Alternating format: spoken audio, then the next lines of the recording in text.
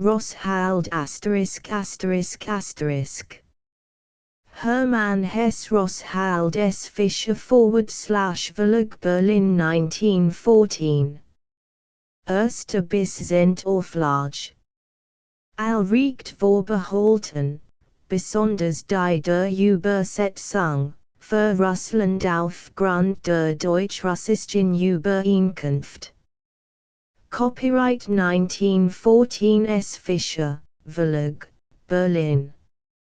Rosshalde erstes Kapitel als Vorsänger Johann Veragoth Rosshalde gekauft und bezogen hat, wo sie ein verwahrloster alter Herrensitz mit Zuwachsenen Gartenwegen, vermusten Banken, bruchigen Treppenstufen und undurchdringlich verwildertem Parkgeössen. Und es standen damals auf dem Wohlegt morgen großen Grundstück kein anderen Gebäude als das Skone. Etwas verkommen Herrenhaus mit dem Stall und ein kleines tempelartiges Lusthauschen im Park, dessen Portalschiff in verbogenen Angel hingenden dessen Dienst mit blauer Seid tapisierten Wanden Mus und Schimmelwachs. Sofort nach dem Kauf des Guts hat der Neubesitzer das bauvorlige Tempelchen niedergerissen und nur diesen alten Steinstufen stehen lassen, die von der Schwelle dieses Liebeswinkels an den Rand des Weihers hinabführten.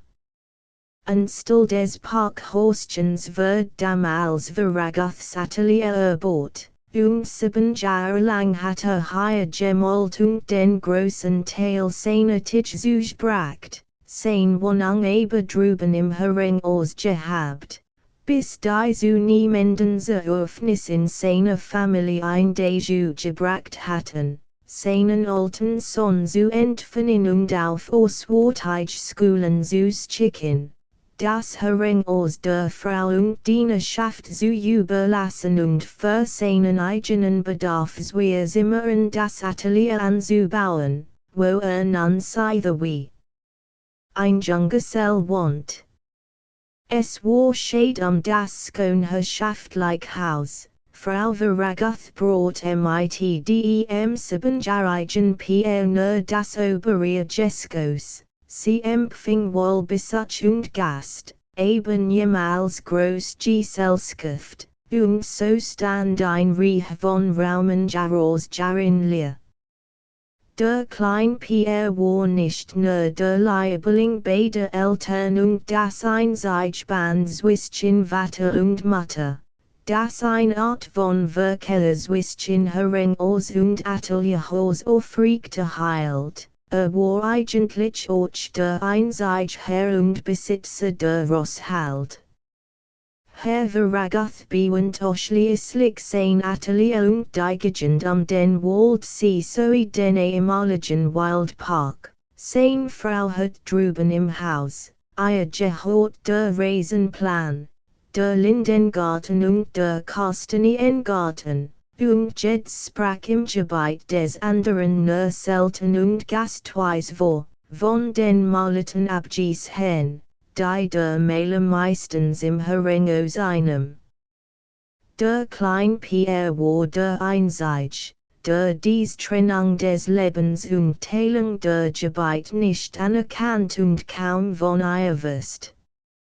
Lief im alten wie im neuen Haus gleich sorglos aus und ein. War im Atelier und in des Vaters Bibliothek ebenso heimisch wie im Korridor und Bildersaal drüben oder in den Zimmern der Mutter. Im gehauten die Erdbeeren im Kastaniengarten, die Blumen im Lindengarten, die Fisch im Waldsee, die Badhut, die Gondel.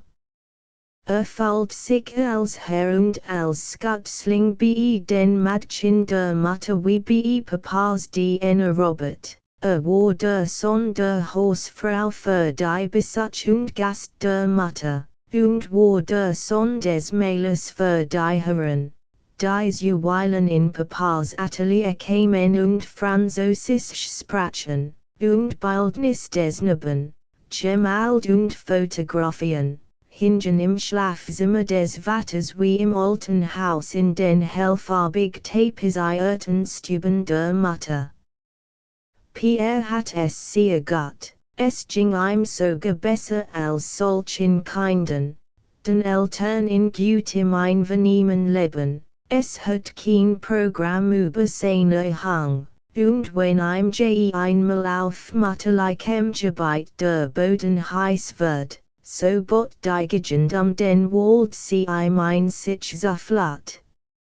War langst zu Bett und seit 11 war im Herrenhaus das letzte Hellfenster erloschen.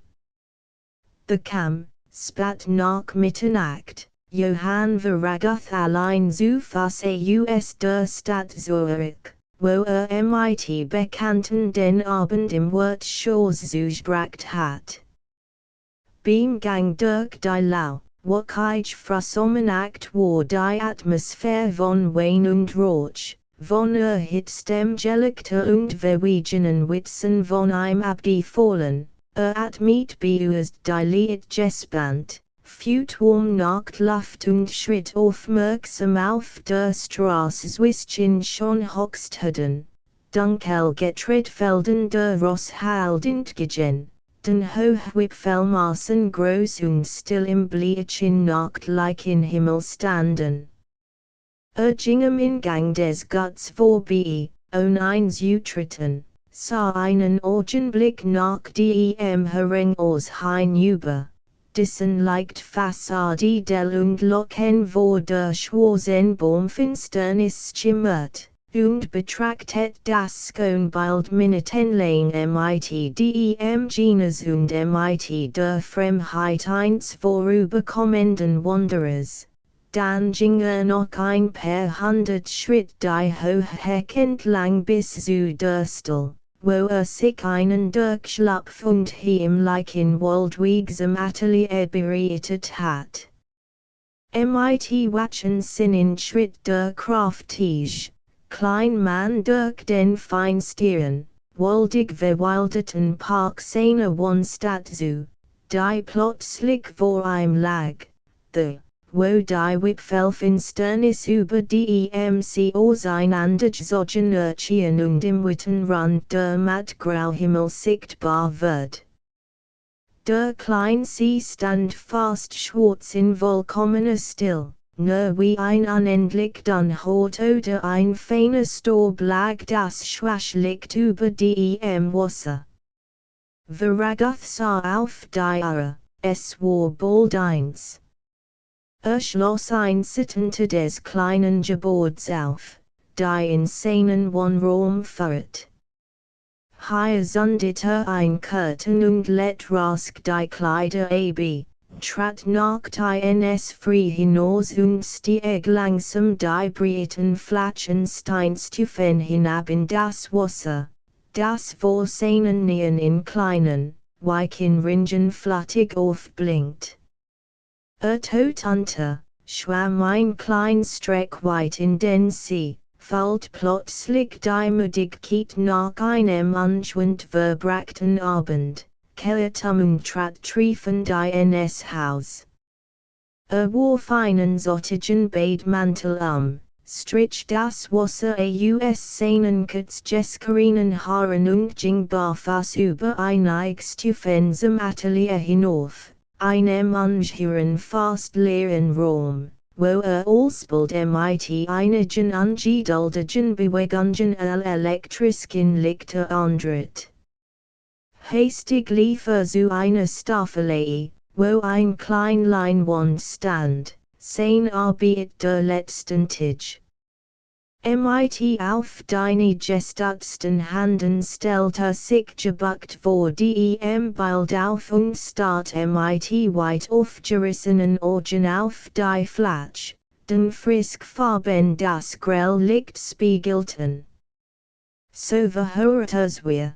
3 Minuten, schweigend und starrend, dass die Arbeit bis zum letzten Pinselstrich ihm wieder lebendig in den Augen stand, es war seit Jahren Sehnsucht, Vorarbeit Stagen keen andere Vorstellung mitins betund in den Schlaf zu nehmen, als die des Bilds, und dem ermalt. Lost Delikte, griff nach der Kurtung zum Schlafzimmer, und dessen Tür ein klein Schreibtafel und Kredanhang war. 7 Wecken. Caffeine unare Schreiber mit starken römischen Buchstaben darauf, schloss die Tür hinter sich und let sich ins Bett. Mit offenen Augen lag noch ein Kurzweil Bewegungslos und zwang mit Anstrengung das Bild seiner Arbeit vor sein Sinn. Damit gesättigt schloss die klaren grauen Augen, seufzt leise auf und fiel rasch in den Schlaf.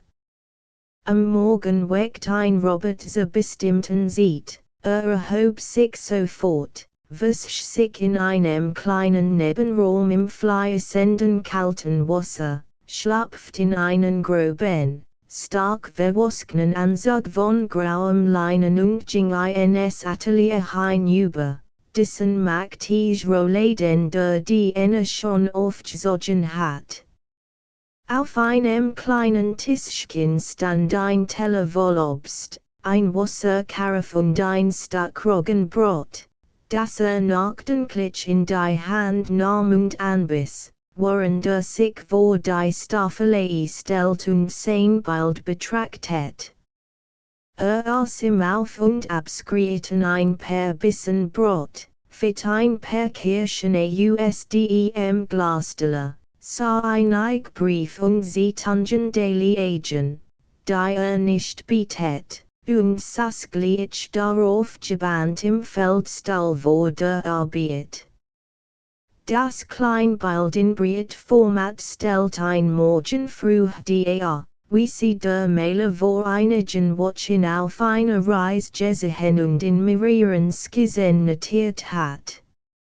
War in einem kleinen Landwirtschaft Moberen abgestiegen, hat den Kollegen, den im Ort besuchen wollt, nicht angetroffen, einen frühlichen Regenabend in der qualmigen Wirtsstube und ein schlicht Nacht in einem kalkig modrig riechenden vierten Gastzimmerchen verbracht.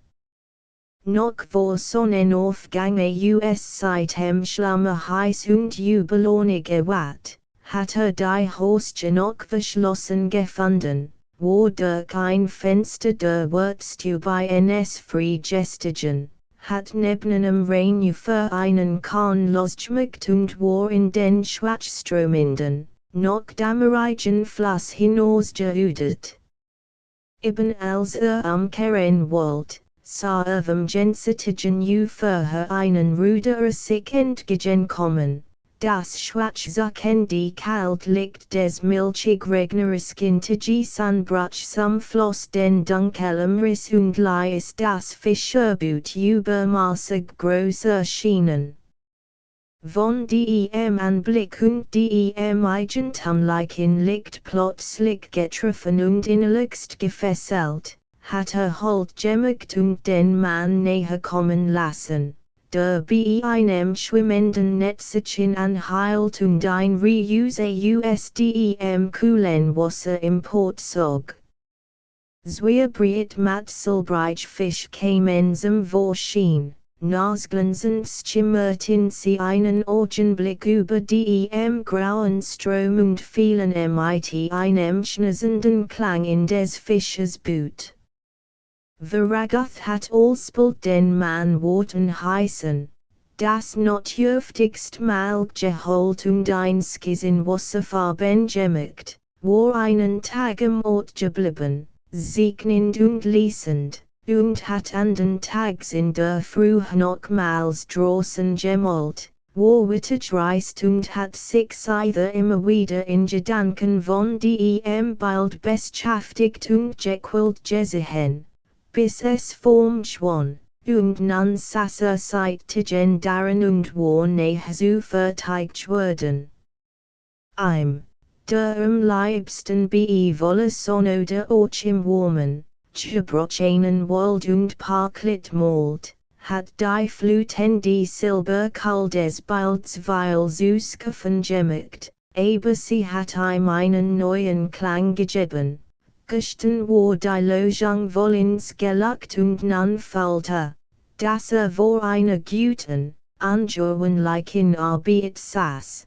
Beide es nicht im Festhalten und loblichen Abskilden sein bewenden hat, sondern wo ein Augenblick ausdem gleichgültigen Ratselhaften sein und Gesturen der Nature die Gläsen Oberfläche durchbrach und den wilden großen Atem der Wirklichkeit spüren ließ. Mit aufmerksamen Augen hing der Maler an dem Bild und wog die Ton auf der Palette, die seine Jointen kaum merklich und fast erraten und gelben Farben verloren hat. Das Wasser und die Luft war fertig, es rann ein frostig kaltes, unwilliges Licht über die Fläche. Scottenhaft schwammen gebestündvoll des Ufers in der Fütten, vollen Dämmerung, unwirklich und aufgelost stand der grob Kahn im Wasser, auch das Gesicht des Fisches war unwissen und sprach, nur sein ruhig nach den Fischen griffen die Hand war wohl eine bitterliche Wirklichkeit. Das ein von den Tieren sprang glitzernd über den Rand des Bootes, das andere lag flach und still, und sein geöffnetes runs Maul und erschrocken Stars auch war wohl vom Way der Creature. Das Gans war kalt und beinahe bis zur Grausamkeit traurig, aber still und unangreifbar und ohne ein anderer Symbolik als Jean einfach. Und die kein Kunstwerk sein kann und die uns die bedrücken die Unbegreiflichkeit der ganzen Nature nicht nur fallen, sondern mit einem gewissen Sussen Erstaunen leben lässt. Als der Maler wohl stunden in der Arbeit gesessen hat, klopft der Diener und trat auf den zerstreuten Anruf seines Herrn mit dem Frühstück herein.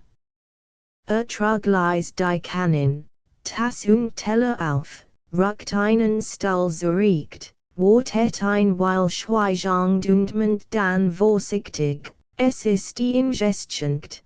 Herr Veragoth ich rief der Maler und rieb einen Pinselstrich, den soeben am Schwanz des springenden Fisches gemacht hat, mit dem Dormen wieder weg. Ist warmes Wasser da, erwischt sein Handy und setzt sich zum Kaffee. Sie konnten mir ein Pfeff stopfen, Robert sagte munter. Die kleine Deckel, sie muss im Schlafzimmer liegen der Diener lief. Veragoth trank mit in Brunst den starken Kaffee und fällt die leise Ahnung von Schwindel und süßem Brach, die ein neuerdings nach angestrengter Arbeit zuweilen flog, surgen wie morgenübel.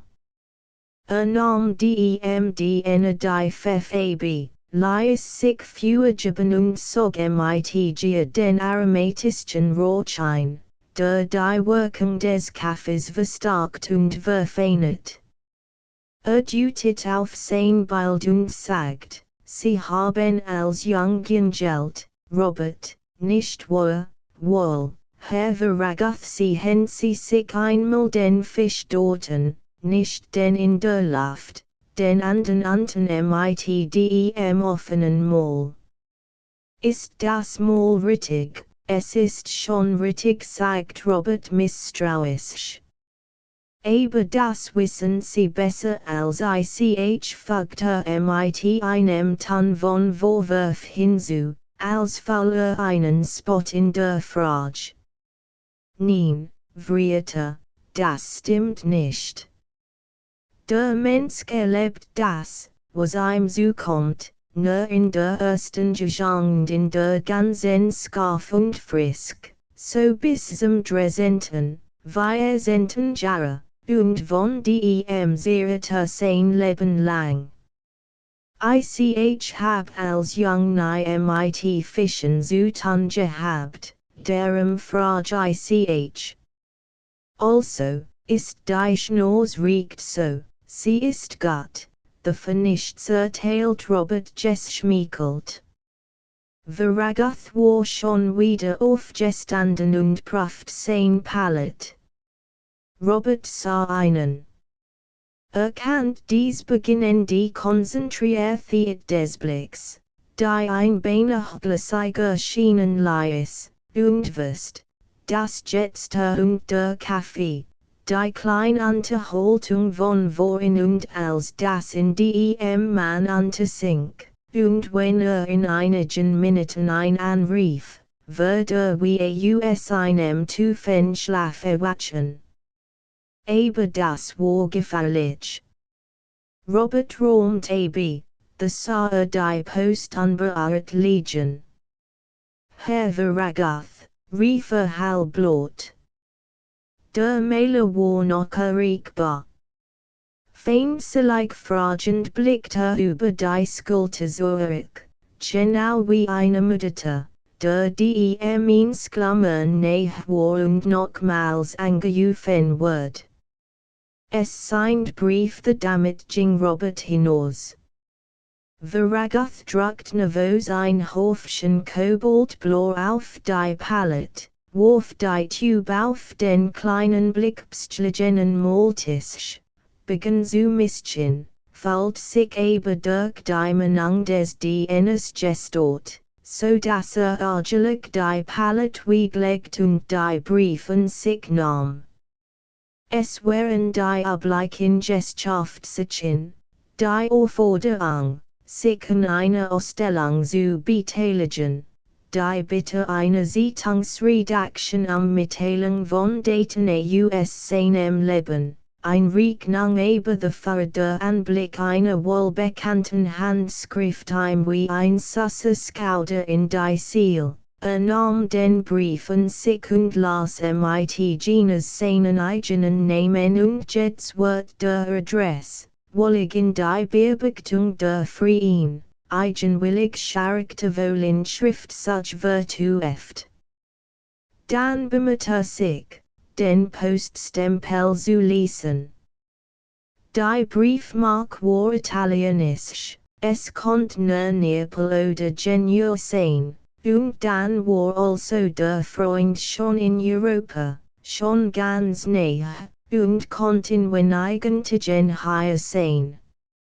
Mit Rührung öffnete den Brief und sah mit Befriedigung die kleinen Schnurgeradenseilen in ihrer strengen Ordnung stehen. Wenn sich recht besann, so waren seit 6 Jahren die seltenen Brief des ausländischen Freunds die einzigen reinen Freuden gewesen, die gehabt hat, die einzigen außer der Arbeit und außer den Stunden des Umgangs mit dem kleinen Pierre. Und wie jedes Mal, so befiel ein Ort jetzt mitten in der frohen Erwartung ein Unklärs. Peinliches Gefühl von Bestimmung, in dem die Verrammung und Lieblosigkeit seines Lebens ins Bewusstsein trat. Langsam las Neapel, 2 Juni nachts. Lieber Johann, wie gewöhnlich sind dein Mundwolke mit fetten Macaroni und das Gebräuleine gehosiert vor der Sklenk die ersten Sieg in der europäischen Kultur, der ich mit Schweden näher. Hier in Neapel ist seit 5 Jahren nichts verändert, weit weniger als in Singapur oder Shanghai. Und ich nehm es als ein Gottsieg dafür, dass ich auch dem als in Ordnung finden soll. Übermorgen kommen wir nach Genua, the holt mein Nef mit JB und ich fahre mit ihm zu den Verwandten, womit des Mulkeen überwollenden Sympathien erwarten, den ich haben den letzten Viajaren, erlicht keens enthaler verdient. Ich reken für die ersten Ansprach der Familie via, 50, dan geschaftliches in Holland, sagen wir wieder 5, 60, so dass ich etwarum 16. Oder so zu dir kommen konnt. Das wirst du telegraphus schärferen. Ich mocht mindestens zen oder wir zentig dir bleiben, weißt du, dich in der Arbeit storen. Du bist skauderhaft berühmt worden und wenn das, was du vor etwa 20 Jahren über Erfolg und Berühmtheiten zu sagen flettest, nur halbwegs richtig war, musst du inzwischen bedutend verkalkt und vertrottelt sein. Ich will dir auch balder abkaufen, und mein obig Klage über die schlichten Gesellschaft ist ein Versuch, auf den Preis zu drucken. Man wird alter, Johann. Es war mein 12. Fahrt durchs Rotmeer, und zum ersten Mal hab ich unter der Hitze gelitten. Wir hatten 46 Grad. Herrgott, Alter, noch wir zentig. Es wird dich einig Dutzend Flasken Mosel kosten. Es sind mehr als wir Jahre seit dem letzten Mal. Brieflich bin ich zwischen dem 9 und 14. In Antwerpen, Hotel de l'Europe, zu erreichen. Falls du irgendwo, wo ich der Kreis, Bilder ausgestellst, lass mich wissen. Den Otto. Vernacht überlasse den Brief mit den gesunden, strammen Buchstaben und Temperament wollen Satzzeichen noch einmal, sut aus der Leid des kleinen Schreibtisches in der Ecke einen Kalender heraus und nicht, darin lesend, mit Befriedigung vor sich hin. Es werden noch bis mit des Monats über 20 Bilder von ihm in Brüssel ausgestellt sein, das traf sich glücklich. So wird der Freund, dessen Scharfenblicke ein wenig Vertätung dieser Rettung seines Lebens in den letzten Jahren nicht verborgen bleiben konnte, wenn ich den seinen ersten Eindruck von ihm haben, auf den Erstel sehen konnt. Das erleidet als. Stellt sich Otto vor, wie in seiner ein wenig massiven Überseerligens durch den Brüsseler Saal ging und sein Bilder betrachtet, sein besten Bilder, und für einen Augenblick freute sich herrlich, dass sie zu jener Ausstellung hergegeben hat. Aber nur wenig davon noch verkäuflich wären. Und schrieb sofort ein Billett nach Antwerpen. Weiß noch als Doktor dankbar, es stimmt, wir haben das letzte Mal fast nur Mosel getrunken, und einen Abend haben wir sogar richtig gedacht nach und fand, es sehr gewiss kein Moselwein mehr im Keller. Denn selbst sehr selten besatt, und beschloss, noch heute eine Sendung zu bestellen. Nun setzte sich aufs Neue vor die Arbeit, fand sich und innerlich unruhig und kam nicht wieder zur reinen Konzentration, welche die guten Einfall angerufen das Dehen. So stellt die Pinsel in einen Becher, steckt den Brief seines Freunds zu sich und schlendert mit entschlossenen Schritten ins Früh hinaus. Der sie blitzt mit heftiger Spiegelung entgegen, Es war ein Wochenlose Sommertag aufgegangen und der Dirksend-Park holt von Weilen Vogelstimmen weiter. Sah auf die Uhr. Piers Morgenlektionen mussten vorüber sein. Und strich sie los durch den Park, blickt sie die braunen, mit Sonnenflecken bedeckten Wege entlang, hocht nach dem Haus hinüber, gingen Piers Spielplatz mit der Schaukel und dem Sandhaufen vorbei. Schließlich kam in die Nähe des Kutschengartens und schaut mit flattigem Interesse in die hohen Kronen der Rosskastanien hinauf, auf den Scottentufen Blattermaßen die letzten freudig hellen Blütenkörten standen. Bienen schwarmten mit wellig leisem Gelaut die Weilen halboffenen Rosenknospen der Gartenhecke. Durch das dunkel Lob der Baumhut hat die frohe Kleintürme des Herrschaftshauses ein Perschlag. Sie schlag Folsk, und verragoth wieder in Pierre, dessen höchste Wunschkunde es war, später einmal, wenn größer war, das Schlagwerk wieder in Ordnung zu bringen. The Horter Gensitz der Heckstimmen und Schritt, die in der sonnigen Gartenluft mit BNN Schummen und Vogelrufen, mit dem Trage hinsichten Duft der Buschnelkenrabat und der Bohnenblüten gedampft und seit süßem Klangen.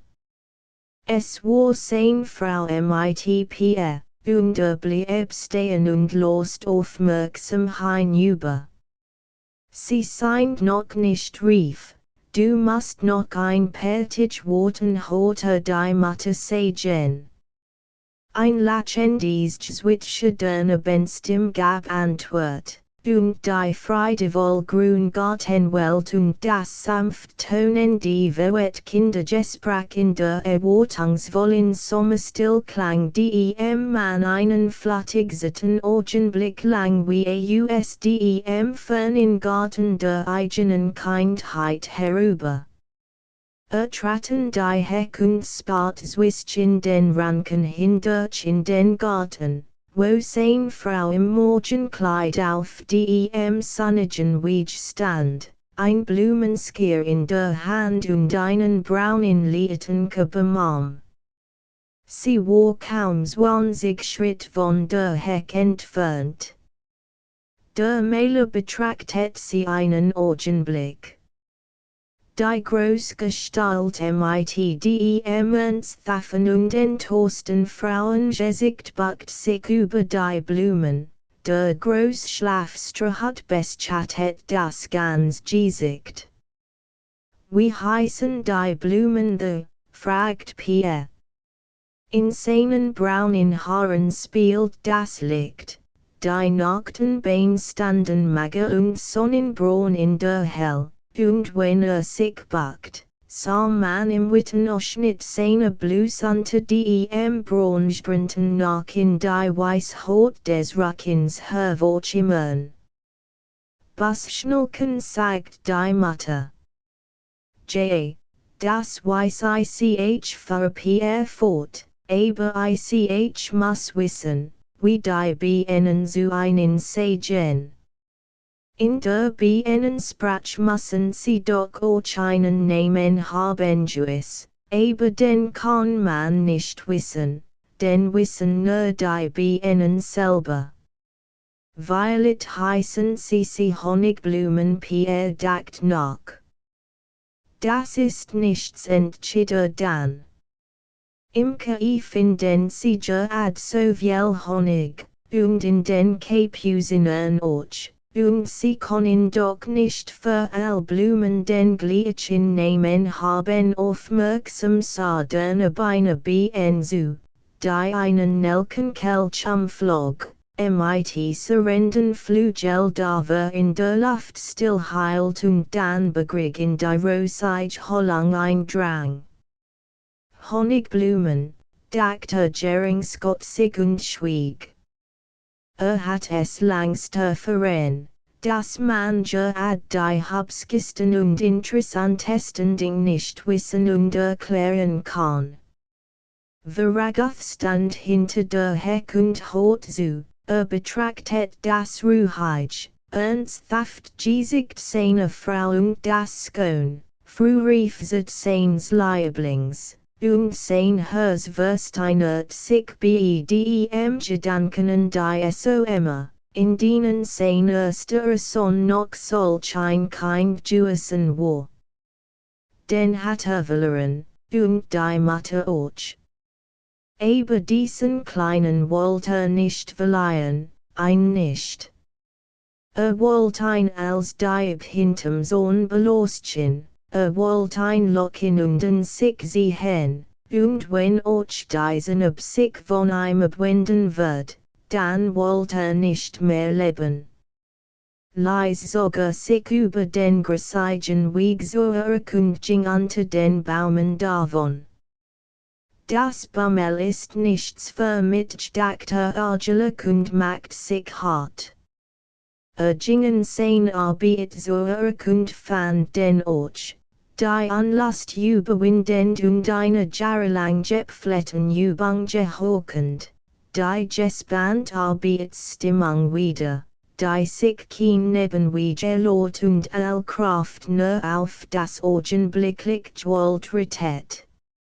War drüben südische Wortet und kleidet sich gegen Mittag sorgfältig Rasiert, gebürstet und im blauen Sommeranzug sah war nicht jünger, doch frisker und elastischer als im verwahrlosen Atelierkleid.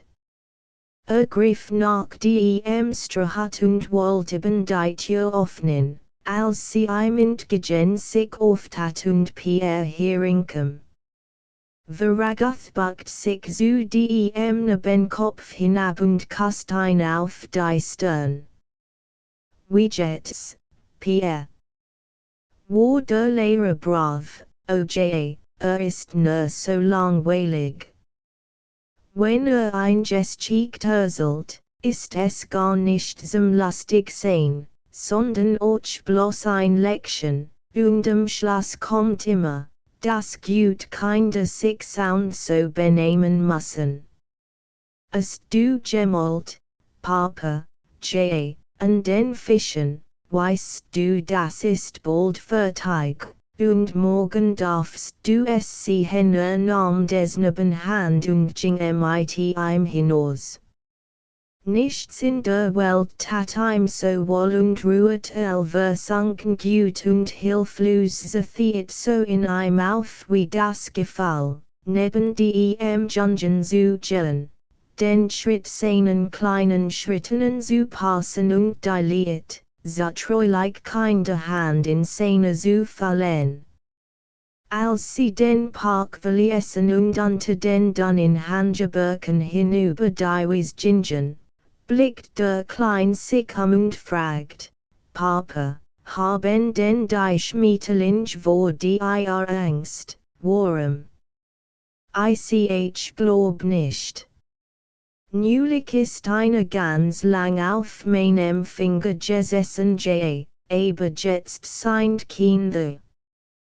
Wenn ich manchmal ganz allein zu die hinüberg und ich komm dann hier vorbei, dann sind immer weil Schmetterlinge auf dem Weg, und sie heißen Blauling, das weiß ich, und sie kennen mich und haben mich lieb, sie fliegen immer ganz nah mich herum.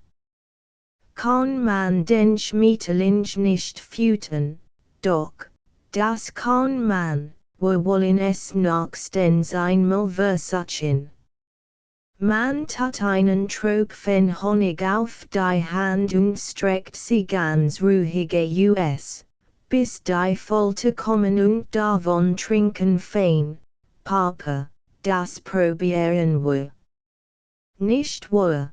Du sagst es der Mama, dass sie mir ein bisschen Honig geben muss. Dann weiß sie, das ich ein wirklich brauch und das es kein Dummheit ist lief voran durch das offene Hoste und den breiten Korridor. In dessen coole Dame ang der von drossen gebundet watte noch den Hutstand der Sut und nach der Speziese Merche tastet, als derne Blankst drinnen war und die Mutter mit seinem Ligen bestürmt. Der Maler kam herin und gab seiner Frau die Hand. Sie war etwas größer als ein kraftige Gestalt, gesund, aber ungeschankt, und sie hat zwar oft gehabt, ihren Mann zu lieben, sah aber noch hüt den Verlust seiner Sittlichkeit als ein traurig unbegreifliches, unverschuldetes Unglücken. Wir können gleich essen, sagt sie mit ihrer ruhigen Stimme, Pierre, und wask die Handy. Hier ist ein Neuigkeit fing der Maler an und gab ihr den Brief seines Freunds. Otto kommt schon bald und ich hoffe, bleibt ein gut Weile da. Es ist die doch riecht, Herr Burkhardt kann die beiden Zimmer unten haben. Da ist angestort und kann nachbleiben ein und der USJ. Das ist gut sogend sagt sie, ich hat gedacht, käme weil später ist früher dreist, och ich wisst bis heut nichts davon. Na, desto besser nun trifft urban mit Albert zusammen verraguths gesicht weil den leisen Stimme von Vernugtit und sein Stimm wird kalt, als den Namen seines Sons hört. Was ist mit Albert, rief nervös. Sollt doch mit seinem Freund ins Tirol gehen ich wollt es dir nicht früher als nötig sagen. Der Freund ist von Verwandten in Geleden worden und hat auf die Fassreise versitet. Albert kommt mit Beginn seiner Ferien und bleibt die ganze Zeit hier, ich denk, J. Ich konnt auch ein paar Wochen mit ihm verreisen, aber das wird unbequem für dich werden warm. Ich nahm Pierre zu mir herüber Frau Veraguth sucht die Excel. Bitte, funch doch damit nicht widern. Du weißt, ich kann Pierre nicht allein hier lassen der Maler wird zornig. Allein, rief Skaff. Ist nicht allein, wenn bei mir ist ich kann ein nicht hier lassen, und ich will es nicht. Es ist unnütz, nochmals darüber zu streiten natürlich, du willst nicht, schwieg, the Pierre zurückkam, und man ging zu Tisch. Zwischen den beiden entfremdeten Menschen saß der Bund wird von beiden bedient und unterhalten, wie es schwund war, und sein Vater sut die Malet recht lang hinzuhalten. Denn nachher blieb der Klein bei Mama und es war zweifelhaft, aber heut nochmals ins Atelier kommen wird. Zwits Kapitel Robert war in dem kleinen Nebenraum beim Atelier damit beschäftigt, ein Palett und ein Bundel Pinsel auswasken. Der Urchin in der offenen Tür der Klein Pierre. Blieb stehen und sah zu. Das ist ein dreckig Arbeit teilte nach einer kleinen Weile. Überhaupt. Malen ist ganz schon, aber ich mocht doch nie ein Maler werden na, überleg die das noch einmal meint Robert. Wo doch den Vater so ein berühmter Maler ist nie entschieden, es wär nichts für mich. Man ist immer zu schmierig, und die Farben riechen auch so furchtbar stark. Ein bisschen davon riech ich sehr gern, zum Beispiel in einem frischen Bild, wenn es in einem Zimmer hang und nur so ganz fein nach Farbe riecht, aber im Atelier, das wär mir zu viel, da bekam ich Kopfweh durch die NSA einprüfenden. Eigentlich hatte die Bewohnten kein die schon längst einmal sein Meinung sagen mögen, hat weil in einem Zutadel. Aber wenn Pierre the war und man im ins Gesicht sah, dann ging es doch nicht an. Der Klein war so frisk und habsk und ernsthaft, als wären und in einem absolut els in Ordnung. Und had der Klein Zug von Herrische Blasier Theat oder Old Klaffet stand im merkwürdig Gatten. Was mochtest du denn eigentlich werden, Jung, fragt Robert ein wenig streng. Pierre blickt zu Boden und besann sich. Ich mocht eigentlich gar nichts besonders werden. Weißt du ich mocht nur, dass ich mit der School fertig war. Im SOM mocht ich bloß ganz weiß Kleider tragen, auch weiß Schuhe, und es dürft gar nicht der kleinst Fleck darin sein so tadelt Robert. So sagst du jetzt. Aber neulich, als wir dich mit hatten, war auf einmal dein weißes ZUG voller Kirchenflecken und Grasflecken, und den hattest du überhaupt verloren. Weißt du noch, Pierre wird cool. Schloss die Augen bis auf einen kleinen Schlitz und start durch sein langhaarigen Wimpern. Für das hat mit mein Mama damals so geskolten sagt langsam, und ich glaub nicht, dass sie die Auftrag gegeben hat, es mir wieder vorzuhalten und mit damit zu quillen. Robert lenkt schon ein. Also du mochtest immer weiß Kleider anhaben und sie gar nicht schmutzig Mädchen, doch, manchmal schon. Du wüsstest mich gar nicht. Natürlich mocht ich manchmal im Gras rumliegen, oder im Heu, oder über die Pfützen wegspringen oder auf einen Ast klettern.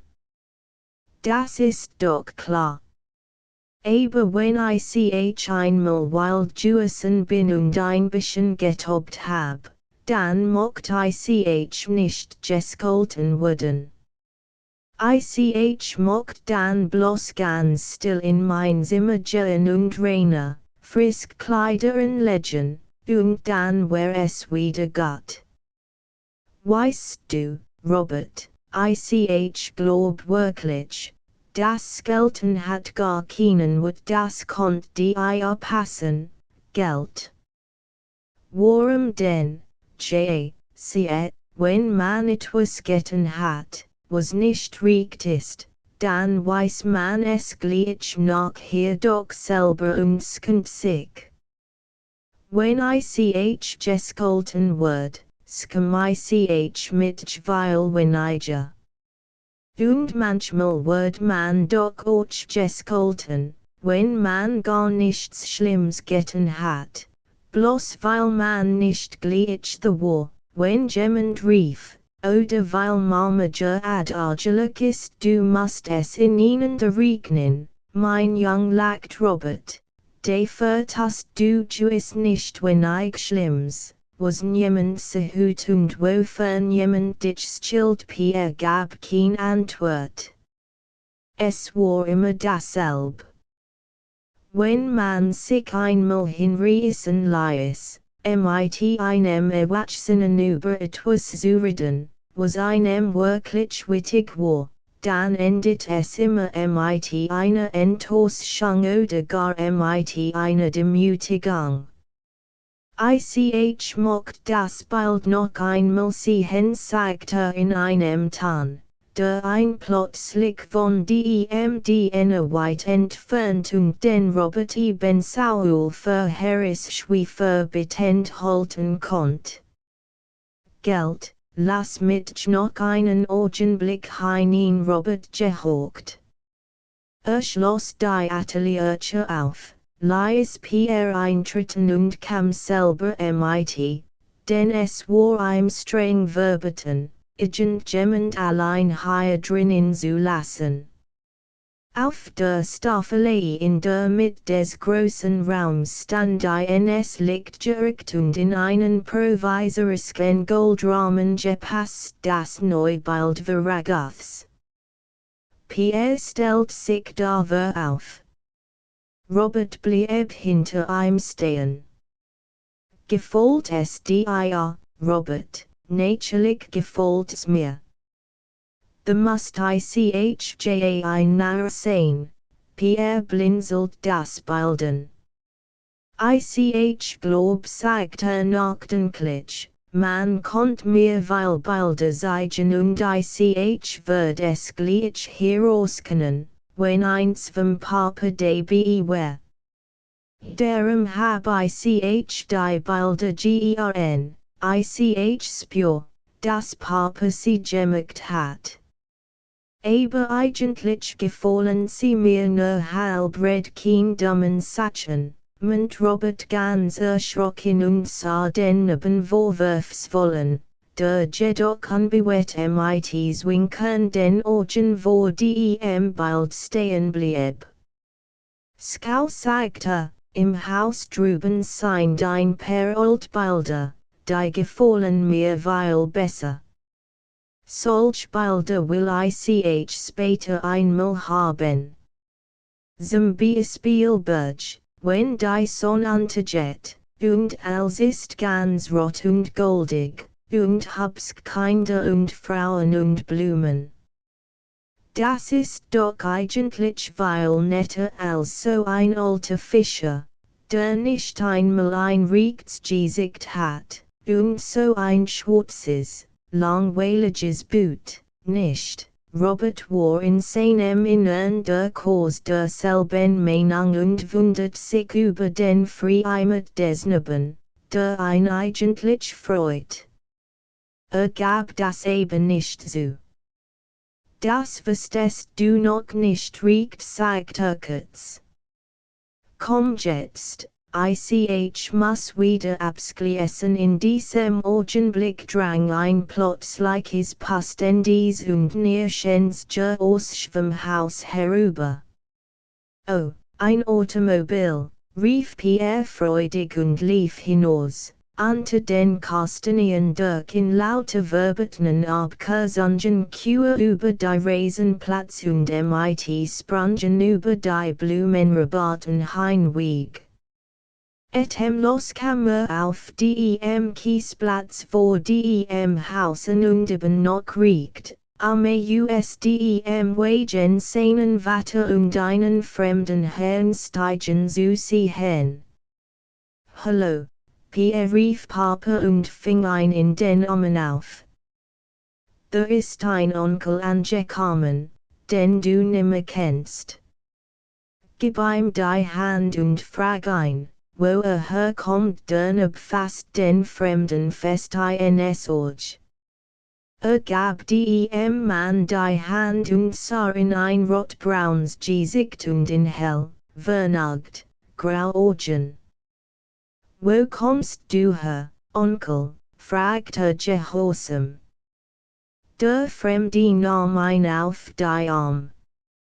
Jung, du bist mir zu schwach worden, rief munter seufzend und ließ ihn wieder los. Wo ich herkomm? Von Genua, und woher von Suez, und woher von Eden, und woher von Indien. Weiss. Und du bist der Onkel Otto Burkhardt. Hast du mir einen Tiger mitgebracht, oder Kokosnuss, Der Tiger ist mir wieder davongelaufen, aber Kokosnuss kannst du haben, und auch Muschel und Chinsist Bogen sie gingen durch die Horste und Verragath fahrt seinen Freund die Treppe hinauf. Letheim, der ein Gottsstück größer war als zitlich ein Hand auf die Schulter. Oben im Korridor kam in die Hausfrau entgegen. Och sie begrüßt den Gast, dessen Frohs, Sons Gesicht sehen an weiterbringlich freudig Zeiten in vergangenen Jahren erinnert, mit einer gemissenen, doch aufrichtigen Herrlichkeit. Beheilt ihre Hand einen Augenblick in der Szene und sah ihr ins Gesicht. Sie sind nicht alt geworden, Frau Verragath rief lobend, sie haben sich besser gehalten als Johann und sie sind ganz unverwundert, sagt sie freundlich. Lacht. Die Fassade ist immer noch blühend, aber das Tanzen habe ich so allmählich doch aufgegeben. Es hat ohnehin so nichts gefehlt. Ich bin immer noch Junggesell Hof. Sie sind diesmal Brosche herübergekommen nein, na die Frau, das ist nun einmal verpasst. Mag mir das Hubskuropa auch nicht verderben. Sie wissen, hab verwandt und entwickelt mit allmählichem Erbonkel. Eine Frau dürft mit in der Heimat gar nimmer sehen lassen in Frau Verragaths Zimmer war der Kaffee serviert. Man trank Kaffee und Leike und plaudert ein Stunde, von der Reise, von Gummipflanzungen, über chinesisches Porzellan. Der Maler war anfangs still und etwas bedrückt. Hat dies Zimmer seit Monaten nicht mehr betreten. Aber es ging als gut und mit Ottos gegen Watzchen ein Lied, frohe, kindliche Atmosphäre in das Haus gekommen zu sein. Glaub, jetzt mocht mein Frau Jern ein bisschen ruhen, sagt der Maler schließlich. Will die Iodanes immer zeigen, Otto sie verabschiedeten sich und gingen nach den Gastzimmern. Verragath hat Zwiestuben für seinen Freund hergestellt und ihre ganze Einrichtung selber besorgt, die Möbel gestellt und als gedacht, von den Bildern der Wand bis zur Auswahl der Bücher im Stift. Überm Bett hing ein alt, bleachwürden Fotografie, ein drollig rührendes Institutsbild der den 70er Jahren. Das fiel dem Gast ins Auge der Tratnara, es zu betrachten. Herrgott rief überrascht, das sind Jaewe, als Sechsen von damals. Jung, du bist rührend. Hab das Ding seit 20 Jahren nimmer gesehen Verragath lächelt. Dacht, es wird die Auspus-Mädchen. Hoffentlich findest du als, was du brauchst. Willst du gleich auspacken? Burkhardt setzt sich breit auf einen Mocktigen, mit Kopfverreck bestlichen Schiffskoffer und blickt zufrieden sich. Fein ist's hier. Und wo bist du zu Haus? Nebnen. Oder oben, der Maler spielt mit dem Griffeinele der Task. Nien sagt Liethin. One jetzt drüben, beim Atelier. Hab Angebot, das musst du mir noch hier zeigen. Aber schlafst du auch drüben, Veragathliis die Task stehen und dret sich Ich schlaf och drüben sein Freund schwieg und besann sich.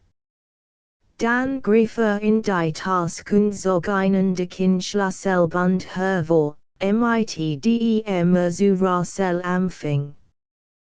Du, wir wollen mal ein bisschen auspacken, nicht? Du konntest gehen und den Jungen holen. Es wird ein Mädchen Veragathlief alsbald hinaus und kam bald wieder. Du hast schoon Koffer, Onkel Otto, hab sie schon angesehen.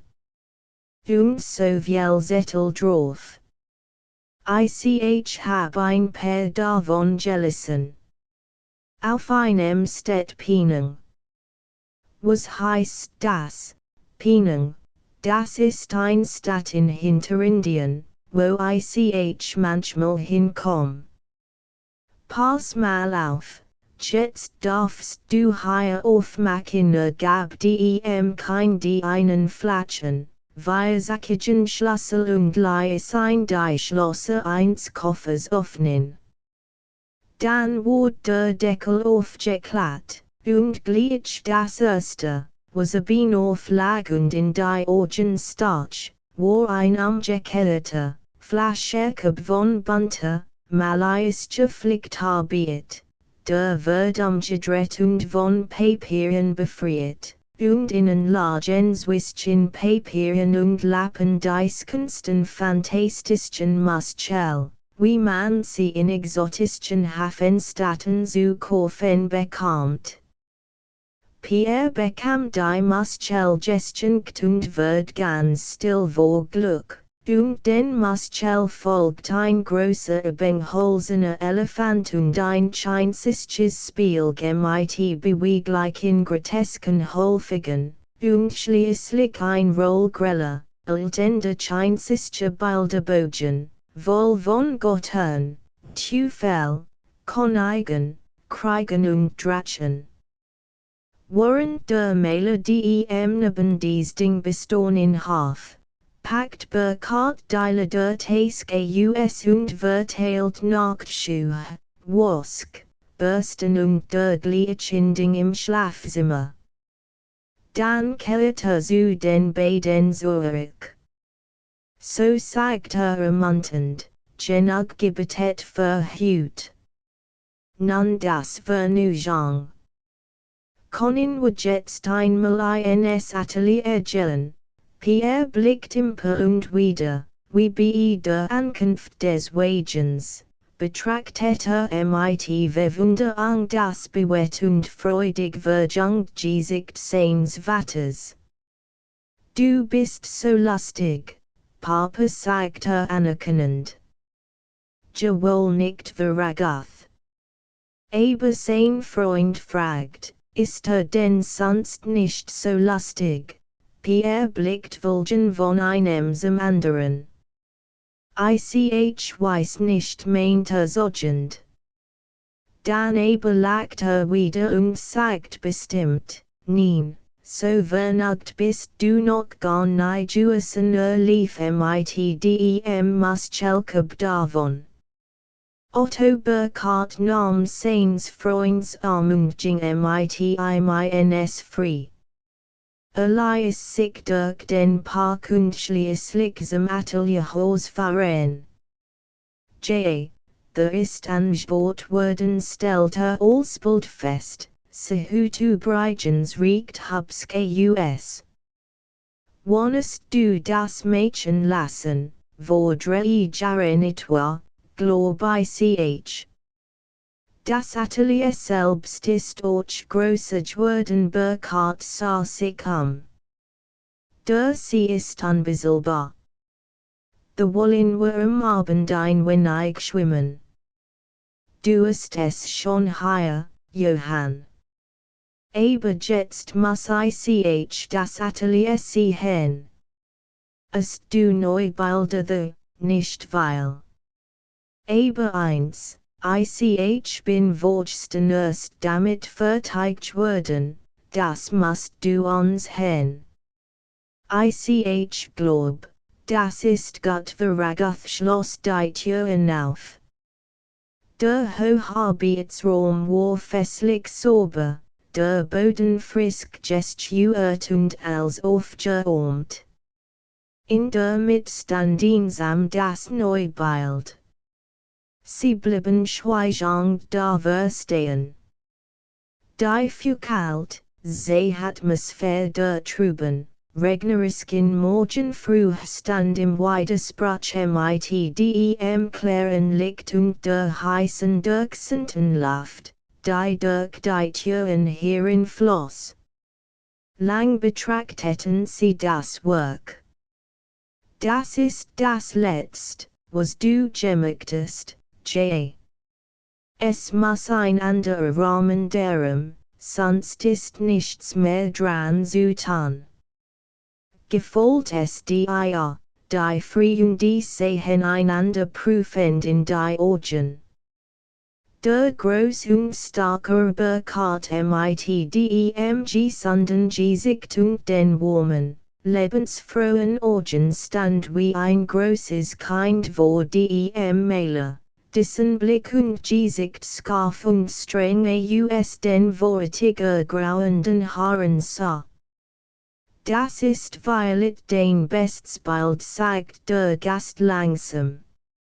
Ich hab euch die in Brüssel gesehen und dies wir in Paris. Ich hat es nicht gedacht, aber du bist in den paar Jahren noch vorwärts gekommen das früh mich. Ich glaub es euch. Ich bin ziemlich fleißig gewesen, und manchmal mein ich sehr früher eigentlich nur ein Dilettant gewesen. Ich hab erst späträtig arbeiten gelernt, aber jetzt bin ich drüber Herr geworden. Witte jet es nun wohl auch nicht, besser als das hier kann ich nicht machen ich versteh. Na, du bist auch wirklich berühmt geworden, sogar auf unseren alten Ostseendämpfern hab ich gelegentlich von dir sprechen hören und bin ganz stolz geworden. Wie schmeckt es denn nun, das Berühmtsein? Früh es dich, frühen, das will ich nicht sagen. Ich finde es in Ordnung. Es lebenswir, drei, wir Maler, die Violet mehr sind und mehr geben können als ich. Zu den ganz großen hab ich mit nicht regnet, und was die Literaten darüber sagen, ist natürlich Blick. Ich kann verlangen, dass man mit ernst nimmt, und der Mann das tat, bin ich zufrieden. Als ander ist Zeitungsraum oder Geldfriednal J. Aber wie meinst du das mit den ganz großen, J, damit mein ich die König und Fürsten. Unseren bring es zum General oder Minister, dann ist in der Grenz. Siehst du, wir können nichts tun als fleißig sein und die Nature so ernst nehmen, als irgend möglich ist.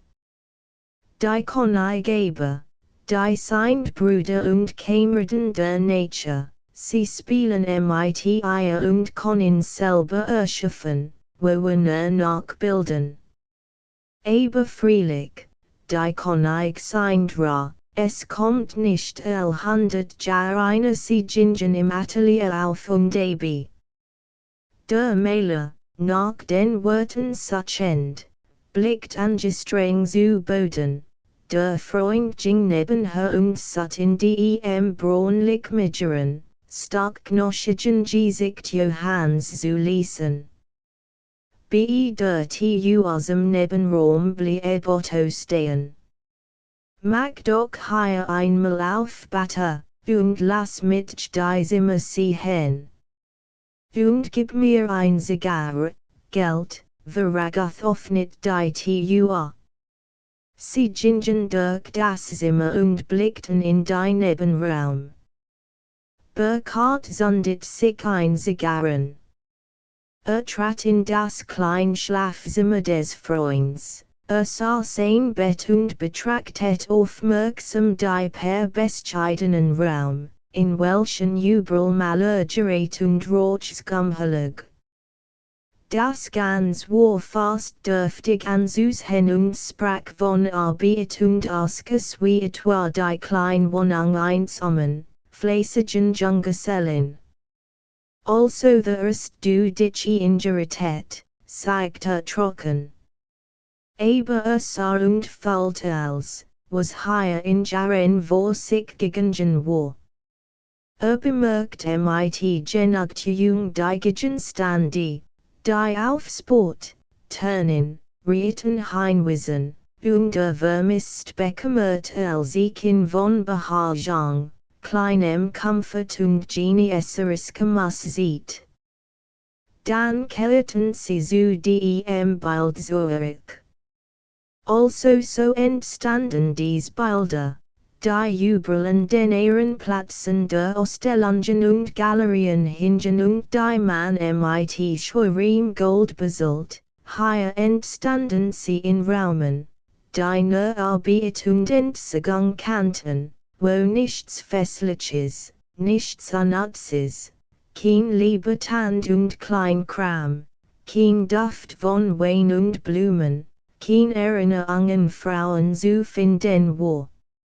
Über dem schmalen Bett hingen angerahmt zwei Fotografien an Genagelt, ein Bild des kleinen Pierre und eins von Otto Burkhardt. Hat es wohl bemerkt, es war ein schlicht Leibeaufnahme, sie sägt einem Tropenhelm mit der Veranda seines indischen Hauses hinter sich. Und unterhalb der Brust floss das Bild ganz in Weißstreifen auseinander, weil Licht auf die Platte gekommen war. Das Atelier ist schon geworden. Überhaupt, wie du fleißig geworden bist. Gib den Hand her, Jung, es ist fein, dich wieder zu sehen. Aber jetzt bin ich matt und verschwinde für ein Stunde. Willst du mich später abholen, zum Baden oder Spazieren gehen? Gott, Dank. Nein, ich brauch gar nichts, in einer Stunde bin ich wieder all right. Auf Wiedersehen. Schlendert Bigmunter den Baumen Heinweg und Veragath sah ihm nach, wie sein Gestalt und sein Gang und Jed folgt seiner Kleidung Sicherheit und Ruhigkeit Lebensfreude wirkendet. Indessen ging Burkhardt zur ins Haus hinüber, schritt aber in seinen Zimmern vorbei diese Treppe, stieg hinauf und klopft bei Frau Veragath. Store ich, oder darf ich ein bisschen Gesellschaft leisten, sie ließ ein und lächelt, und fand das Kuss, und lächel auf dem kraftigen, schweren Gesicht sonderbar hilflos.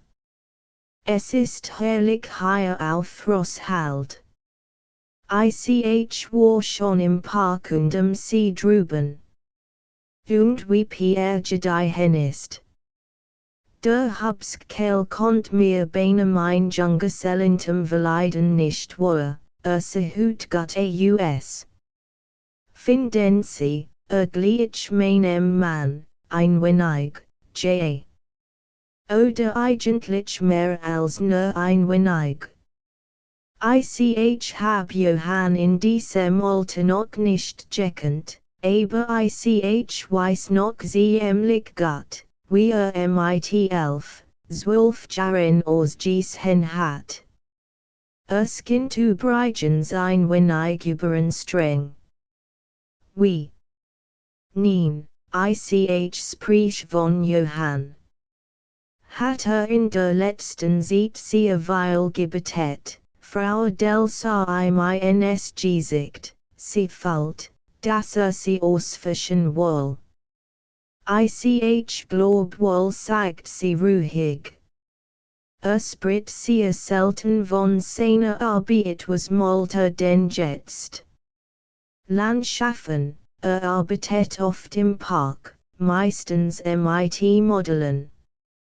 Haben Sie Bilder von ihm gesehen, die in Brüssel hat in Brüssel ausgestellt, ein ganz Mensch Bilder. Hab den Katalog mitgebracht. Mocht namlich eins davon kaufen und hat gern von einen gehört, was sie davon halten bot ihr ein Heft hin und deutet auf die kleine Reproduction eins Bilds. Sie betrachtet das Bildchen, blattert in die Buchlein und gab es ihm zurück.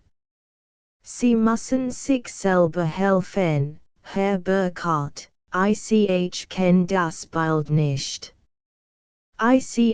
Glaub, hat es im vergangenen Herbst in den Pyrenäen gemalt und gar nie hier gehabt. Sie macht ein Pose und vereblenkennt fort. Sie haben Pierre beschenkt, das war lieb. Dank Ihnen, es sind Kleinigkeiten. Aber Sie müssen mir erlauben, euch in etwas Asiatisches als Andenken zu geben. Wollen Sie das? Hab ein paar Stoff mitgebracht, die einen zeigen mocht, und Sie müssen sich davon erschüttern, was Ihnen gefällt es gelang Ihrem Hofleich inspirieren einen kleinen Skirft galanten Wortkrieg zu entfachen und die verschlossene Frau in gut Stimmung zu bringen. Bracht einen wollindische Jube seine Scotskammer herauf, brietet Malayist Batikstaff und Handjuben Stuck let Spitzen und Seid über die Starlehrnin. Plaudert und urselt, wo dies und gens gesehen und verfälscht hab, fast für nichts, und entfaltet einen lustigen, bunten kleinen Besser. Bat mir Teil, hing Spitzen über die Handy, klart ihre Machart und notigt sie, dies Konstanstück aus Hybriden, zu betrichten, zu betesten. Zu loben und schließlich zu behalten. Nien rief sie in die Lachend, mich sie jasem Bettler. Das kann unmöglich als behalten kein Sorge lachter desigen.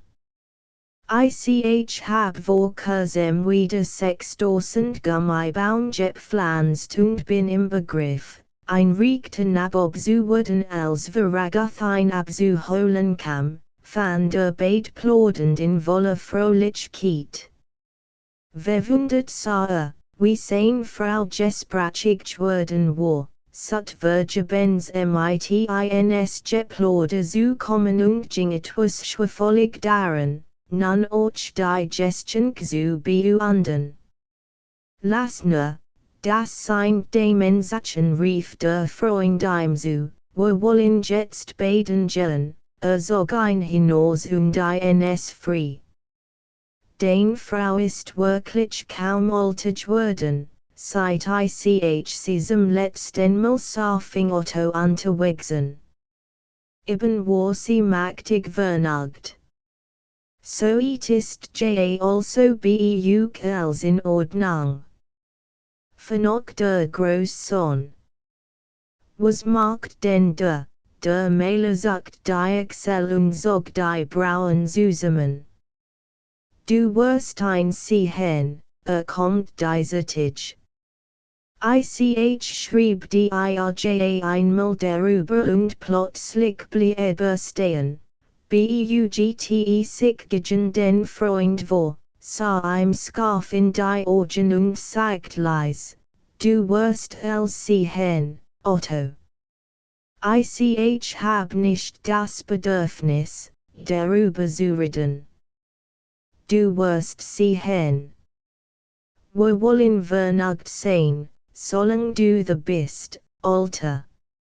Und jetzt gehen wir in den Weiher. Ich will wieder einmal mit dir wettschwimmen wie in der Benzit, das wollen wir nicht Burkhard. Der Johanns Nervosität nicht zu bemerken schien.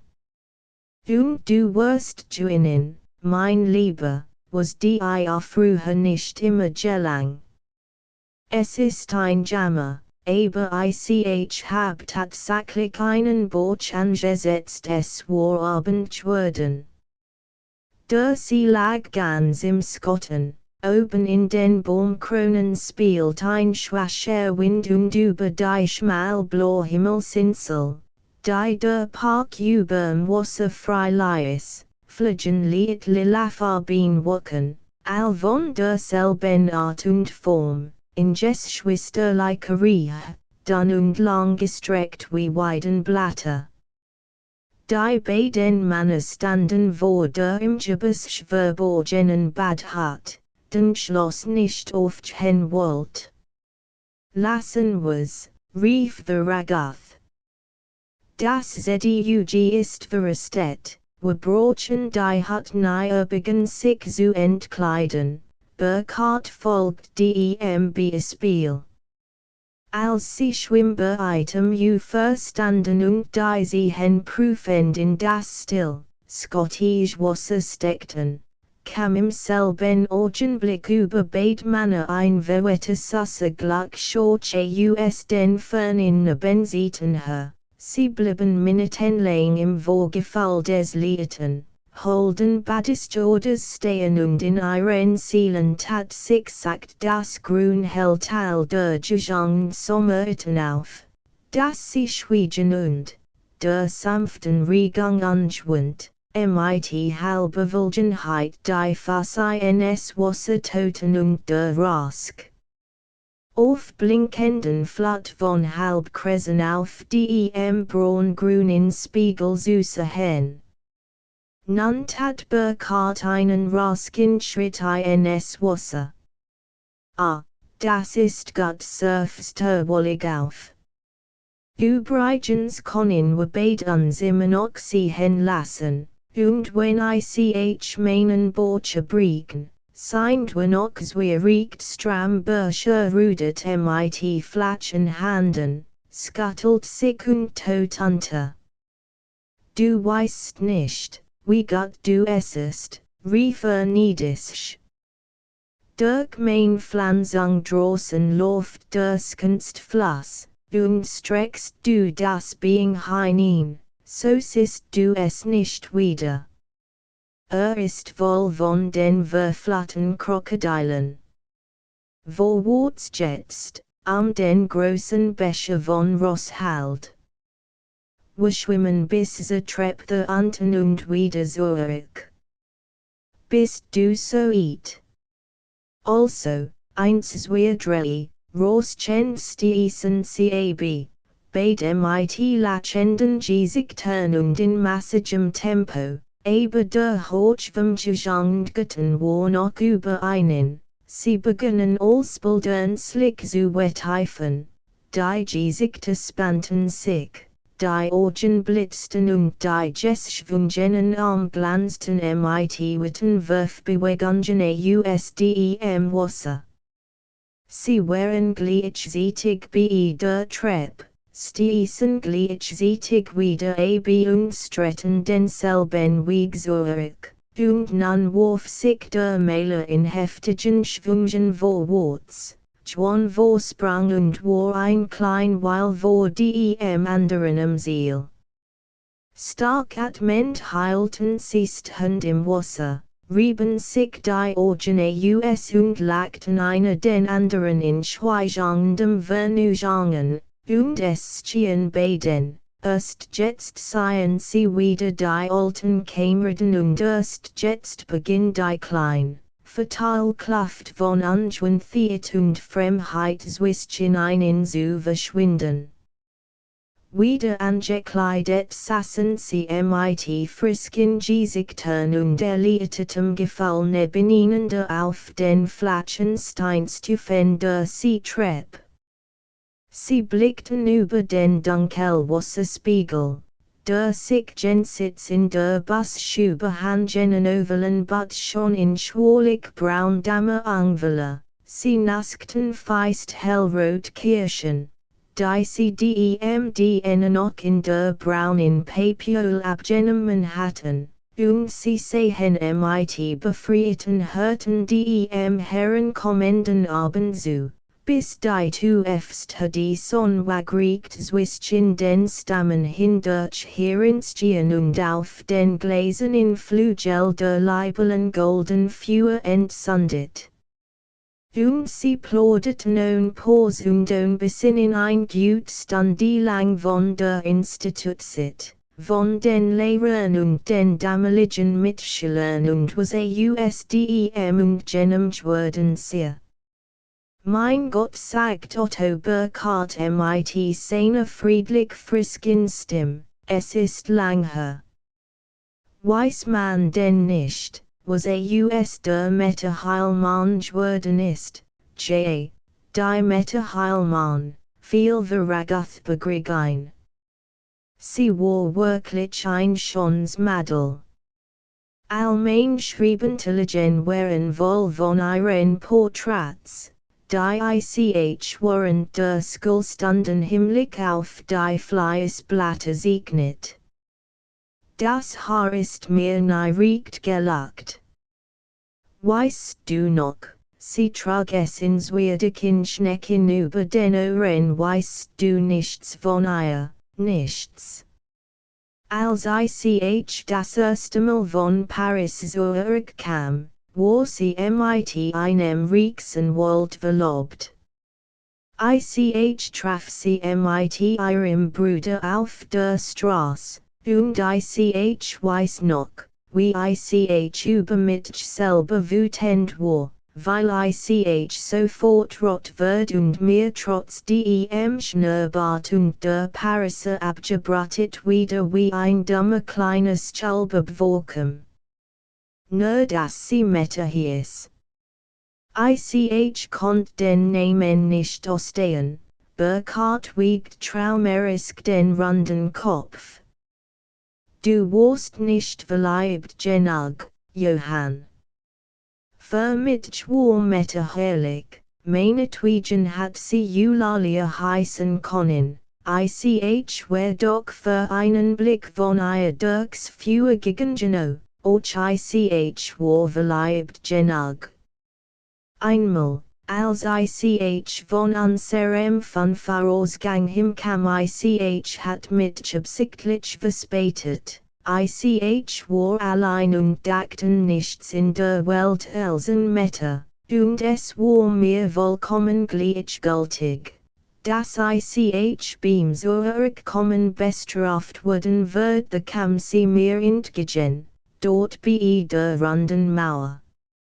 Sie hat ein Freund in am Arm, und der ich so plötzlich mir vorstellen musst, wie es wär, wenn statt dem blöden Ding ich ihren Arm in meinem und sie so neben mir hat, da wird ich so schwindlig und verwirrt, dass ich ein Weile stehen blieb und mich an die Mauer lernt. Und als ich schließlich hinkam, war richtig das Tor schon geschlossen. Ich musste lauten und bekam ein Stunde-Arrest. Burkhardt lächelt und dacht daran, wie sie beide schon mehrmals bei ihren seltenen Zusammenkünften sich jener Mette erinnert hatten. Damals in der Junglingsit hat einer dem anden sein Leben mit List und Sorgfalt verschwiegen, und erst nach Jahren, als Männer, hatten sie gelegentlich den Schleier gelüftet und ihre kleinen Erlebnisse ausgetauscht. Doch gab es heute noch in dieser Sachgeheimnis. Otto Burckhardt musste jetzt daran denken, dass damals monatelang einen Handschar von Meta besessen und wird, den gefunden oder eigentlich gestohlen hat und von dem sein Freund bis heute nichts wusste. Überlegt, aber nun auch dies geschickt preisgeben soll, und schließlich lächelte listig und schwieg und fand es habsk, dies klein Letzterinnerung auch weiterhin in sich verschlossen zu halten. Drittes Kapitel Burckhardt saß in einem gelben Kappsessel beim Zurückgelehnt, den großen Panorat auf dem Hinterkopf, ein Zeitschrift in den Händen, rochend und lesend in der Hell von der Sonne durchschienenen Loben der Westside des Atelierhauses, und nach dabei hockt Veragoth auf einem niedrigen Klastalchen und hat die Staffel vor sich. Die Figur des Lesenden war aufgezeichnet, die großen Farbflecken standen fest. Nun malte Gesicht und das ganz bald verlockt in hellen, leeren, durchsinnten, doch maßvollen Tonen. Es roch versig nach Olfarb und Havanna-Rauch, Vogeltaten verborgen im Lorbeerdunnen, mittaglich gedampfen Schrie und sangen schlafrig traumerisk Plauderton. Am Boden kauert Pierre mit einer großen Langkette, auf der sein Donnerzeigfinger nach den Klieschreisen betrieb. Nicht ein Sklaven, schrie der Malermanind. Burckhardt blinzelt ein Lächeln und scuttelt den Kopf. Wo bist du jetzt, Pierre? Fragte den Neben. Wart, ich muss erst lesen gab Pierre eifrig Antwort, und buchstabiert auf seiner Karte einen Namen heraus. Inlusen. Da ist ein C oder ein Mehr. Ist der größer als unser C, Onkel, weil größer. 20-mal größer. Du musst einmal hinschauen OJ. Wenn ich ein Automobil hab, dann fahr ich nach Wien und nach Lusen und in die Nordsee und nach Indien, wo dein Haus ist. Bist du dann auch zu Haus, Joyce, Pierre? Ich bin immer zu Haus, wenn Gast zu mir kommen. Dann gehen wir zu meinem Muffen, der heißt Pendeck und hat keinen Schwanz, aber einen schneeweißen Backenbart, und dann nehmen wir Flinten und fahren im Boot auf dem Fluss und schießen ein Krokodil. Pierre wiegt wohl Vernugend seinen schlacken Oberkörper hin und her. Der Onkel aber erzählte von seiner Redung im Malayischen Urwald, und sprach so hübsch und so lang, dass der Klein schließlich müde wird und nimmer folgen konnte. Studiert Zestruyen seine Kartwitter, sein Vater aber hat desto aufmerksamer auf den eifrig plaudernden Freund, der in lassigem Behagen von Arbeit und Jagd, von Ausflügen auf Pferden und in Booten, von Hubskin Lieten Kulidor ferne US-Bamasroer und von Affen, Riehen, Adlern, Schmetterlingen Beritet und sein Stills, Weltfremdes, Tropisches Waldalben so verfahrerisk und himmlisch auftat, dass es dem Malerstien, sich der keinen Spalt in ein Reeks, Farbenscones, Siliges. Paradiesland hinein. Hort von stillen, großen Stromen im Urwald, von Baumhohen fahren Wildnissen und Witten wehenden Ebenen wohl von mancher Himmlalen Gra, Hort von Farbeigen Ebendenem Meersufer, den Korallen in Sell und blauen Vulkanen gegenüber, von wilden, rasenden Regentschasen und flammenden Gewittern, von traumerisk bestialicem Hindermern heißetig auf den Breiten, Scottigen Veranden der weißen Pflanterhäuser, vom Dualchinsischer Stadtstraßen und von abendlichen Ruhestunden der Malayanum Flatschen. Steinen in Teich vor der Marschi. Wieder, wie früher schon machismal, erging sich Verraguthsfantasie in der fernen Heimat seines Freunds, und wirst nicht, wie sie die Verlockung und Stilllustenheit seiner Seele den verborgenen Absichten Burkhards entgegenkom. Es war nicht allein das chimotropische Meer und Inselkasten, der Reichtum der Wälder und Strom, die Farbigkeit halbnackter Naturwolke, die Eimsen Sutskiff und ein MIT bilden birgt. Es war noch mehr die fern und still eine Welt, in der sein Leiden, Sojourn, Kampf und Entbehrungen fremd und fern und blass werden mussten, wo 100 klein tagleich lassen von der Seele fallen und ein neu, noch reiner, schuldlos, leidlos Atmosphäre ein aufnehmen wird. Der Nachmittag verging, die Skotten wanderten. Pierre war langst weggelaufen, Burkhard allmählich still geworden und endlich ingenigt. Das Bild aber war nicht zu Verteidigung der Mähle schloss ein weil die ermüdeten Augen, ließ die Handy sinken und at mit Minuten lang mit beinahe schmörliche in Brunst die Tufsonnig still der Stunde, die Nähe des Freunds.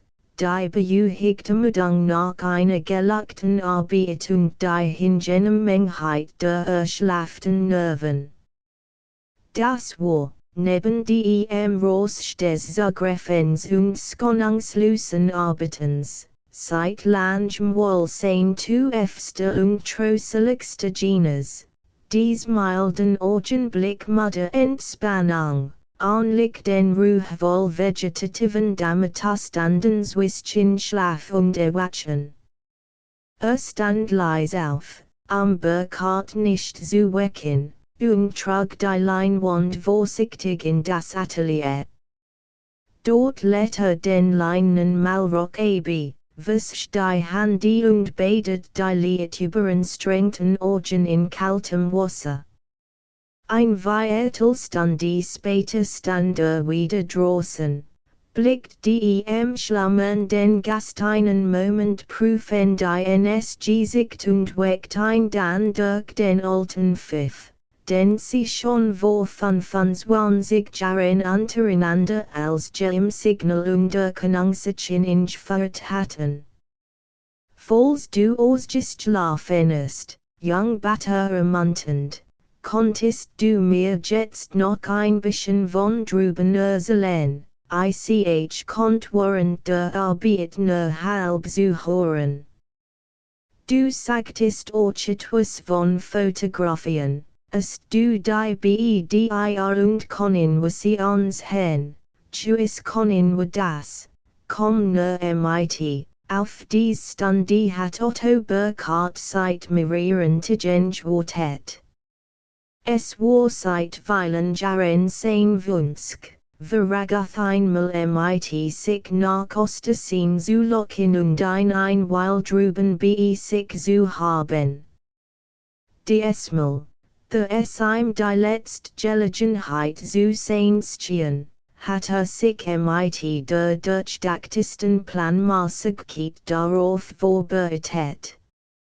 Als die beiden Männer in Burkhardts Zimmer beisammen saßen und im abendlichen Licht über den plauderten, sogar im neuen Album und Mappen mit Fotografien aus seinem Koffer.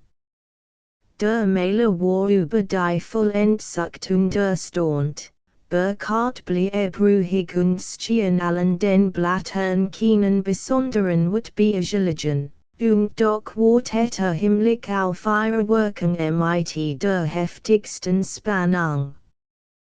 Was verschon Aufnahmen das sind, rief the Ragath in hellem Vernuyung. As du die selber gemacht, zum Teil, zeigt Burkhardt trocken, mach sind auch von meinen bekannten Drossen. Ich wollt die nur einmal eine Ahnung davon geben, wie es bei uns etwa aussieht, sagt es in und let die Blätter gleichmütig süßen, und Veragoth konnt nicht ahnen, wie sorglich und mühsam dies Sammlung zustande gebracht hat. Hat weil watchen lang einen Jungening Listchen Fotografen aus Singapore und später einen Japaner aus Bangkok bei sich gehabt, und sie hatten von mir bis in die tiefsten Wälder hinaufweilen Ausflügen und kleinen Reisen als aufgesät und fotografiert, was agent schon und bemerkenswert schien. Schließlich waren die Bilder mit der äußersten Sorgfalt entwickelt und kopiert wurden. Sie waren Burkhardts Code, und es mit zu Vererregung zu, wie sein Freund Anbis und sich festzog. Zeigt Bilder von Hausen, Straßen, Dörfern, Tempel, Bilder von Fabelhofen Bacheholen bei Kuala Lumpur und der Wildskonen, Brüchigen Kalk und Marmorberg in der Gegend von Ipoh, und als Veragoth Zwischenien fragt, ob nicht auch Aufnahmen von Eingeborenen dabei seien, kramte Bilder von Malayan, Chinesen, Tamilen, Araben, Javanern hervor. Nacht athletisch Kulai, der old Fischer, Jagger, Bauern, Weber, Handler, Skone Goldschmucktweber, Dunkel Nacht Kindergruppen, Fischer. Mit Netzen, Sarkais mit Oeringen, Welsh die Nasenflöte spielten, und Javanische Tanzerinnen in starendem Silberschmuck. Hat Aufnahmen von allen Parmeniten, von großblattrigen saftigen Peisangbaumen, von Uruldwinkel mit tausendfältigem Schlingjutschs, von heiligen Tempeln und Schildkrötentichen, von Wasserbuffel in nassen Reisfelden, von zahmen Elefanten bei der Arbeit und von Wilden, die im Wasser spielten und Trompeten die Russell gen Himmel streckten. Der Maler nahm Bild für Bild in die Hand. Weil Kober nach einem kurzen Blick besieht, mach Letter wirklich nebeneinander, einzeln Figen und Kopf betrachtet scharf durch die Hand. Fragt bei weilen Aufnahmen, welche sie gemacht seien, Maskotten aus und Versen immer tiefer in ein grubbleriges Anskauen. Man konnt das als Malen murmelte einmal abwesend vor sich hin. Genug, rief schließlich aufatmend. Du musst mir noch ein Mensch erzählen. Es ist herrlich, dich hier zu haben. Ich als wieder ganz anders. Komm, wir gehen noch ein Stunde spazieren. Ich will die etwas Hubskis zeigen angeret und von Allemmüdigkeit befriet sogar Burkhardt mit sich und spaziert mit mein Streck auf der Landstraße feldeinwärts, himkehrenden Hüwegen entgegen. At mit den warmen Sitten Hugerich mit ein, dabei flog ein Erinnerung einen. Erinnerst du dich fragte lachend, und den som nach meinem ersten Akademiesemester, wie wir miteinander auf dem Lande waren. The malt ich nichts als lauter Hugh, weißt du noch? Ich hat mit wir watchen lang abschmidt, ein paar Haufen auf eine Bergwiese zu malen, und es ging nicht, bracht die Farb nicht heraus, das Stumpf mat Grau. Und als es schließlich doch hat es war noch nicht übermaßig delikat, aber verstanden, dass es rot und grangem ist sein must the war so froh, dass nichts mehr sah als lauter Hue. Das ist schon, so ein erstes Probieren und Suchen und Finden. Denk, man lernt nie meint Otto. Natürlich nicht. Aber die Sachen, die mit jetzt plagen, die haben nichts mit der Technik zu tun. Weißt du, seit ein paar Jahren passiert es mir immer häufiger, dass bei deinem Anblick plötzlich an meine Benzit denken muss. Damals sah als anders und etwas davon mocht einmal mailen können. Für ein paar Minuten hab es manchmal wieder gefunden, das plötzlich als den sonderbaren Schimmer wieder hat, aber das riecht noch nicht. Wir haben so viel gut Mailer, fein, delicate Lut, die Welt so mailen, wie ein kluger, feiner, bescheidener alter Herr Hut. Aber wir haben keinen, der sie malt, wie ein frisker, schattiger, rassiger Bub Hut, oder die es so versuchen. Sind meistens schlicht Handwerker in Gedanken wollen ein rotlich bloß bei ausem Feldrand die und Start ziehen. Langweilt es dich, fragt plötzlich wie wachend und blickt misstrauisch herüber. Otto lächelt ihm schweigend zu. Sie der Mailer fort, eins von den beiden. Die noch mailen mocht, ist ein Strauß von Wiesenblumen. Du musst wissen, mein Mutter konnt solch Straußmädchen, wie kein mehr sah, sie war ein Genie darin. Sie war wie ein Kind und sang fast immer, sie ging ganz lied und hat einen großen braunlichen Strohhut auf. Sie im Traum nie anders als so. Einen solchen Feldblumenstrauß mocht einmal mailen, wie sie gern hat, bei außen und skufgebund klein rosa Winden, des Wischen ein paar fein graue und ein grün Haferare gesteckt.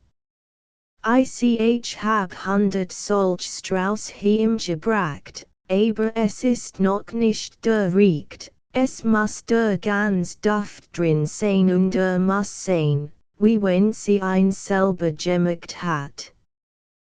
Die weißen Skufgeben gefielen zum Beispiel nicht, sie nahm nur die feinen, seltenen, mit einem Flug von Lila, und sie wollte einen halben Nachmittagswischen tossend gräsen. Sich für eins entschieden, kann es nicht sagen, du wirst es das nicht versteh schon nicht bekannt. An diesen Feldblumenstrauß denk manchmal halbtig lang. Weiß genau, wie das bald werden muss. Nicht dieses wohlbekannt Stückchen Nature, gesehen von einem guten Beobachter und Vernunft von einem guten, schneidigen Maler, aber auch nicht sentimental und holdselig wie von einem sogenannten Heimatkünstler. Es muss ganz naiv sein, so wie begabt Kinder sehen, unstilisiert und voller Einfachheit. Das Nebelbild mit den Fischen, das im Atelier steht, ist gerad das Gegenteil davon eben man muss beides können. Ich will noch weil malen, noch weil, Bogen einen schmalen wissen Wegein, der Liedbergen auf einen runden, sanften Hügel führt. Jetzt pass auf. Munter Erfrigungsspart wie ein Jagger vor sich in die Luft. Sobald wir oben sind. Das wird ich in diesem Herbst malen sie erregten die Anhöhe. Jensitz heilt ein lobiges Geholz, abendlich schräg der Klitett, den Blick auf, der, von der klaren Wisenfreiheit verwohnt. Nur langsam sich durch die Baum fand. Ein Weg mundet unter hohen Butchen, ein Steinen, bemoost Bank darunter, die Weg folgend, fand das Orch einen Durchblick offen, über die Bank ein Weg durch ein Dunkelbahn von Baumkronen tat sich frisk und ein Tuf fernauf, ein Tal voll von Gebüsch und Weidenachs. Der gekramt Flussblågrön funkelt, und ganz fern Valerin Hugesuge weit bis in die Unendlichkeit. Veraguth dutit hinab. Das wird ich malen, sobald die Butchen anfangen farbig zu werden. Und auf die Bank setz ich Pierre in den Skotten. So dass man an seinem Kopf vorbei in das Tal dort hinunter sehut Burkhardt schwieg und hort seinem Freunde zu, im Hörten voll Mitleid. Wie Mädchen lujan will.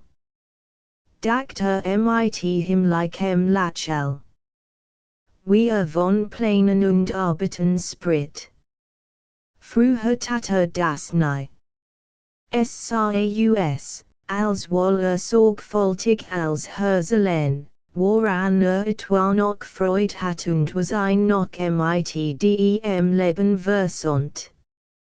Der Freund kannt ein und kam ihm nicht entgegen. Wirst, es konnt nicht lang mehr dauern, bis Johann das in Jaren gehofft von sich werfen und sich von einem unerträglich gewordenen Schweigen erlösen wird.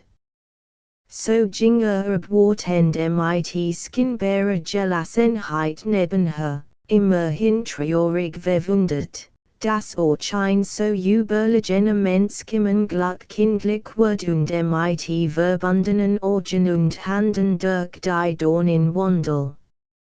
Als sie nach Rosshalde zurückkamen und nach Pierre fragten, horten sie, ihr mit Frau Veraguth nach der Stadt gefahren, Herrn Albert abzuholen. Weiters Kapitel Albert Veraguth ging heftig im Klavier seine Mutter auf und ab. Schien auf den ersten Blick Vater anlich, weil diesen Augen hat, glich aber weit mehr der Mutter. Die an den Flügel gelehnt stand und mit sittlich aufmerksamen Augen folgt. Als wieder in ihr vorüberkam, hielt sie einen den Skulpten fest und wand sein Gesicht zu sich her. Über sein Bleich-Stirn hing ein Büschel blonden Haars herein. Die Augen glatten in nebhafter Erregung und der Hubskvollmund war zornig verzogen. Nein, Mama rief heftig und macht sich aus ihren Handen los, du weißt, ich kann nicht zu hinübergehen. Das war ein ganz sinnlos Komödie. Weiß, dass ich ein Hass. Und selber hast mit George, du magst sagen, was du willst hassen, rief sie mit leise strange. Lass doch solch Wort, die als Verserin. Ist dein Vater, und es gab ein Seed, wo dich sie lieb gehabt hat. Ich muss es dir verbieten, so zureden Albert blieb stehen und sah sie funkeln. Du kannst mir die Wort verbieten, Jewis, aber was Wort dadurch anders. Soll ich ihm denn etwa dankbar sein? Hat die den Leben verdorben und mir mein Heimat, hat us unsere Skonen, Frauen, praktischen Rosshalde einen Ort voll Anbehagung und Widerwärtigkeit gemacht. Ich bin hier aufgewachsen, Mutter, und es gibt Zeiten, the Traum ich gednacht von den alten Stuben und Gangen hier, vom Garten und Stall und Tobensklag. Ich hab kein ander Heimat, die ich lieben und von der ich traumen und nach der ich Himmweh haben kann. Und nun muss ich in fremden Orten leben und kann nicht einmal in den Ferien einen Freund hierher mitbringen, damit nicht sieht, was für ein Leben wir hier fahren. Und jeder, der mich kennenlernt und meinen Namen hat, stimmt sogleich ein Loblied auf meinen berühmten Vater. Ich Mutter, ich wollt wir hatten lieber gar keinen Vater, und kein Rosshalde, und wären arm Lüt, und du musstest nähen oder stunden geben und ich dir Geld verdienen helfen die Mutter ging ihm nach und notigt ein in einen Cecil, setzt sich auf seine und strich ihm die verkobenen Haar zurecht. So sagt sie mit ihrer ruhigen Tufenstim, den tun im Heimat und hot bedutet, so, nannest du mir als gesagt. Es ist manchmal ganz gut, sich auszusprechen. Man muss die Dinge kennen, die man zu ertragen hat. Aber man muss das, was tut, nicht aufwollen. Kind. Du bist jetzt schon so groß wie ich und bist bald ein Mann, und darauf freu ich mich. Du bist mein Kind und sollst es bleiben, aber ich bin weil allein und hab allerlei Sorgen, the brauch ich auch einen richtigen, männlichen Freund, und der sollst du sein. Du sollst mit mir vierhändig spielen und mit mir im Garten gehen und nach Pierre sehen, wir wollen schön Ferien miteinander haben. Aber du sollst nicht lahm Mädchen und es mir noch schwere Mädchen, sonst muss ich denken. Du sehst eben doch noch ein halben und es wird noch lang dauern, bis ich endlich einen klugen Freund bekam, denn ich doch so gern hat Mutter, Aber muss man denn immer überall schweigen, was einen unglücklich macht, es ist das bist, Albert. Es ist nicht lied, und von Kindern darf man es nicht verlangen. Aber es ist das bist. Wollen wir jetzt etwas spielen, John? Beethoven, die Zweite Symphonie magst du, sie hatten kaum zu spielen begonnen, so ging sagt die Tür auf und Pierre glitt hierin, setzt sich auf einen Schemel und hört zu. Nachdenklich sah die seinen Brüdern, seinen nach in dem seinen Sport skrigen, seinen im Rhythmus der Musik bewetten Haarkopf und sein Handy. Jetzt, der sein Augen nicht sah, fiel ihm Alberts Großanlichkeit mit der Mutter auf. Gefällt es dir? Fragt Albert während einer Pause. Pierre nicht nur, ging aber gleich darauf wieder stille USDEM Zimmer. In Alberts Frage hat etwas von dem Ton gespürt, in welchem nach seiner Erfahrung die meisten Erwachsenen zu Kindern redeten und dessen Verlegen Freundlichkeit und Unbeholfen Überheblichkeit nicht leiden mocht. Der Großbruder war ihm willkommen, hat ein Sogar mit-Spannung erwartet und ein drunten am Bahnhof mit großer Freude begrüßt. Auf diesen Ton aber gedacht nicht einzugehen. Mittlerweile warteten wir Ragath und Burkhardt im Atelier auf Albert, Burkhardt mit Anwälten jugiert, der Maler in nervöser Verlegenheit. Die flattige Fröhlichkeit und Plauderlust war plötzlich von ihm abgefallen, als Alberts Ankunft erfuhr.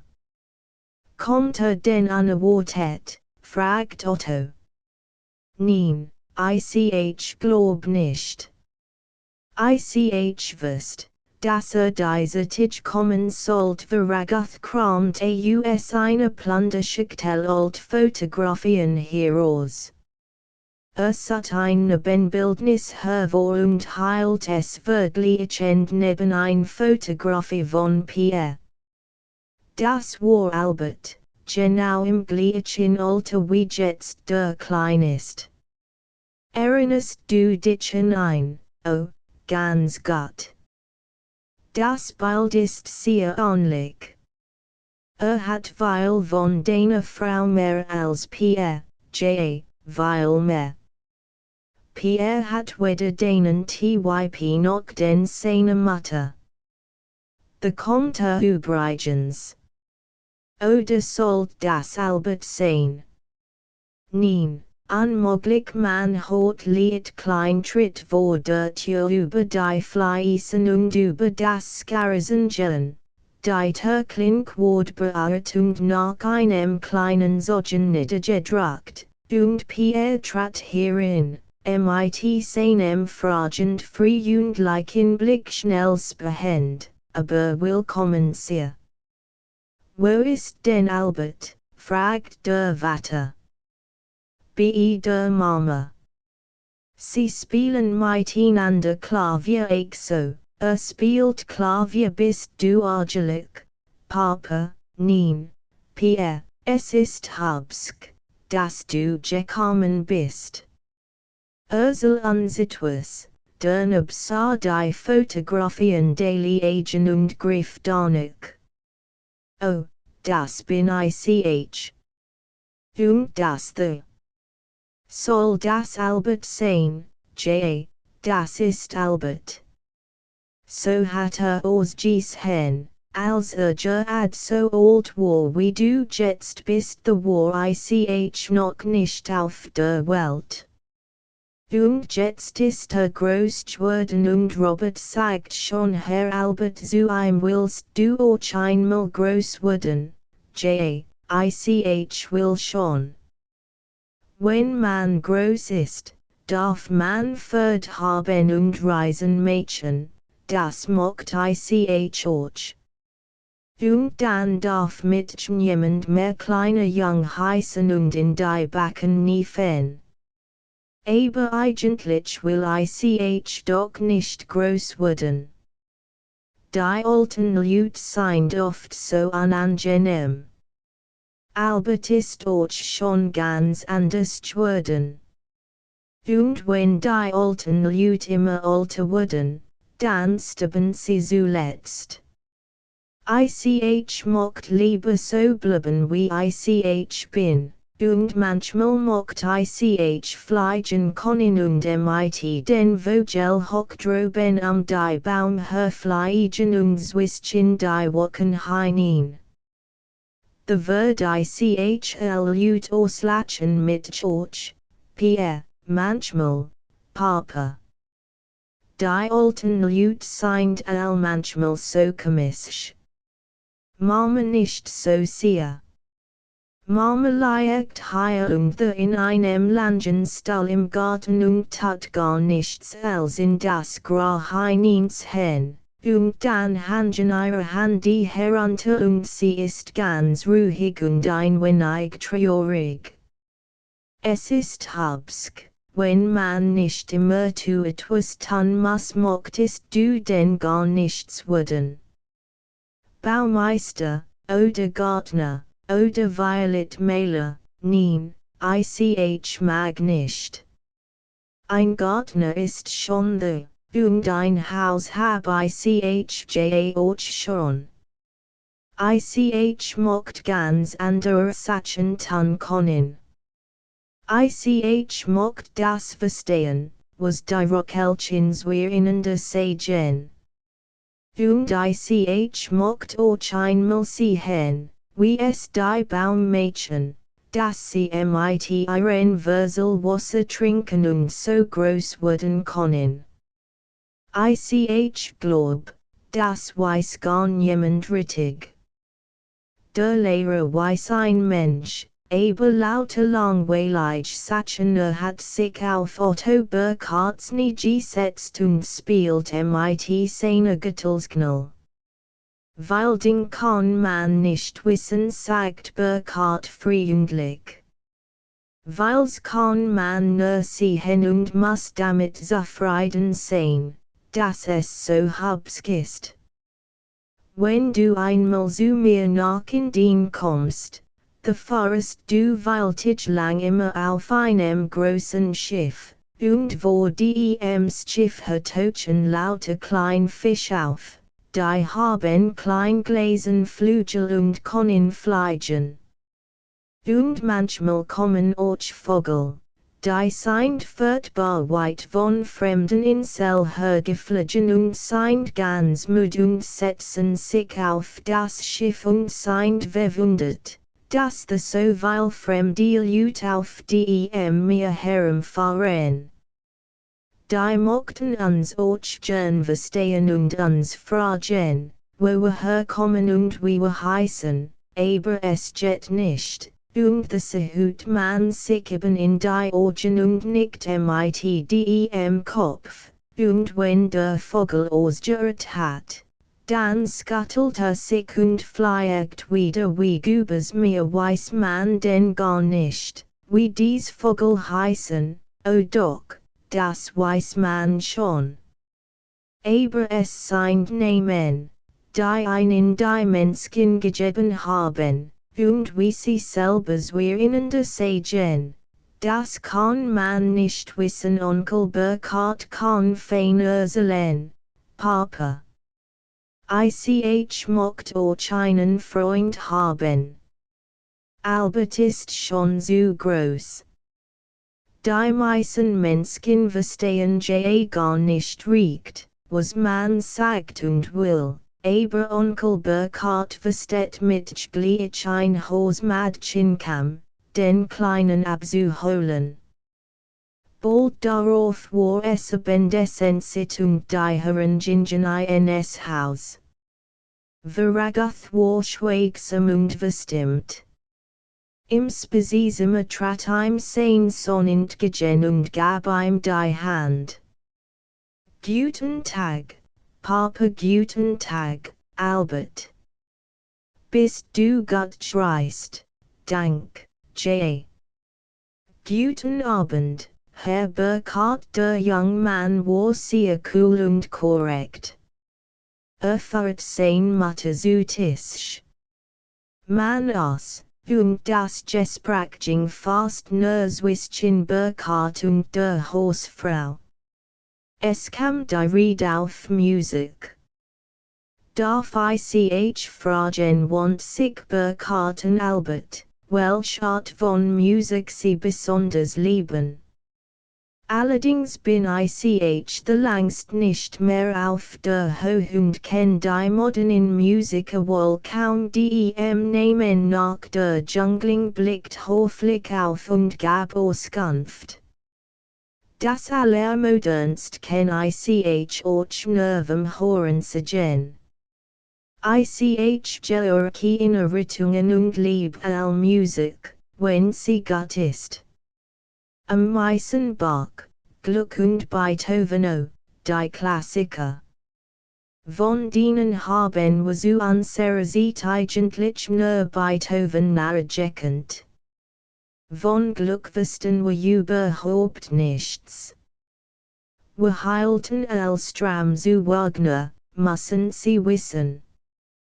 Weißt du noch, Johann, wie wir immersed einmal den Tristan hatten? Das war ein Rausch, verragath lachilt unfroh. Old school, refer etwas hart. Wagner ist abgetan. Oder nicht, Albert, im Gegenteil, wird auf allen Theatern gespielt. Aber ich hab darüber kein Urteil mögen Sie Wagner nicht, ich kenn ein zu wenig, Herr Burkhardt. Ich komm sehr selten ins Theater. Mich interessiert nur die reine Musik, nicht die Opera, aber das meiste Singerspiel. Das kennen Sie gewiss. Taugt das euch nichts, Albert biss sich auf die Lippen und besann sich einen Augenblick, antwortet. Ich kann wirklich darüber nicht urteilen. Es ist wie soll ich sagen.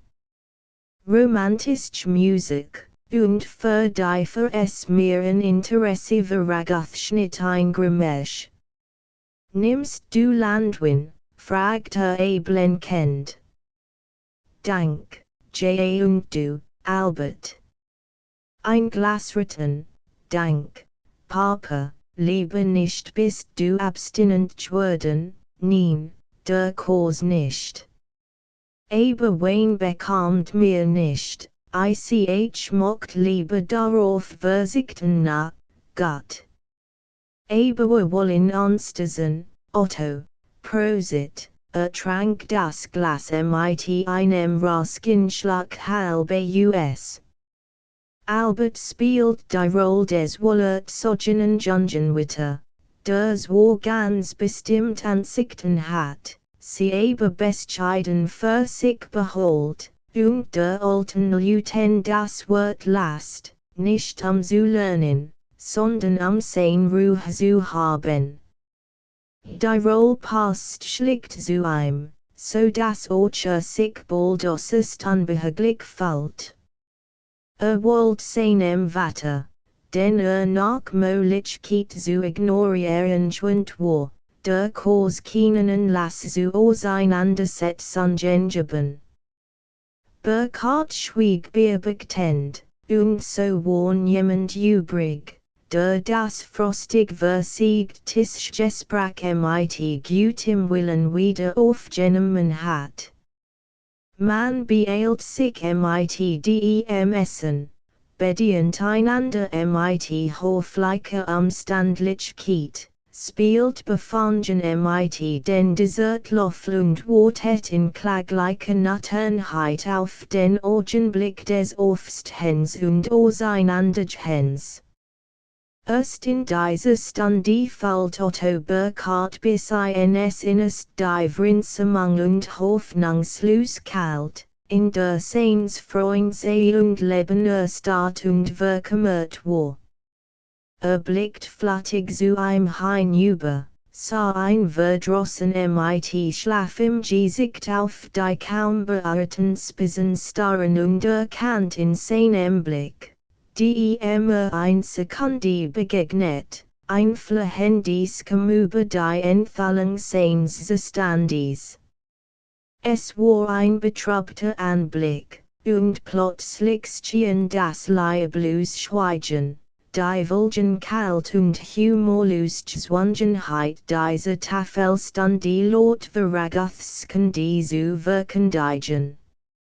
In diesem Augenblick fällt Otto, Das Jedewitier Tag seins higher blibens nur ein weiter Wartage Verlanger ang diese Bestgemendens Chauerkraft unser Quill für den Freund worden wird, der nur noch mit equal den Skin aufregte heilt und nicht die Kraft und Laun mehr aufbracht, sein Elend vor des Chauer zu beskoneigen. Hier galt es, ein Ende zu Mädchen. Kaum hat sich Frau Veragatha erben, so kob ihr Mann seinen Cecil zurück. Ich bin so müd, dass ich mit zu entschuldigen bitte. Lasst euch nicht stören, ging hinaus und vergesst ihr hinter sich zu sehen. Und Otto hat ein langsam mit schweren Schritten durch den Gang und die die Treppe hinab davon hin. Burkhardt schloss die Tür und begleitet die Hausfrau in den Salon, wo der Flügel noch offen stand und der abendliche Wind in den aufgelehnten Notenblatt hört. Ich hat sie bitten wollen, etwas zu spielen sagte Befangen. Aber Kind, ihr Mann ist nicht recht wohl, hat den ganzen Mittag in der Sonne gebetet. Wenn Sie erlauben, leist ich ihm noch ein Stündchen Gesellschaft Frau Veragatha nicht ernsthaft und satin nicht zu halten. Empfer sich und ging, von Albert bis zur Treppe begleitet. 5. Kapitel Die Dämmerung hat begonnen, als Otto Burkhardt ausdem schon vom großen Alter erhellten Haus vertrat und sich von Albert verabschiedet. Unter den Kastanien blieb stehen, sog durstig dieser gekalt, lobdafen die Bendluft ein und wisst sich groß Schweißtropfen von der Stirn. Wenn seinem Freunde ein wenig helfen konnt, must es in dieser Stunde geschehen. Im Atelierhaus war kein Licht und fand den Mailer weder in der Werkstatt noch in den Nebenraumen. Öffnet die Tür gegen den Weiher und ging suchend mit leisen Schritten rund das Haus. Da sah ein Sitzen, in dem Rosshalde, in dem ein Hut gemalt hat, die Ellbogen aufgestützt und das Gesicht in den Händen, so ruhig, als schliefe. Johann, rief leis, trat zu ihm und let ihm die Hand auf den gebückten Kopf. Es kam kein Antwort. Blieb stehen, schwieg und wartet und streckelt dem in Müdigkeit und Leid versunkenen das Kursgrob Haar. In den Baumen ging der Wind, sonst war es still und friedlich. Minuten vergingen. The kam plötzlich vom Herrenhaus her durch die Dämmerung ein Breitklang geschwollen, ein wollelang ausgehaltener Akkord, und wieder einer. Es war der erste Takt einer Klaviersonate. Da hob der Mailer den Kopf, scuttelt die Hand seines Freunds sanft von sich und stand auf. Sah Burkhardt stille Mudden, trocknen Orgenen, versat ein Lachel aufzubringen und ließ davon wieder in dem sein starren zu schlafen. Wir wollen heini inchen sagte mit einer Gebard, als Sascha die von drüben Herren fluten die Musik von sich abzuwehren. Ging voran. Bei der Tür zum Atelier blieb stehen. Ich denk, wir würden dich wohl nimmer lang hier haben, wie als fällt. Dacht Burkhardt. Mit behörte Stimme sagte, es kommt auf einen Tag nicht an. Ich denk, ich reise übermorgen Veraguth tastet nach den Druckern. Mit einem feinen Metallten strahlten Lichte der Werkstatt blendend auf. Dan wollen wir noch ein Scone-Flussquain miteinander trinken skult nach Robert und gab ihm Auftrag. Mitten im Atelier stand Burkhards neues Porträt, nahe zu fertig. Sie standen da und sehen essen, während Robert Tisch und Stuhl raucht, Wein und Eisherbeertrag, Zigarren und Skenscalen aufsetzt. Es ist gut, Robert, Sie können ausgehen. Morgen nicht wecken.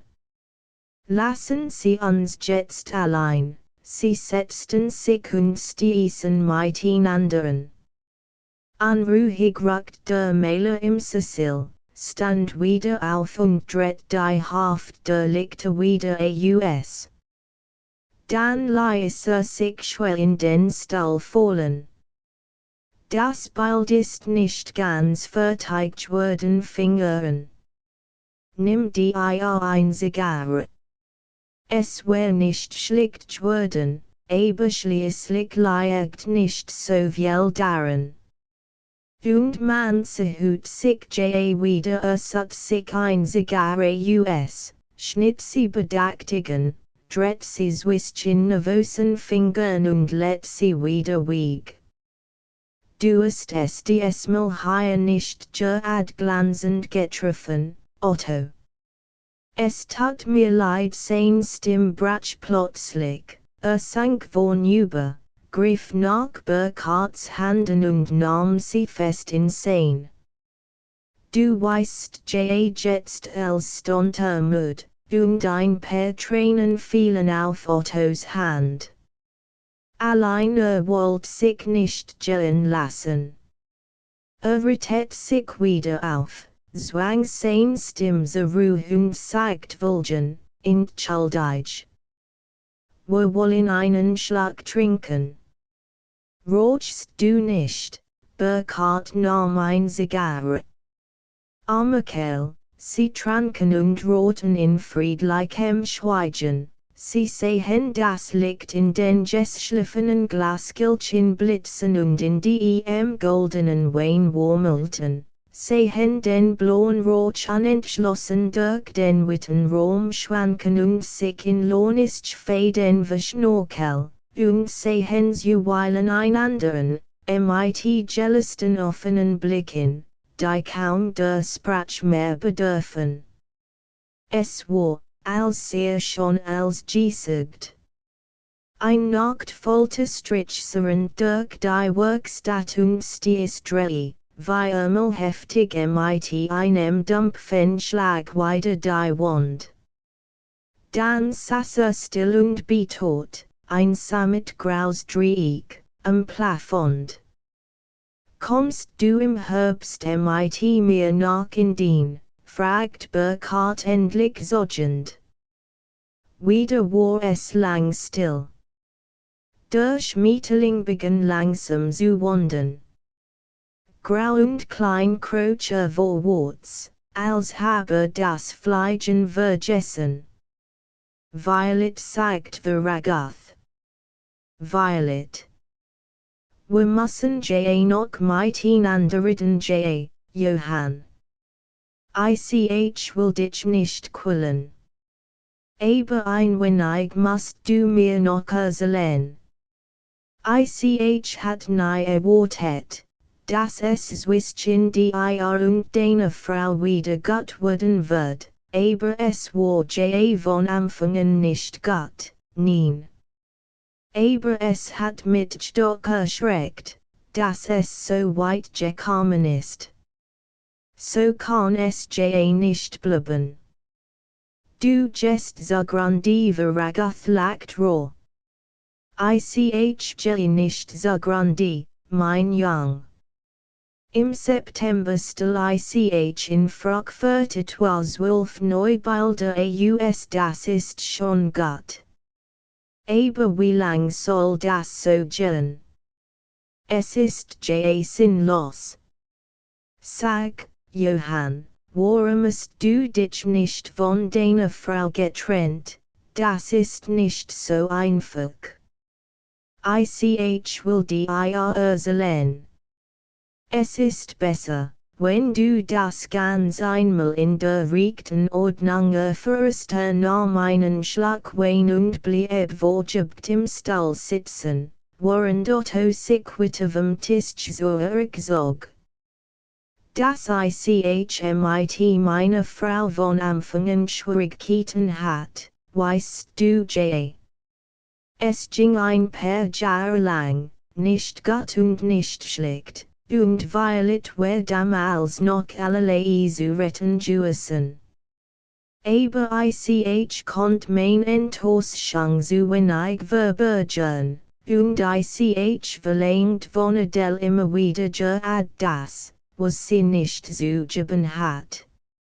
Schwung hat sie nie gehabt, sie war ernsthaft und schwelebig, hat das vorher wissen können. Sie konnte niemals 5 sein lassen und sich mit Humor oder Leedsinn über etwas Schweres welfen. Sie hat meinen Ansprachen und Launen, meine Angestimensen und meine schließlichen Enttäuschung nichts entgegenzusetzen als Schweigen und Geduld, ein rührende, still, heldenhaft Geduld, die mit oft bewährt und mit der mir und ihr doch nicht geholfen war. War argelig und unzufrieden, so schwieg sie und litt, und kam bald darauf dem Willen zu einem besseren Verständnis, bat sie Verhang oder sut sie in einer Stunde frohe Laune mit zerreißen, so ging es nicht, sie schwieg orchte und behat immer verschlossener in ihrem truen, schwerfälligen Wissen. War bei so schwieg sie nachgiebig und ängstlich, sie nahm Zornosbruch und lustig Stimmungen mit gleicher Gelassenheit hin, und war fort, so spielt sie für sich allein Klavier und dacht an ihre Mädchenzeit. So kam immer tiefer ins anregt und hat schließlich eben auch nichts mehr zu geben und mitzuteilen. Fingen fleißig zu werden und hab so allmählich gelernt, Mädchen die Arbeit wie in ein Berg zu verschanzen offenbar gab sich Mühe, ruhig zu bleiben. Wollte allein, nicht onklagen, aber hinter den Worten stand vollbar eben doch die Anklage, mindestens die Klage über diese Störung seines Lebens. Über die Enttäuschung seiner Gegenwärtigung und über die lebenslange Verurteilung zu einem halben, freudlosen, die im Innersten seiner Natur beständig widersprechenden Dasein. Schon damals dachte ich zuweilen daran, die wieder aufzulösen. Aber das war nicht so einfach. Waren stillsitzen und arbeiten und schreckt immer wieder vor die Gedanken angeregt und anwollt, vor die Erbriesen aller kleinen täglichen Lebensschönheiten zurück. Wenn mir damals ein Neuleben den Weg gekommen war, hat ich den Entschluss leicht gefunden. Aber es sagt sich, dass auch mein eigene Natur schwerfälliger war als ich dacht. Verliebt mit einem gewissen wehmütigen Need in Hubskjung Mädchen, aber es ging nie genug und ich sah mehr und mehr, dass ich an kein Lieb mehr mit so wegben kann, wie an mein Malaria. Als Verlangen nach Ostoben und Selbstvergessen, jede Wunsch und jedes Bedürfnis rettet sich dahin, und wirklich hab ich in diesen vielen Jahren keinen einzigen neuen Menschen in mein Leben aufgenommen, kein Frau und keinen Freund. Du begreifst, ich hat jaget Frühjunft mit dem Bekenntnis meines Kandi beginnen müssen Kandi. Sagt bekanntlich mit einem Ton des Tadels. Jewish, Skandi. So empfand ich es damals schon und das ist seither nicht anders geworden. Es ist ein Skandi, unglücklich zu sein. Es ist ein Skandi, sein Leben jemandem zeigen zu dürfen, etwas verbergen und bemänteln zu müssen. Genug davon. Ich will die Irrzelene Startfeinste in sein Wing las, warf die Loschen Zigarre weg und fuhr fort. Inzwischen war Albert ein paar Jahre alt geworden. Wir hatten ein Bett sehr lieb, die Gespräch über ein und die Sojourn am Einhielten uns besamen. Erst als 7 oder 8 Jahre alt war, begann ich versuchig zu werden und ein zu kämpfen genauso, wie ich jetzt mit ihr Pierre Kampf. Ich sah plötzlich, dass der kleine Jung mir unentbehrlich lieb geworden war, und ich hab mehrere Jahre lang mit beständiger Angst zu gesehen, wie ganz langsam Kollegen mit wird und mehr so Mutter heilt. The wurde bedenklich krank, und in jener sieht der Sorge das Kind sank als andere für ein Weil unter und Toiletten ein Siedling so einmutig wie nie zuvor. Aus dieser Sied stammt Pierre. Seit der klein Pierre auf der Welt ist, hat als besessen, was ich in Liebchen geben konnt. Ich lies mir Adele wieder entglitten, ich lies es gestellen, dass Albert nach seiner Genesung sich immer enger in mein Frau schloss, dass ihr vertrautigen mit und allmählich mein Feind wird, bis ich eine USDEM Haus entfernen musst. Ich hat auf als Versität, ich war ganz arm und anspruchslos geworden, ich hat mir auch das Gelten und Hüschen im Haus abgewandt und hat nichts deswegen, im eigenen Haus nur ein geduldeter Gast zu sein.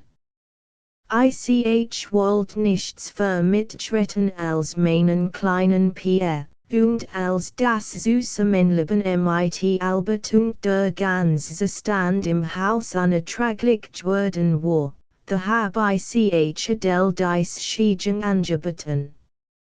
Ich wollt Pierre bei mir behalten. Als andere konnt sie haben, sie konnte mit Albert zusammenbleiben. Sie konnt die Rosshalde behalten und die Haft von meinen nehmen, meinetwegen auch mehr. Aber sie wollt nicht. Sie wollt gern in dies Schiedung willigen und nur das Notwendigst von mir annehmen, sich aber nicht von Pierre trennen. Das war unser letzter Streit.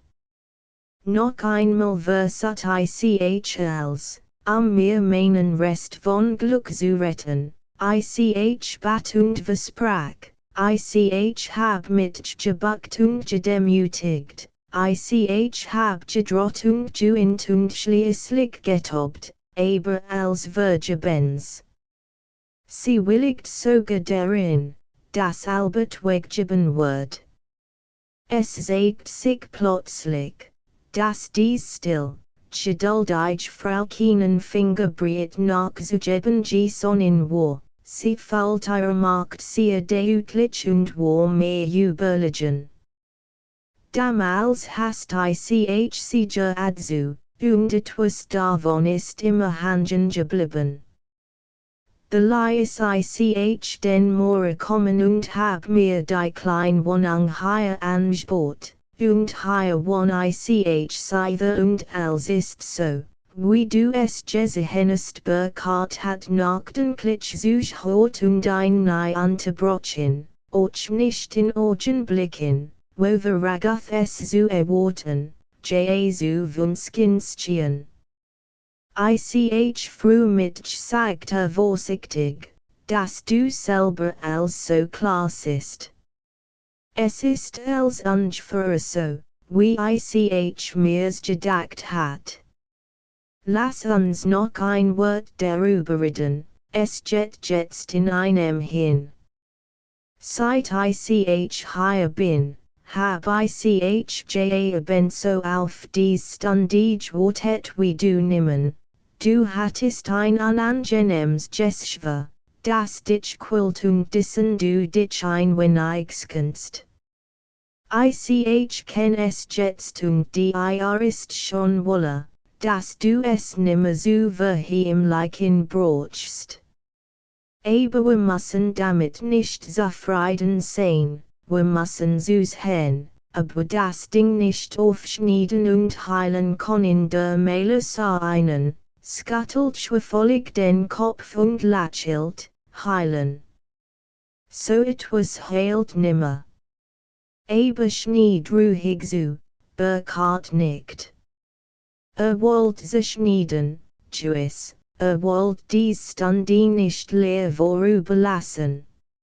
In deiner so lang ist eins mir unklar geblieben sagt nach den Klitsch. Du sagst, du habest dich Piers Wegen nicht von deiner Frau schieden lassen. Es ist die Frage, ob du sie nicht deju hattest zwingen können, die Piers zu lassen. Wort vom Gericht geschieden worden, so hat man die doch wohl eins der Kinder sprechen müssen.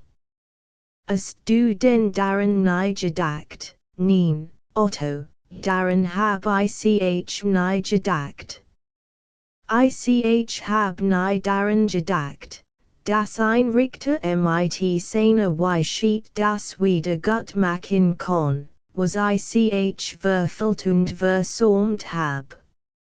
Es ist mir damit nicht gedient.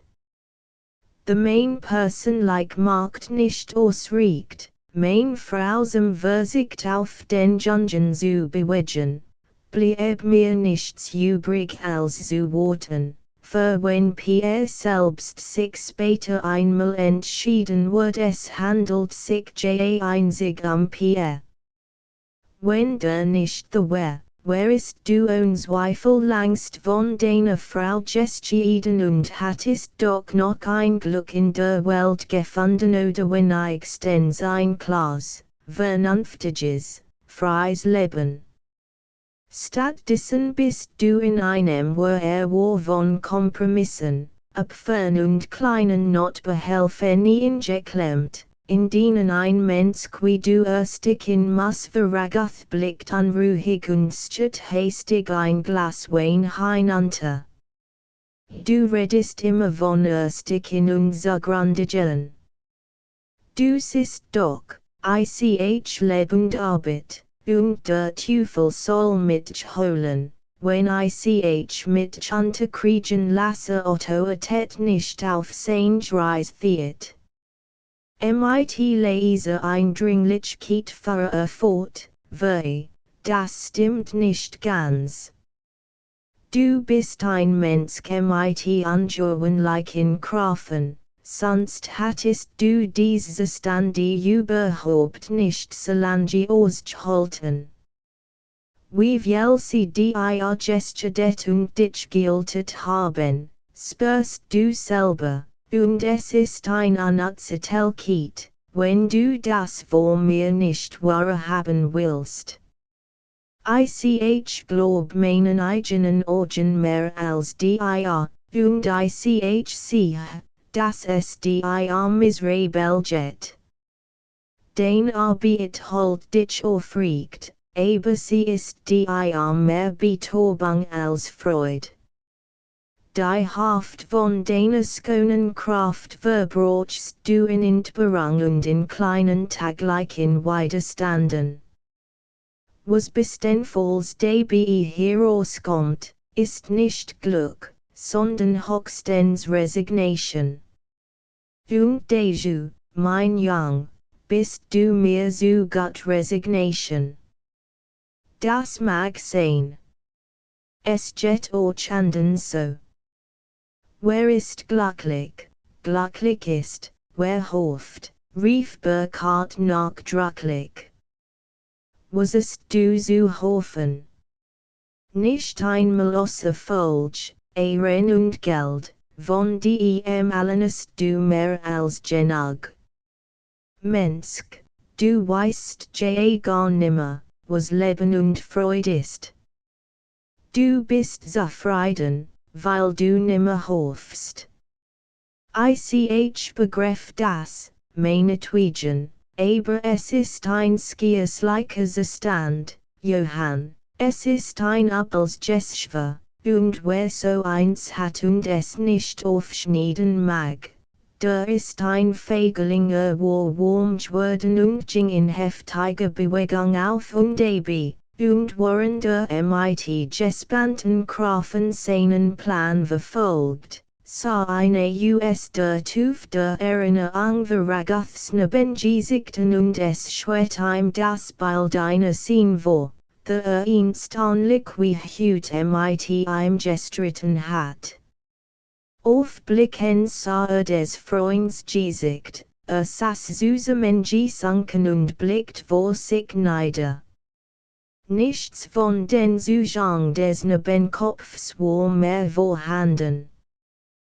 Der Sasser, den mit Absicht einen Feigling geheißen, an dessen einst so peinlich Empfindlichkeit geirrt hat, und wehrt sich nicht. Rief nur in bitterer Schwach, nur so. Du brauchst mich nicht zu schonen.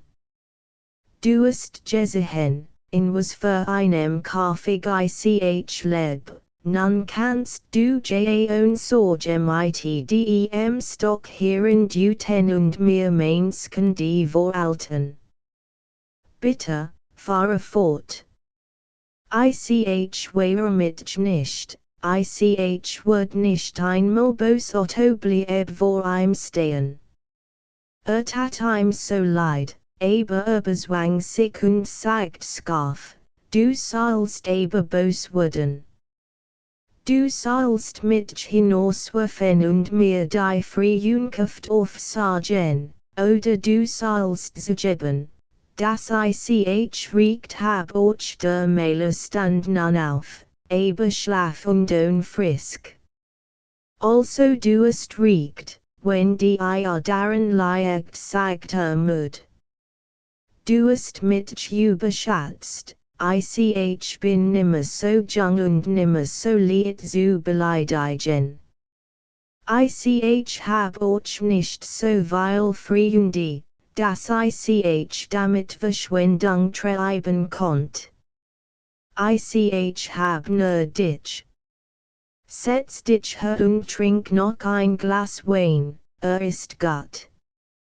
Du kriegst in den keinen solchen, und weil findest du dort auch nicht weil Freunde, die sich so weil dickkopfigkeit von die gefallen lassen Burkhardt schlag ihm Lied auf die Schulter und sagt beinahe hagelig, Jung, wir wollen doch jetzt nicht sentimental sein jetzt nicht. Sag mir, was du an mir zu tadelst, und dann wollen wir fortfahren, ich hab nichts an dir zu tadel. Du bist ein tadelloser Kerl, Otto, ohne Zweifel. Du siehst mir seit bald 20 Jahren zu, wie ich untersink.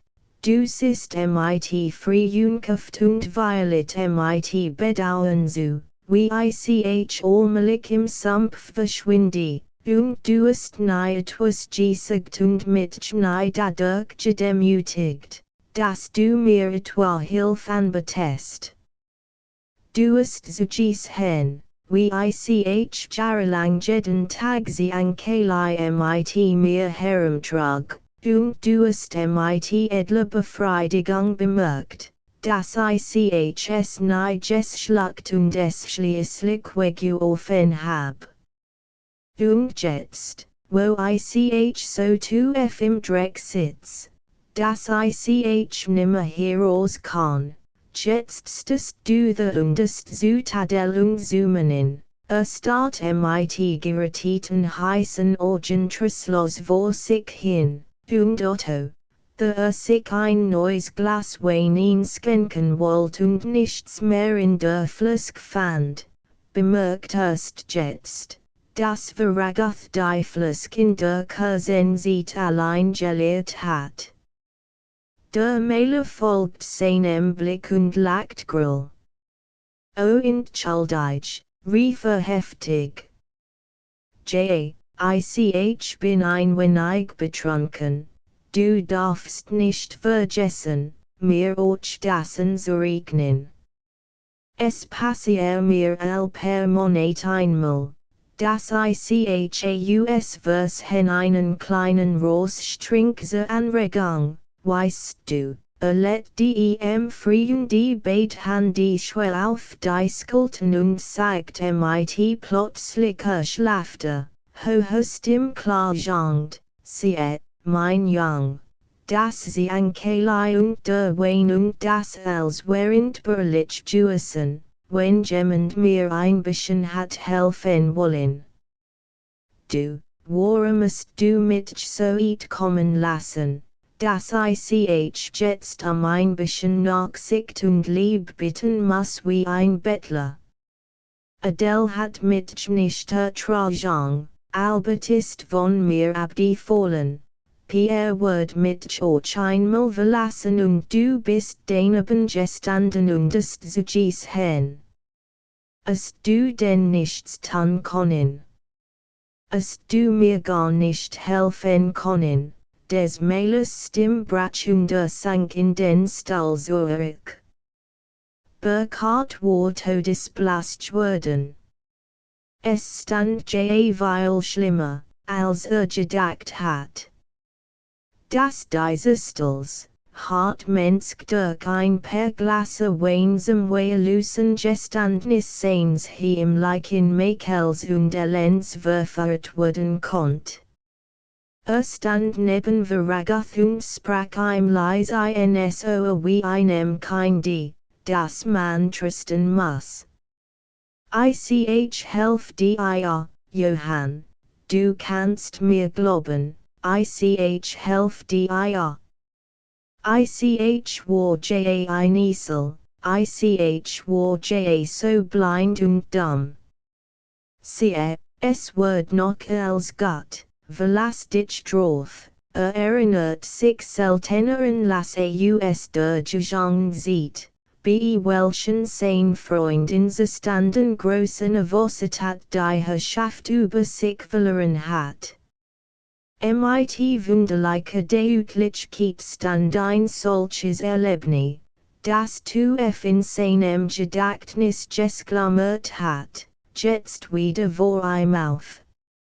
Johann verkehrt damals mit einer hübschen Malschülerin, Otto hat sich wegwerfend über sie ausgesprochen, und Veragoth hat ihm in der heftigsten Weise die Freundschaft aufgesagt.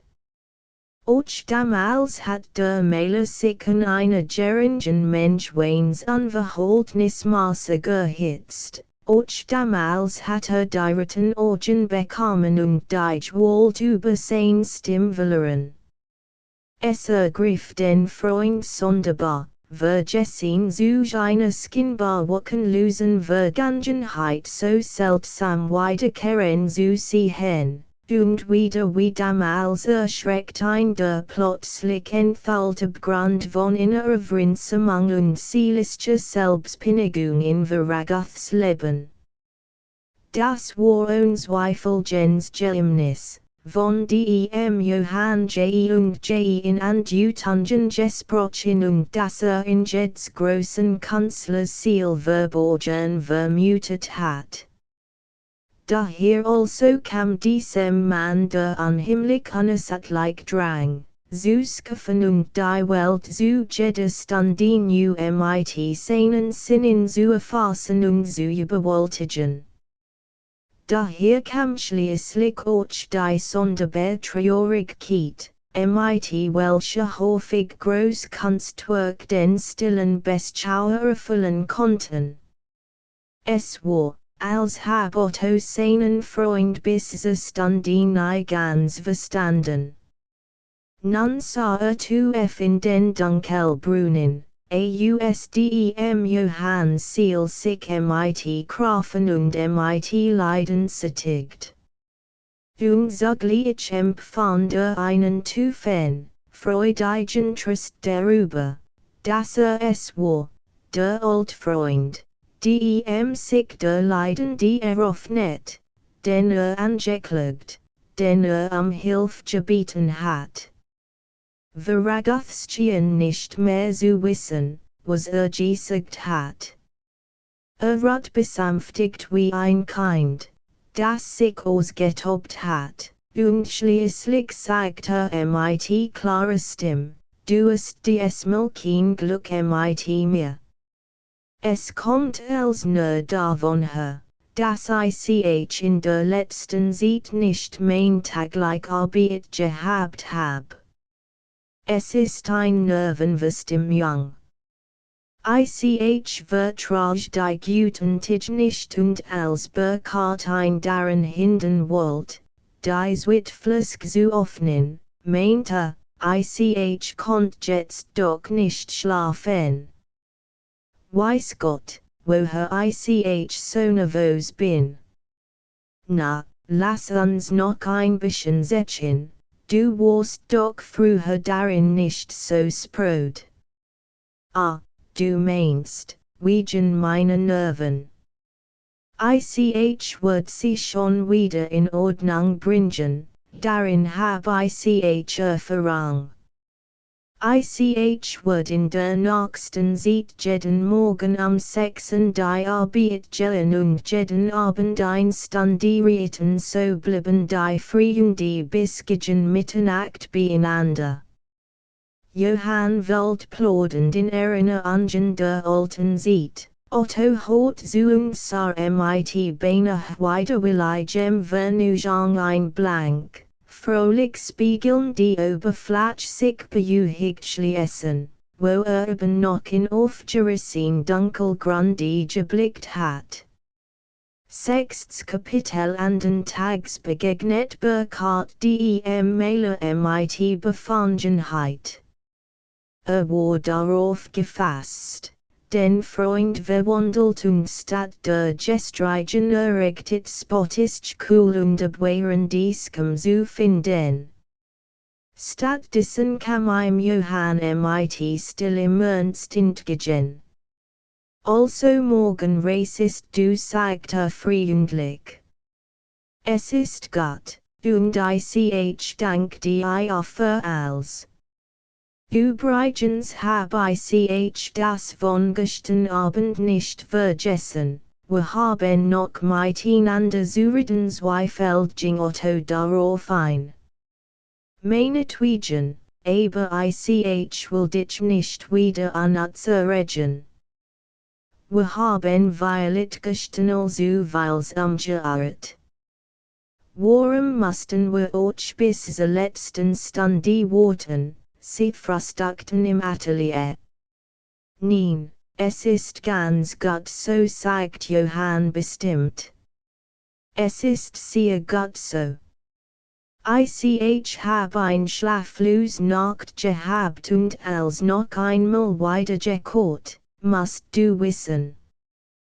Du hast weils geirrt, und beinahe mehr als ich ertragen konnt. Du musst bedenken, ich hab in Jahren jemand gehabt, mit dem ich reden konnt. Aber es soll jetzt aufgehört und ausgefressen werden, sonst bin ich wirklich der Feigling, denn du mitgesten geeisenest hat dir das wehgetan. Lass Gott sein, nein, du hattest beinahe recht, glaub ich.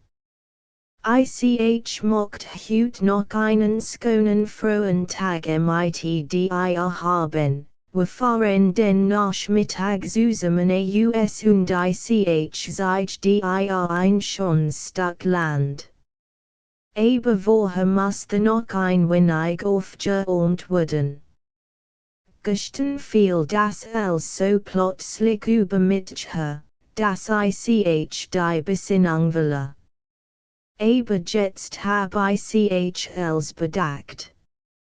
Ich glaub, ich versteh jetzt, was du mir gestern sagen wolltest, sprach so ruhig und freundlich, das Burkhardt sein Bedenken fallen ließ. Wenn du mich verstanden hast, ist als gut und wir brauchen nicht wieder von anzufangen. Du hast mir erzählt, wie als Zustande kam und wie es jetzt steht. Du holst also deine und deinen Haushalt und deinen ganzen bisherigen Zustand nur darum aufregt, weil du dich nicht von Pierre trennen willst. So ist es doch, genau so ist es nun, und wie denkst du dir das weiter? Mirskind, du habest gestern angedeutet, dass du mit der Zeit auch Pierre zu verleihen fertigst. Oder nicht, verragoth surfst schmierlich und let die Stern in die Hand, aber fahr im gleichen Ton fort, weil ist es so. Das ist der Bospunkt. Den Meinung ist, ich soll auf den Neben verzichten, aber kostet dich Jahr und Jahr des Kampfs mit deiner Frau, die ein dir schuldig lassen wird, das ist möglich.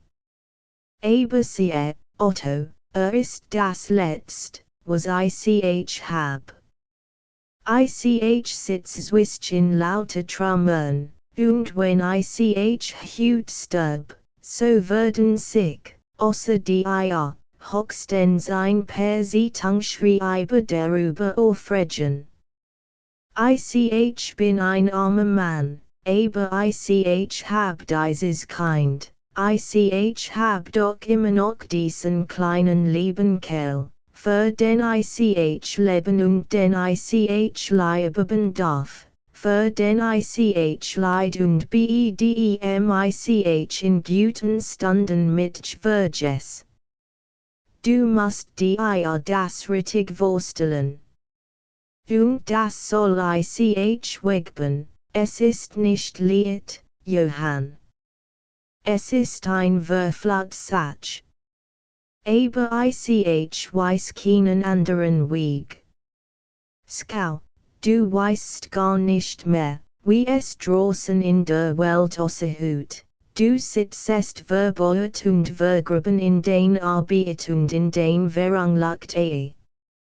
Tu den Schritt und wirf einmal als Weg, so wirst du plötzlich die Welt wieder mit 100 schönen Dingen auf dich warten sehen.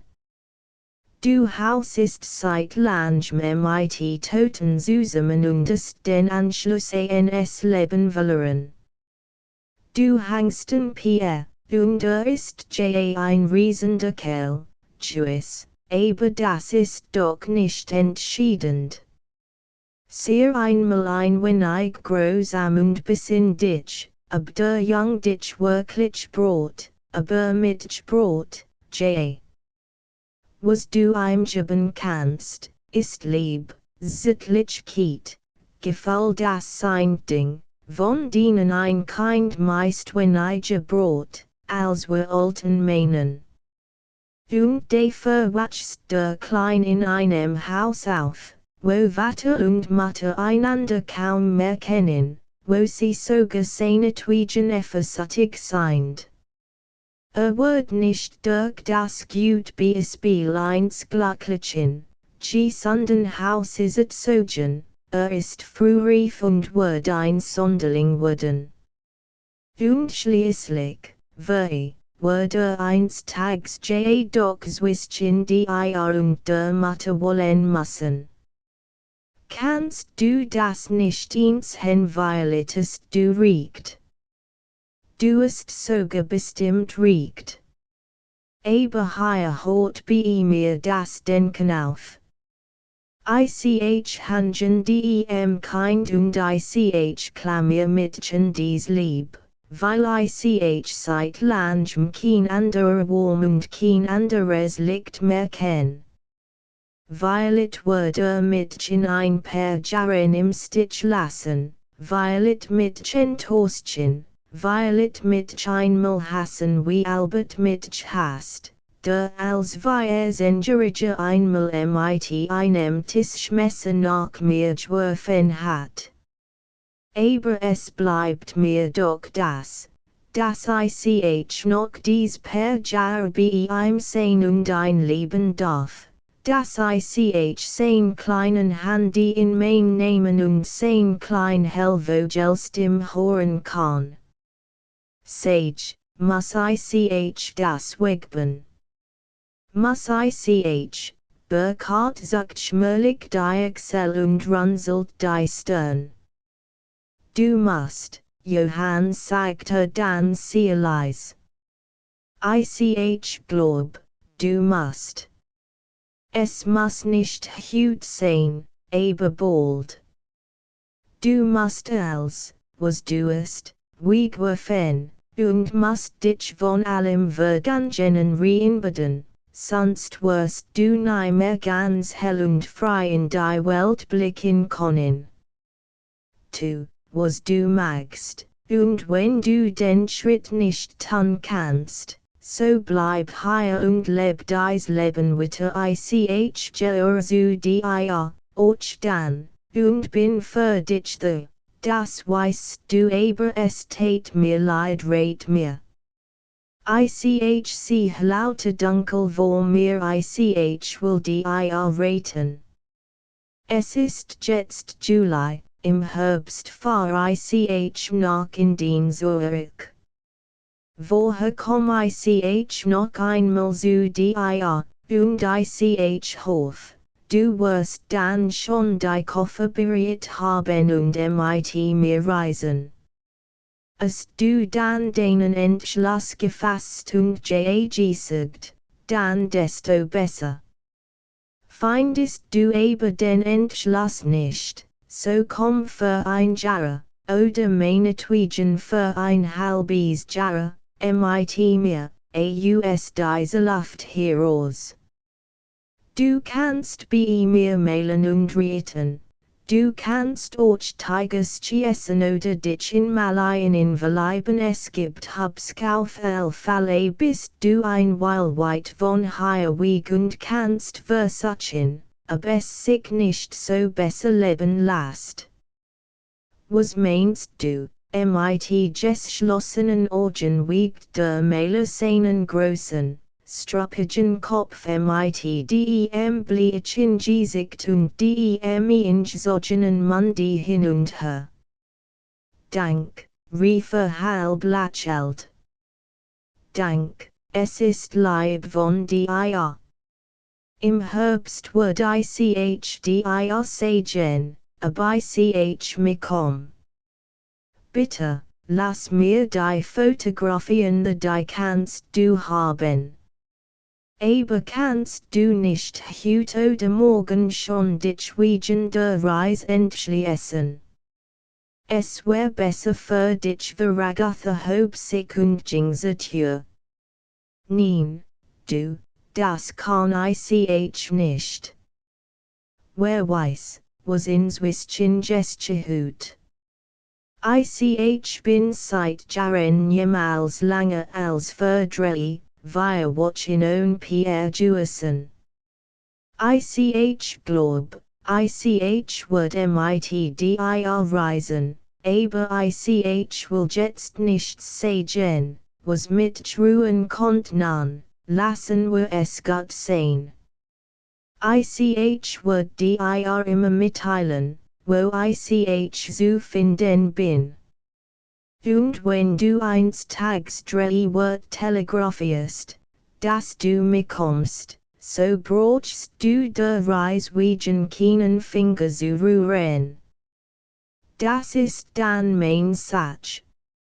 Von hier nimmst du nur was kund mal gemeitig, aber wirklich, als ander besorg ich noch genuveragath mein schweigend. Du hast mir geholfen, Otto, ich vergess das nimmer. Jetzt lasse ich den Wagen kommen, wir wurden heut zu den Maleten nicht drüben erwartet. Und nun wollen wir gar nichts mehr tun, als einen schönen Tag miteinander feiern, wie wir sitzen in den Sommerferien. Wir würden über Land fahren, ein paar Skondorfer uns hin und im Wald liegen, wir würden vor allen essen und guten Landweine aus dicken Gläsern trinken. Was für ein Glanzwetter wir heut haben, es ist seit Sentigen nicht anders lagt berkat. Und auch veragath lagt. Mir ist, die Sonne hat schon lang nimmer so gestionen. 7. Kapitel nach Burkhardt Bres überfiel den Maler ein wunderliches Gefühl des Alleinseins.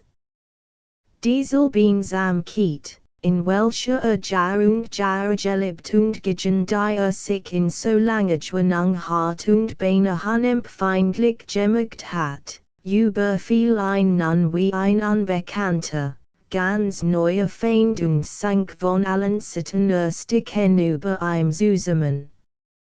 Zugleich fühlte sich von seiner Familie, sogar von Pierre, mehr als jemals abgeschnitten. Wusste es nicht, aber es kam davon her, dass zum ersten Mal über dies Verhältnis sich ausgesprochen hat. In manchen Stunden lernt sogar das Anzeige, Demütigung die Gefühl der Langweil kennen.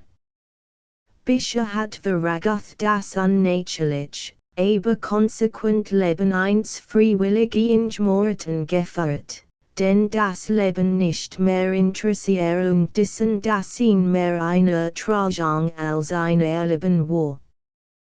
Der Frühjahrsbesuch hat locker in dies Klaus Gestlichen, der Hundertritzen blitzt und klang, duftet und tastet das Leben zu dem Vrinsamten hierin, ein altes Ober gebrochen und der Erwaschen die empfand jeden Ruf von drossen überstark mit halbem Schmert. Wutenstete sich in die Arbeit. Fing fast gleichzeitig wie Großkompositionen, begann den Tag fra bei Sonnenaufgang mit einem kalten Bad, arbeitet und pause bis zum Mittag, heilt sich dann noch kurze Rast mit Kaffee und Zigarrenmantel und zuweilen in der Nacht ein Herzklopfen oder Kopfschmerz. Aber wie sehr sich zwang und gewaltsam span, es blieb in seinem Bewusstsein unter dem Schleier immer zu die die lebendig und gegenwärtig, das ein Türfen steh und das zu jeder Zeit ein rasker Schritt ein in die Freiheit bringen kann. Dacht nicht darüber nach, betonte Gedanken in fortwährender Anstrengung. Das Gefühl, in die lädt, war das, du kannst zu jeder Stunde gehen, die du Städtefen, die Fessel sein zu brechen aber es kostet einen harten Entschluss und ein schweres für darum nicht daran denken, nicht daran denken. Jener Entschluss, Den Burkhardt von einem Erwartung zu dem Violet sein eigene Nature sich himmlisch schon bekannt hat, saß in seiner Seele wie die Kugel im Fleiß scheint's verwunderten, es war nur die Frage, wird sie sich geturnt herausbitten oder wird sie ingekapselt drinnen festwachsen.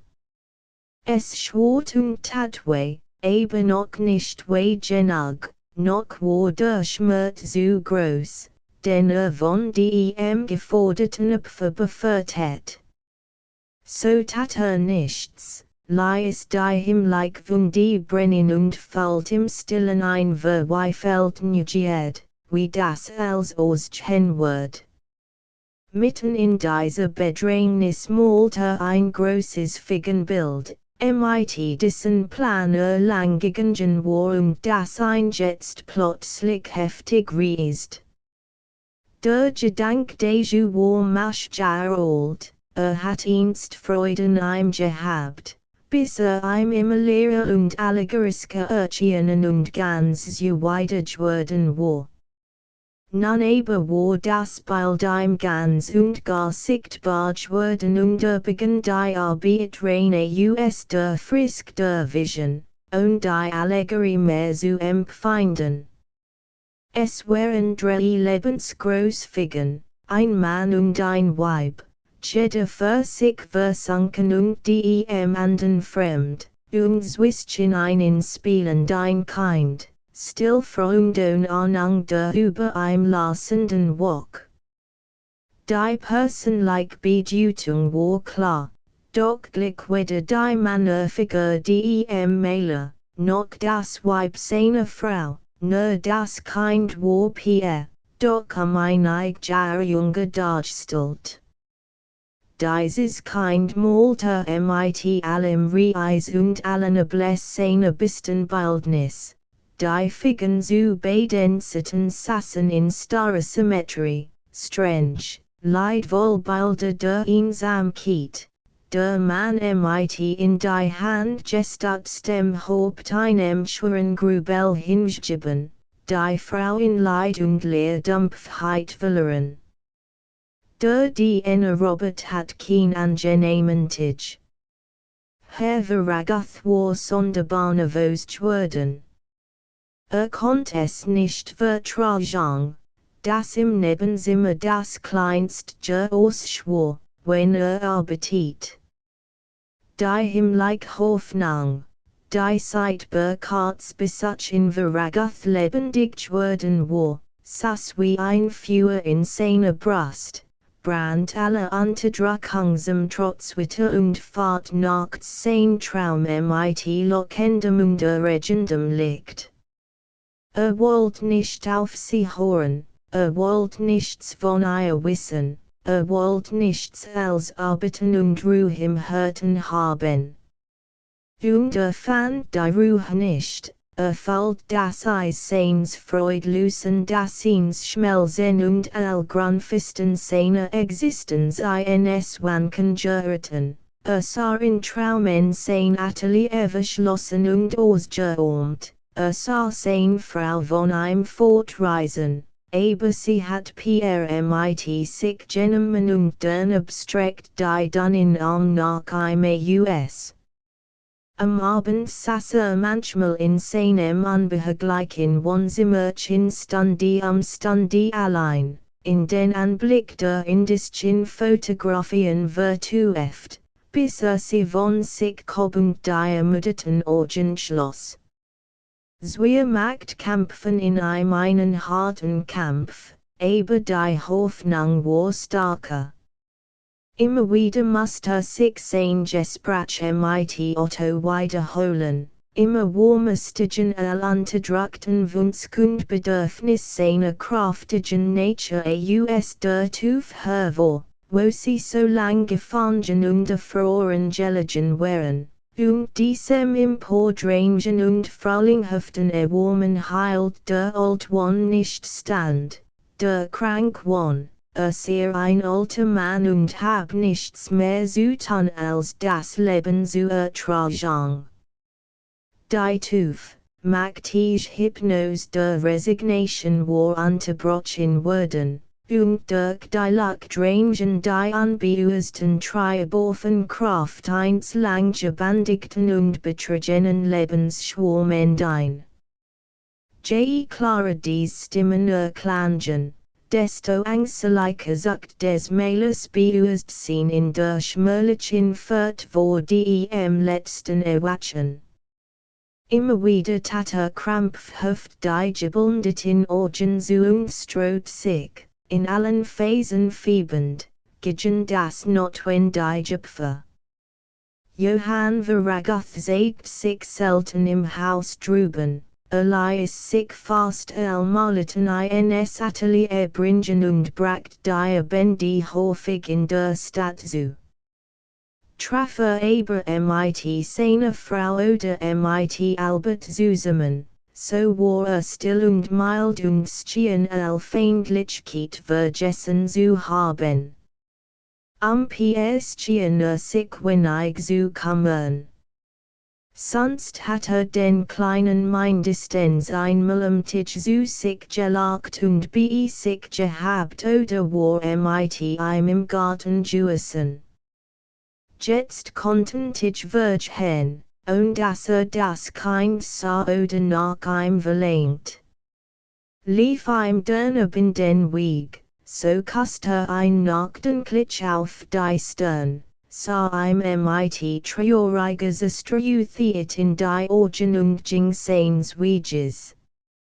Einmal kam Veragoth am Nachmittag in den kostenen Garten herüber. Es war lau und windig und ein warmer Regen sprach in winzigen Tropfen schräg herab. Vom Haus klang aus offenen Fenstern Musik. Der Maler blieb stehen und hört zu. Kannt das Stück nicht. Es klang rein und ernsthaft in einer sehr strengen, wohlgebauten und abgewohenen Schönheit. Und Veragoth lost mit nachdenklicher Freude. Sonderbar, eigentlich war das ein Musik für alte Leute, sie klang so schonend und männlich und hat so gar nichts von dem Backischen Tormelgener Musik, die selber einst in Gesangzeiten überall gelegt hat. Still trat ins Haus. Stieg die Treppe und schien angemeldet lautlos im Musikzimmer, wo Frau del sein Kommen bemerkt. Albert spielt und sein Mutter stand zuhörend beim Flügel.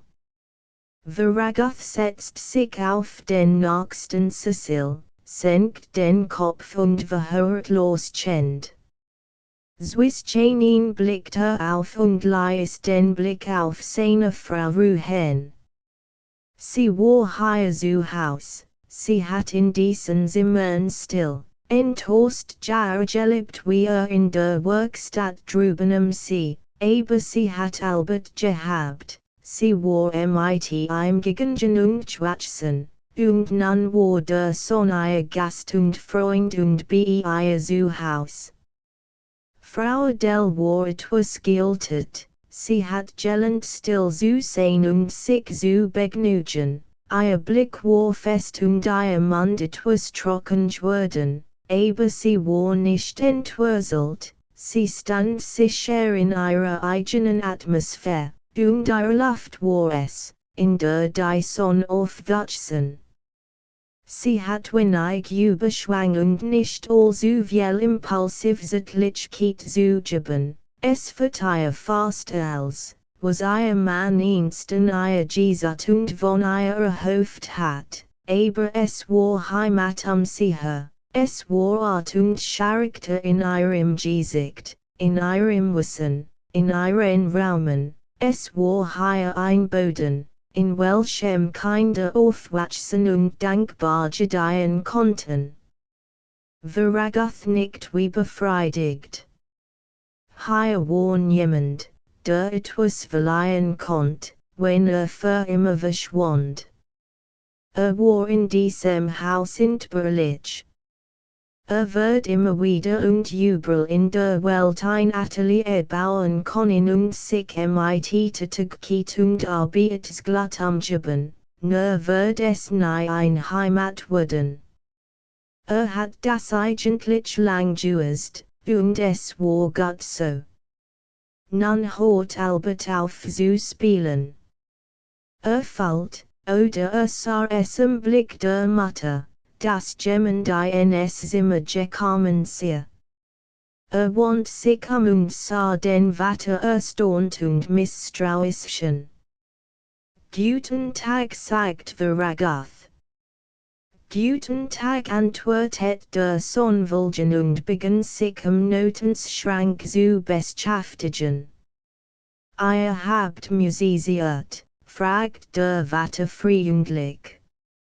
Albert zuckt die Excel, als wolle fragen, hast du es denn nicht gehört? Wird rot im Gesicht und verbarg es in die tiefen Fächer des Schranks.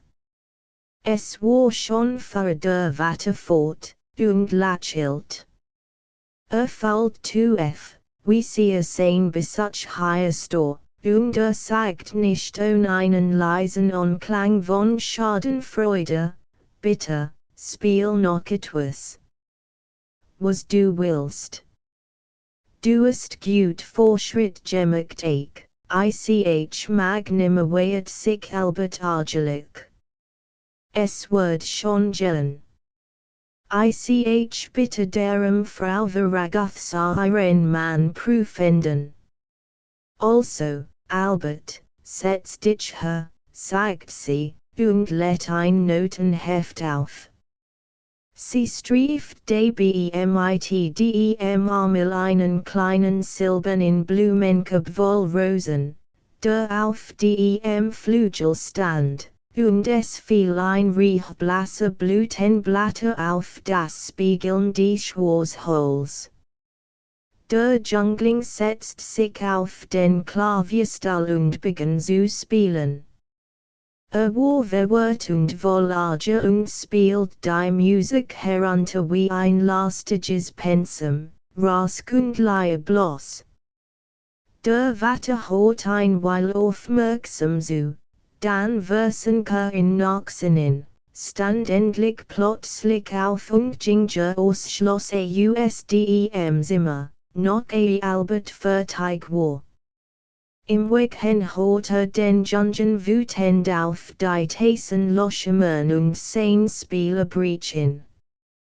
Einen Wort nichts verlieren, wenn ich weg bin dacht der Mähler, indem die Treppe hinabstieg. Herrgott, wie weit sind wir auseinander, und sind doch einmal eine Art von Familie gewesen. Im Korridor lief ein Pierre entgegen, strahlend und in großer Aufregung. O Papa rief los, Gott, dass du da bist. Denk dir, ich hab ein Maus, ein klein lebendig Maus. Schau, da in meiner Hand siehst du die Augen. Die Gelbkatz hat sie gefangen. Und sie hat mit ihr gespielt und hat sie so sehr gequält und sie immer wieder ein Stückchen laufen lassen und wieder gefangen. Da hab ich ganz schnell zugegriffen und hab ihr die Maus vor der Nase weggefangen. Was tun wir jetzt mit ihr? Blickt heiß vor Freudimper, und schaudert doch. Als die Maus in seiner kleinen, festgeschlossenen Hand wild und kurzband pfiffe Osties. Wir lassen sie im Garten draußen laufen, sagt der Vater. Komm mit, ließ sich einen Regentsjahr geben und nahm den neben mit sich. Es trug feldschwache usdem helig werdenen Himmel. Die nassen, glatten Stamm der Bäume glanzten schwarz wie Gusseisen. Zwischen dem Uppigen, so in ihnen der verknoteten Wurzelwerk einiger Baum machten sie Halt. kauert hocken nieder und macht ganz langsam sein Hand auf. Sein Gesicht war gerötet und die hellen, grauen Augen strahlten vor heftiger Spannung. Und plötzlich, als wird die Erwartung ihm unerträglich, öffnete das Handchen weit.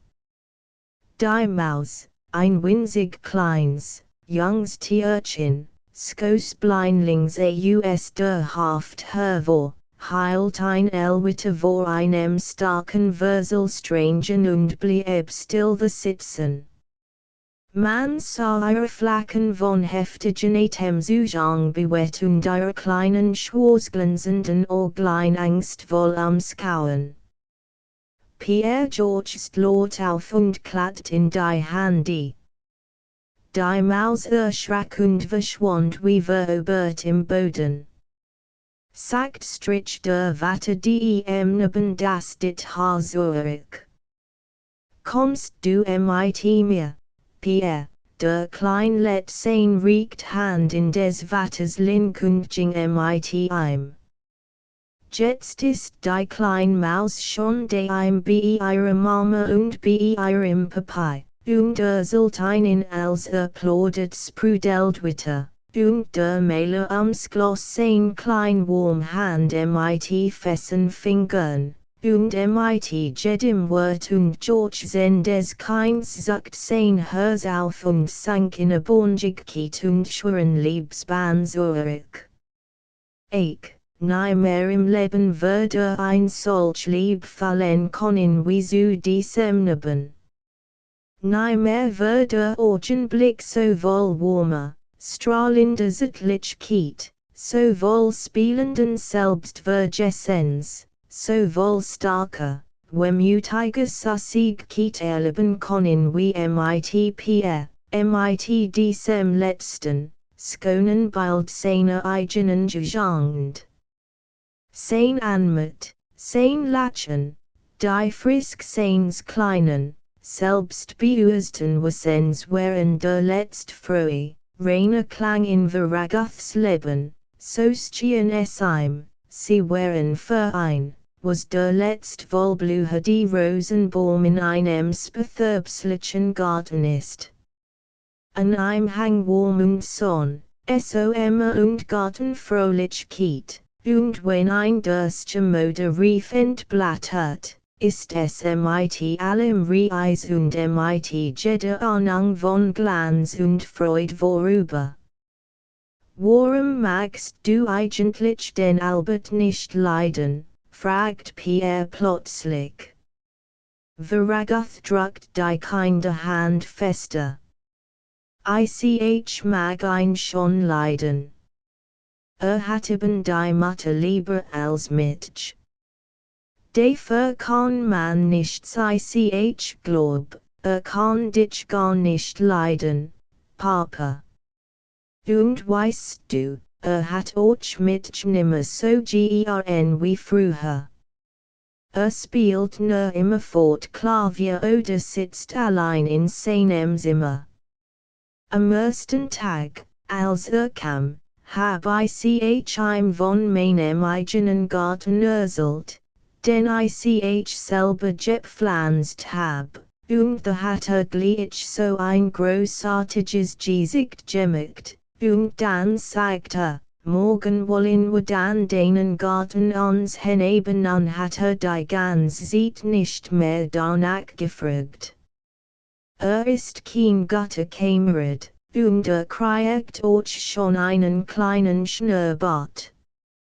Und immer ist bei der Mutter, ich kann sie fast nie allein haben ist auch nur für ein paar Wochenende, mein Jung, du musst das nicht vergessen.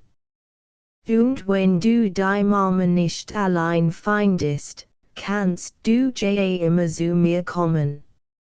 Magst du nicht, das ist nicht das Gleiche, Papa. Manchmal mag ich gern zu dir kommen, und manchmal lieber zu Mama.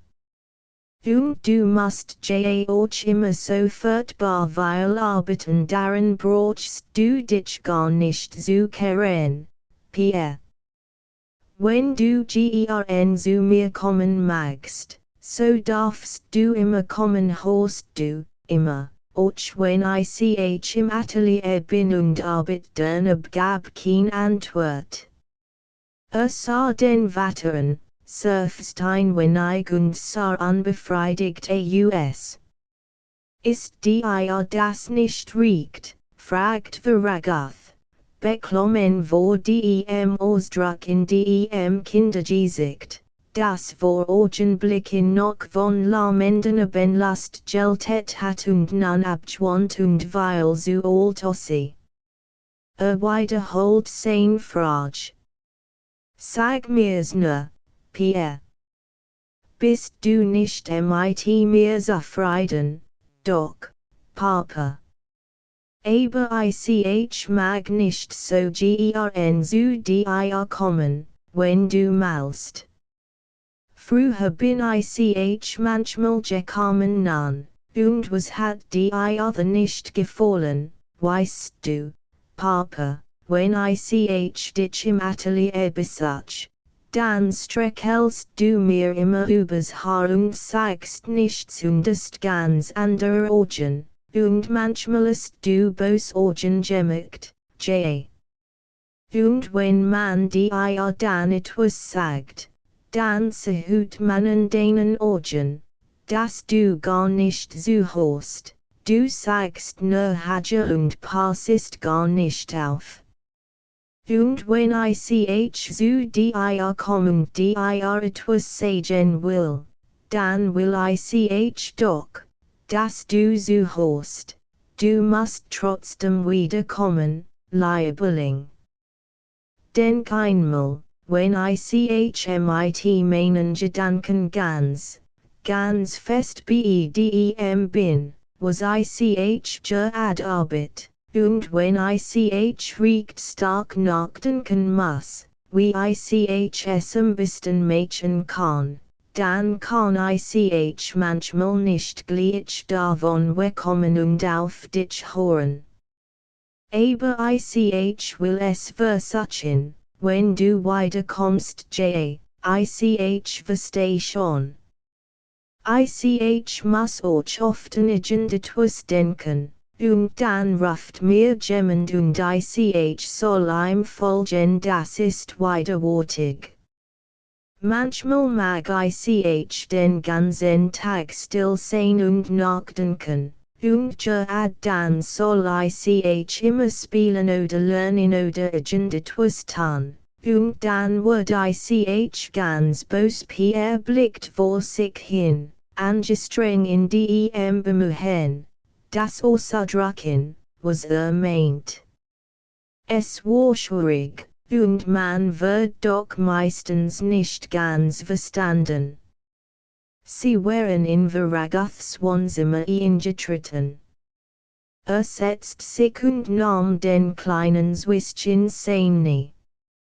Ich weiß, was du meinst, Pierre sagte begütigend.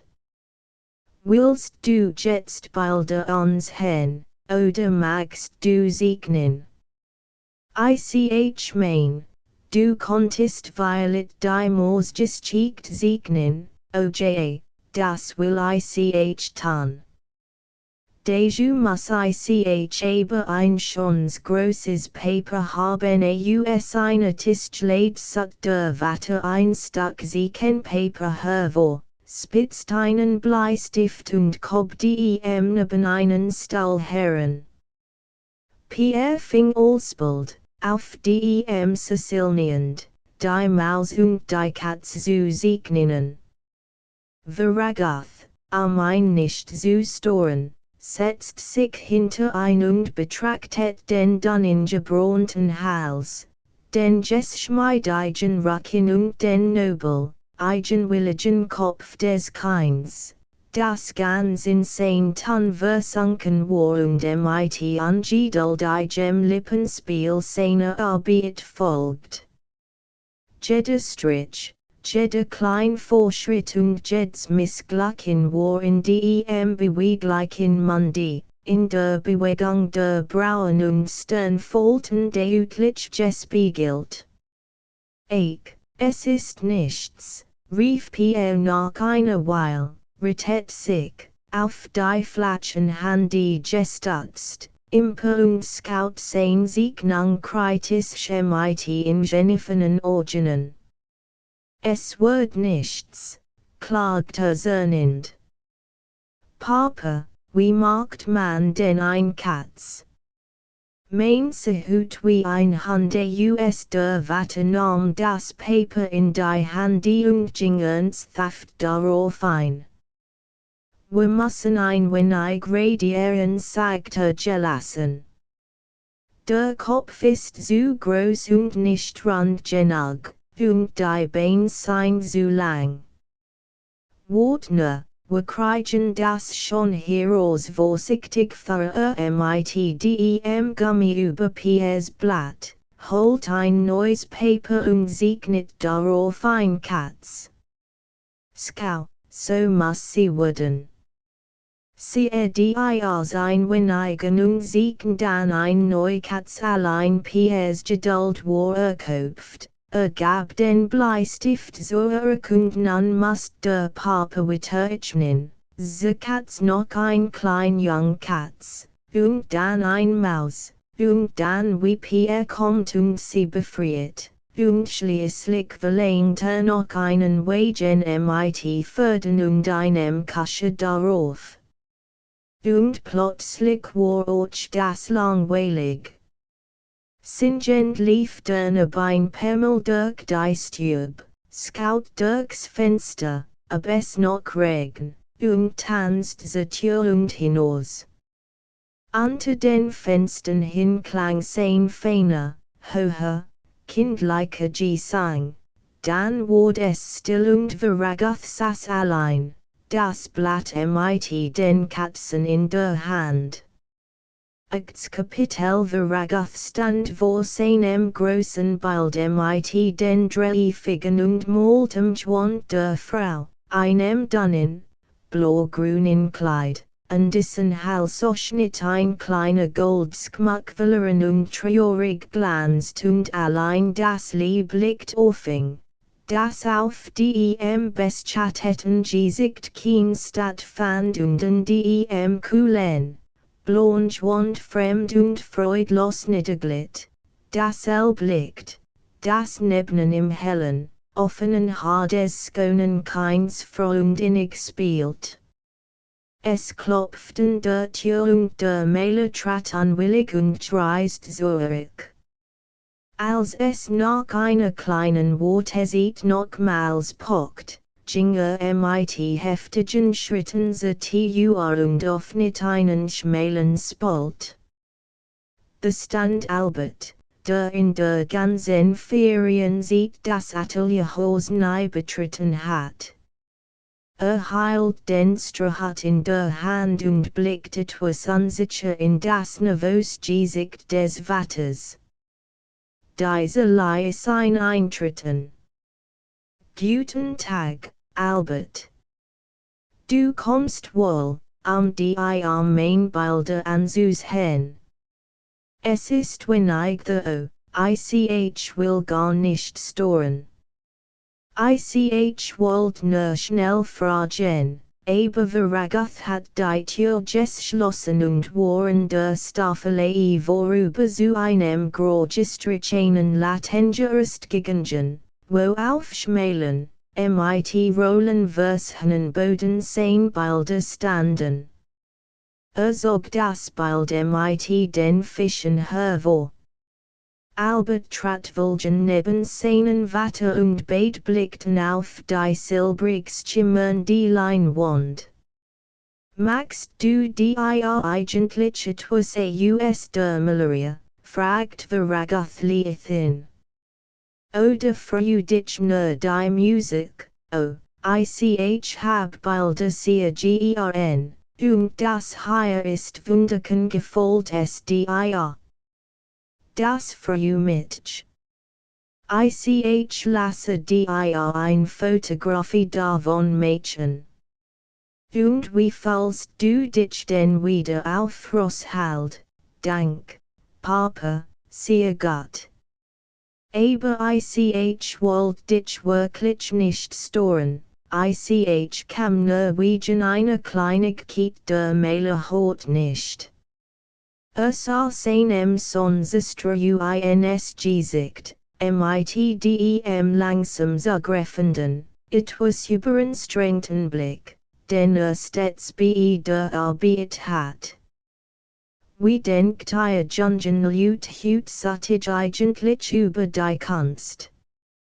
Ich mein, gilt denn jetzt, oder leist man noch eine Wortgeschichte aber langweilig? Diese Tine oder habt ihr neue Ideen, Tine kenn ich noch nicht.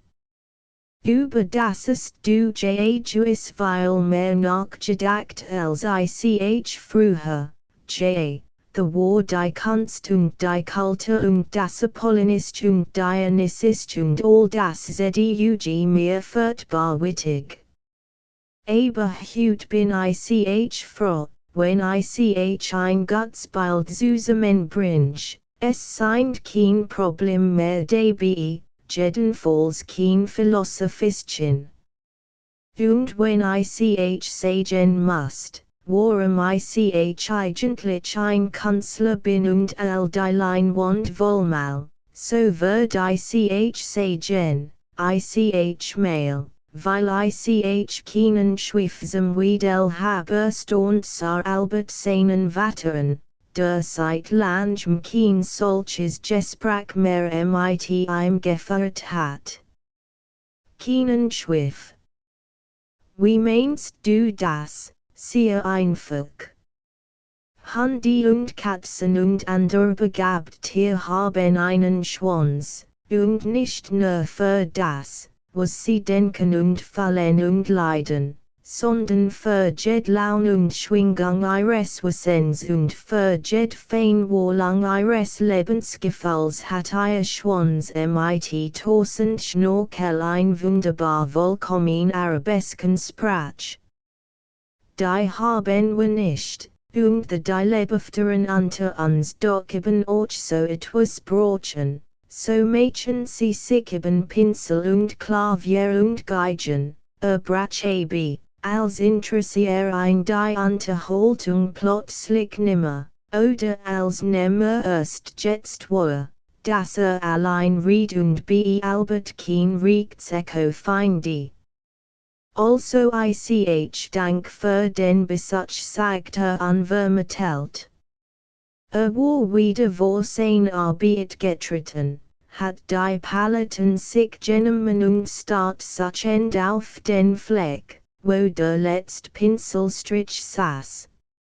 Wie, Papa, ich mocht dich etwas fragen worauf want sich mit schon entfremdeten Blicken und außer Zusammenhang mit den Dingen, die außerhalb seiner Arbeit lagen.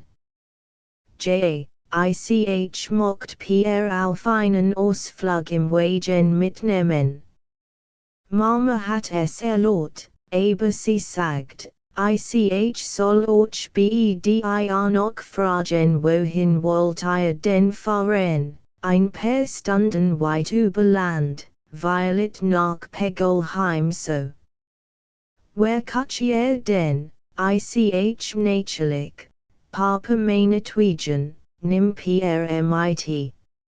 Aber im Spanner, mit dem Brownin. Und dass nicht so viel habe kriegt, ich wer weil Liebesweispannig gefahren. Tut mir leid. Allein magst du fahren, wie du willst, aber wenn der Klein dabei ist, nur mit dem Brownin etwas enttäuscht zog Albert sich zurück.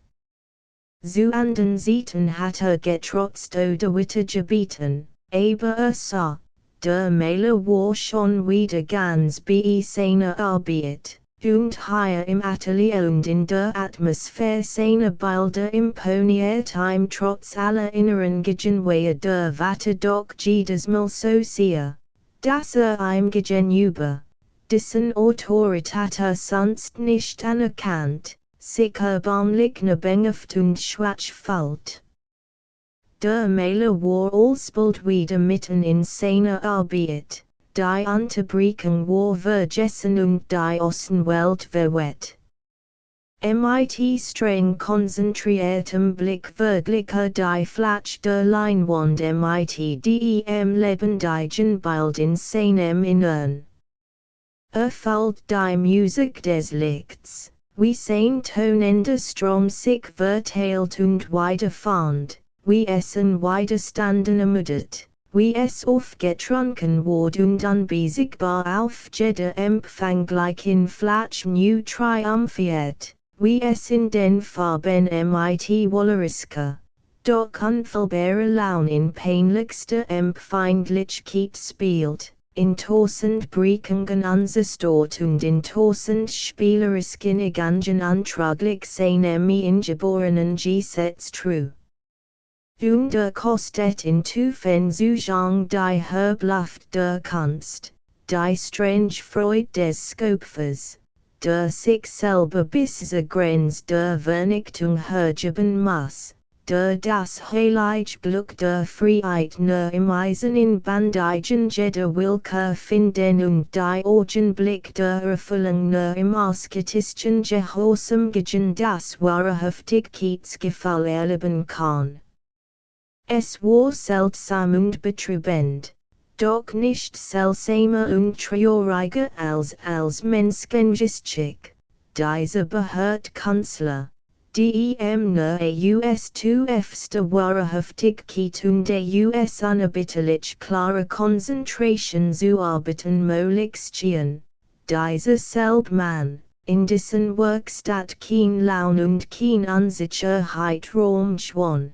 War in seinem Leben ein Dilettant und gestörter Glücksauscherjuessen, und der kein missglückt Tafel oder Leinwand der US den Handen gab, litt unter der Dunkel Last. Angeselte missglückte Tijungjar, missglückte Liebes- und Lebensversuch. Ihm kam es nicht zum Bewusstsein. Hat seit langem das Bedürfnis verloren, sein Leben klar vor sich auszubrüten. Hat gelitten und sich gegen das Leid geirrt, in Empörung und in Resignation, und hat damit gedet, die Dinge ihren Weg gehen zu lassen und sich nur seine Arbeit zu erhalten. Und es war seine Nature gelingen. Sein Kanzlerschaft beinahe das Rike und Tüfer und Glühede zu Mädchen, was sein Leben ein Reichtum, Tüf und Warmwille. Einsam und Jehan ist sassen an wie ein Veröberter, ihn gesponnen in seinen Kanzlerwillen und rücksichtslosen Fleiß, und sein Wissen war gesund und eigenwillig genug.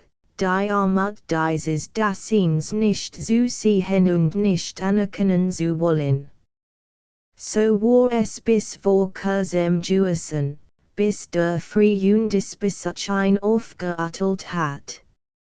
Seither gab den Einsamen ein Beingstigung die Ahnung von Gefahr und Schicksalsnähe, erfüllt Kampf und Prüfungen auf sich warten, in denen nicht sein Kunst und nicht sein Fleiß einretten konnten. Sein beschädigtes Menschentum wittertstem und fand kein Wurzel und Kraft in sich, ein auszuhalten. Und nur langsam wollt sein vrinsamt Ziel sich an den Gedanken gewinnen, es muss nun nachstens der Kelch verschuldeten Leids bis hef ausgetrunken werden.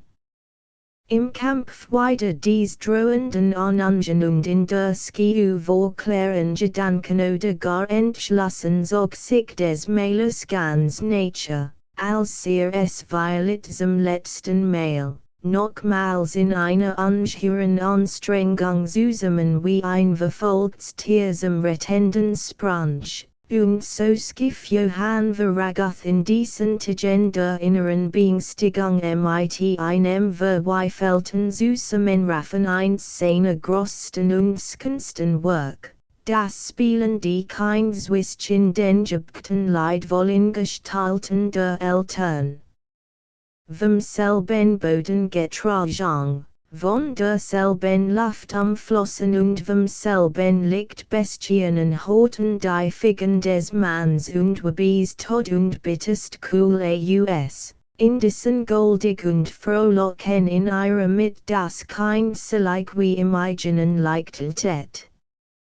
Und wenn später, seine imaginen bescheidenen Urteil entgegen, einig bu under den Maler dennoch zu den wirklich großen Regneten, so taten sie es vor allem dieses Bildswegen, das so schmierlich wohl von Ziel war, aber es nichts zu sein begehrt als ein vollkommens Stück Handwerk. In diesen Stunden wusst Veragoth nichts von Schwach und Angst, nichts von Leid und Schuld und verfehltem Leben. War nicht froh traurig, von seinem Werk gebannt und aufgesogen Meter die Kaltluft skop veriske Einsamkeit und begehrt nichts von der Welt, die ihm versunken und vergessen war. Rasch und sicher. Mit vor Anstrengung vorkellenden Orgen, setzt in kleinen, schneidigen Drucken die Farb hin, trieb einen Skotten zu versuchen, lost ein schwebendes Blatt, einspielen die Lok freier und weicher im Licht auf. Dabei dachte nicht im mindesten das, was sein Bild ausdrückt. Das war erledigt. Das war eine Idee, ein Einfall gewesen, jetzt ging es nicht Bedeutung, Gefühl und Gedanken, sondern reine Wirklichkeit. Hat sogar den Ausdruck der Gesichter wieder abgestört und nahezu ausgelost, es lag ihm nicht zum Ditten und Erzählen. Und die eine Geborstmantel folgt war ihm so wittig und heilig wie die Gesenkstern und der geschlossene Mund. Auf dem Bild sollt nichts so sehen sein als drei Menschen in vollkommenster Gegenstandlichkeit, jeder der Krom und Luft den anderen verbunden, jeder dennoch umflossen von der Einzigkeit.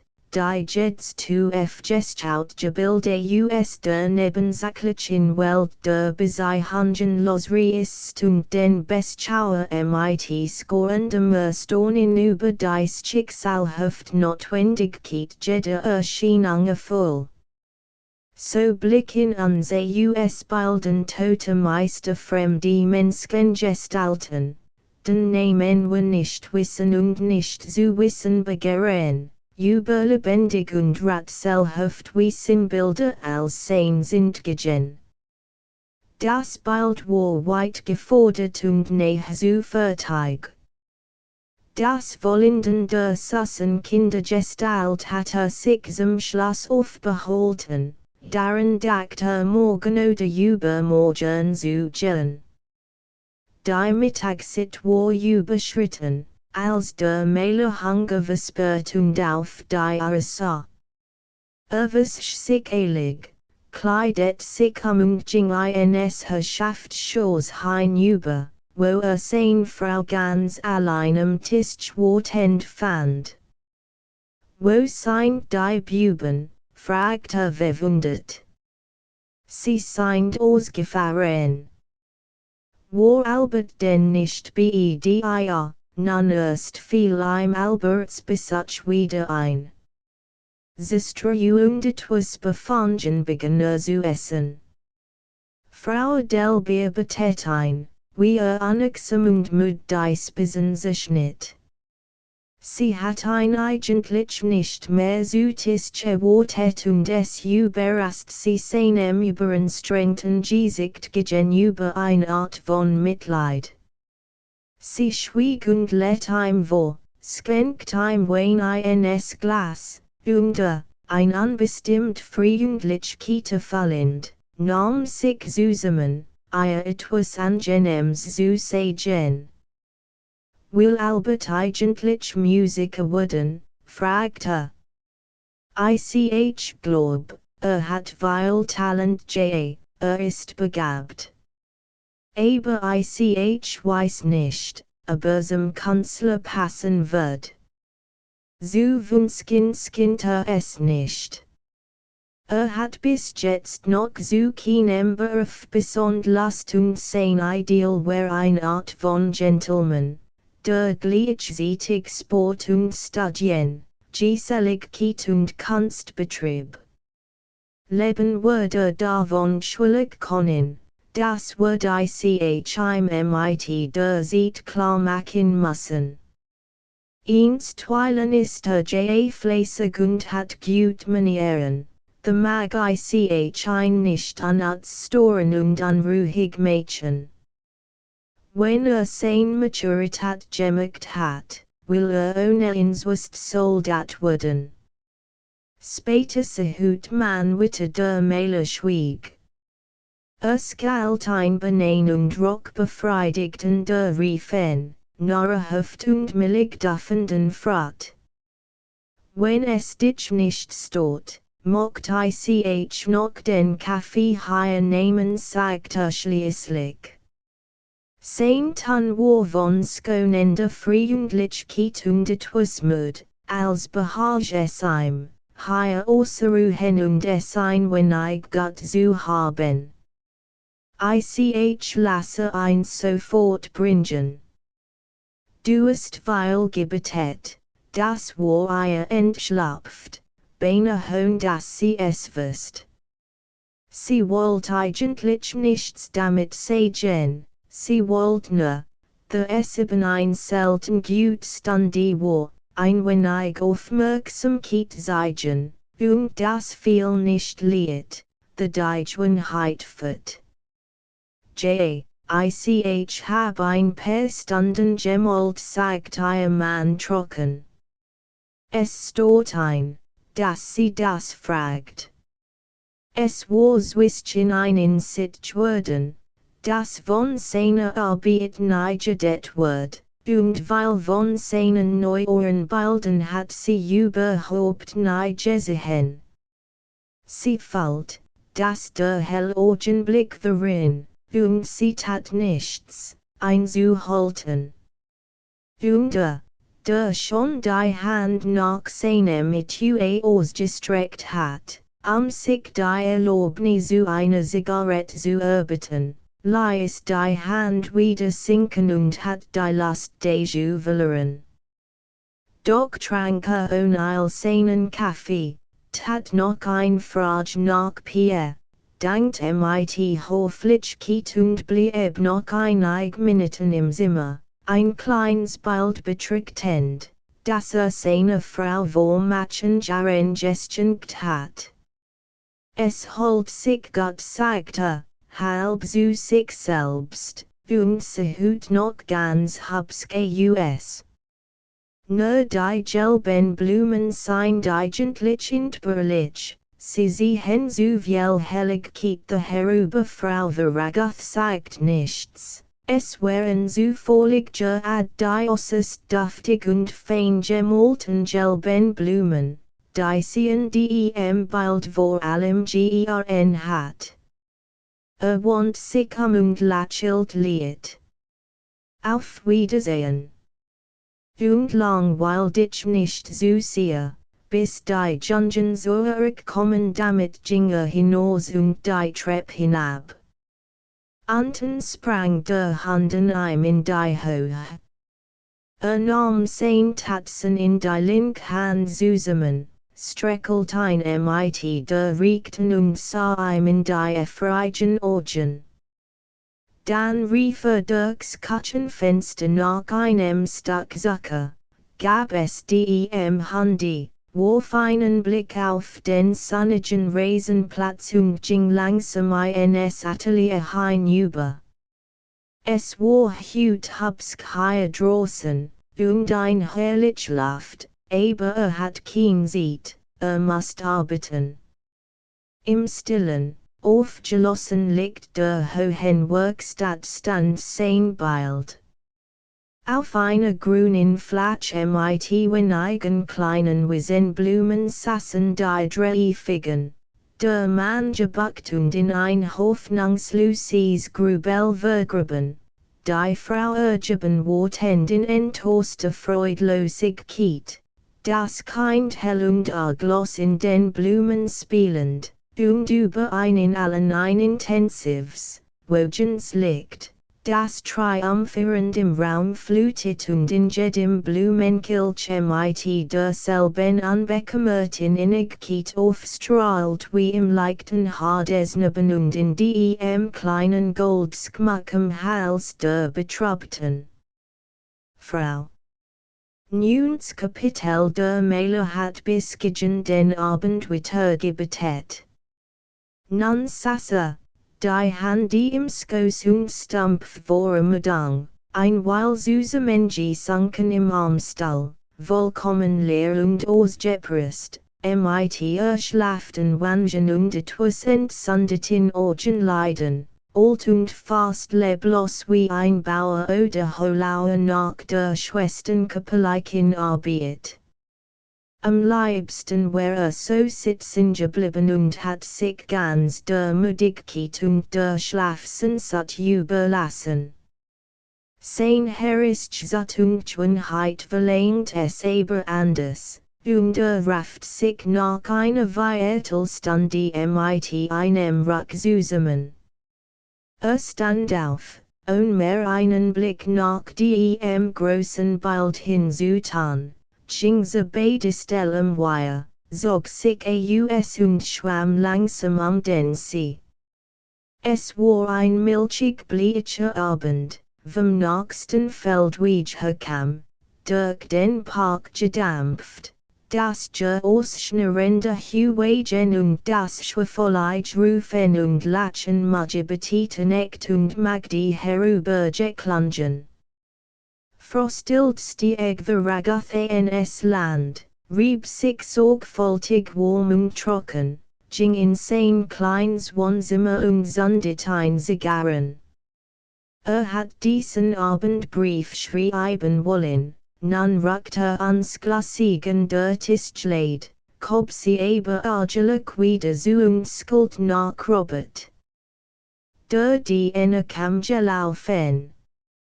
Sagen Sie, wann sind die Jungen Leute mit dem Wagen zurückgekommen, noch nicht, Herr Verragathwas, Sie sind noch gar nicht zurück, nein, Herr Verragath.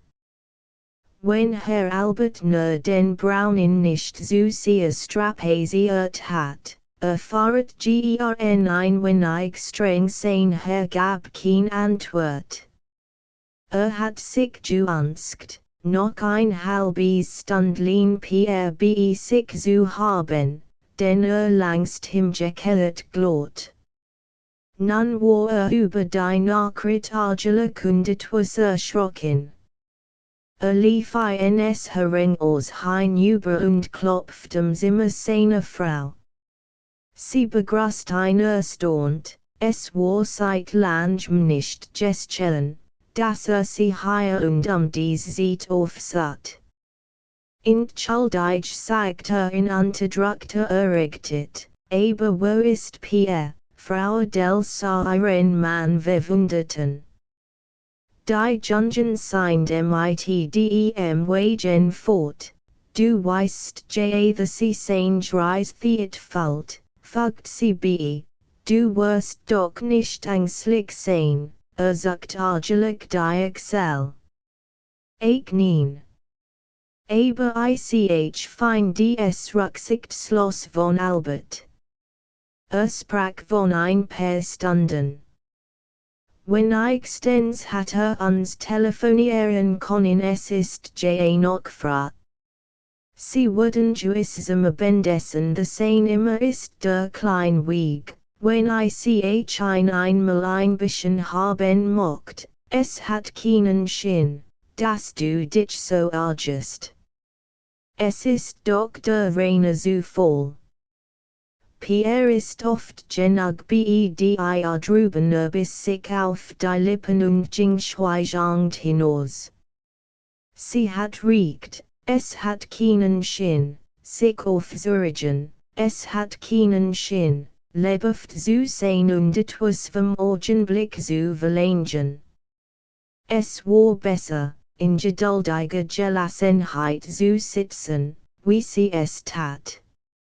Zortnig ging zum Hof hinaus und auf die Landstraße. Nein, wollt das nicht lernen, wollt sein Freude und wollt seinen Sohn haben.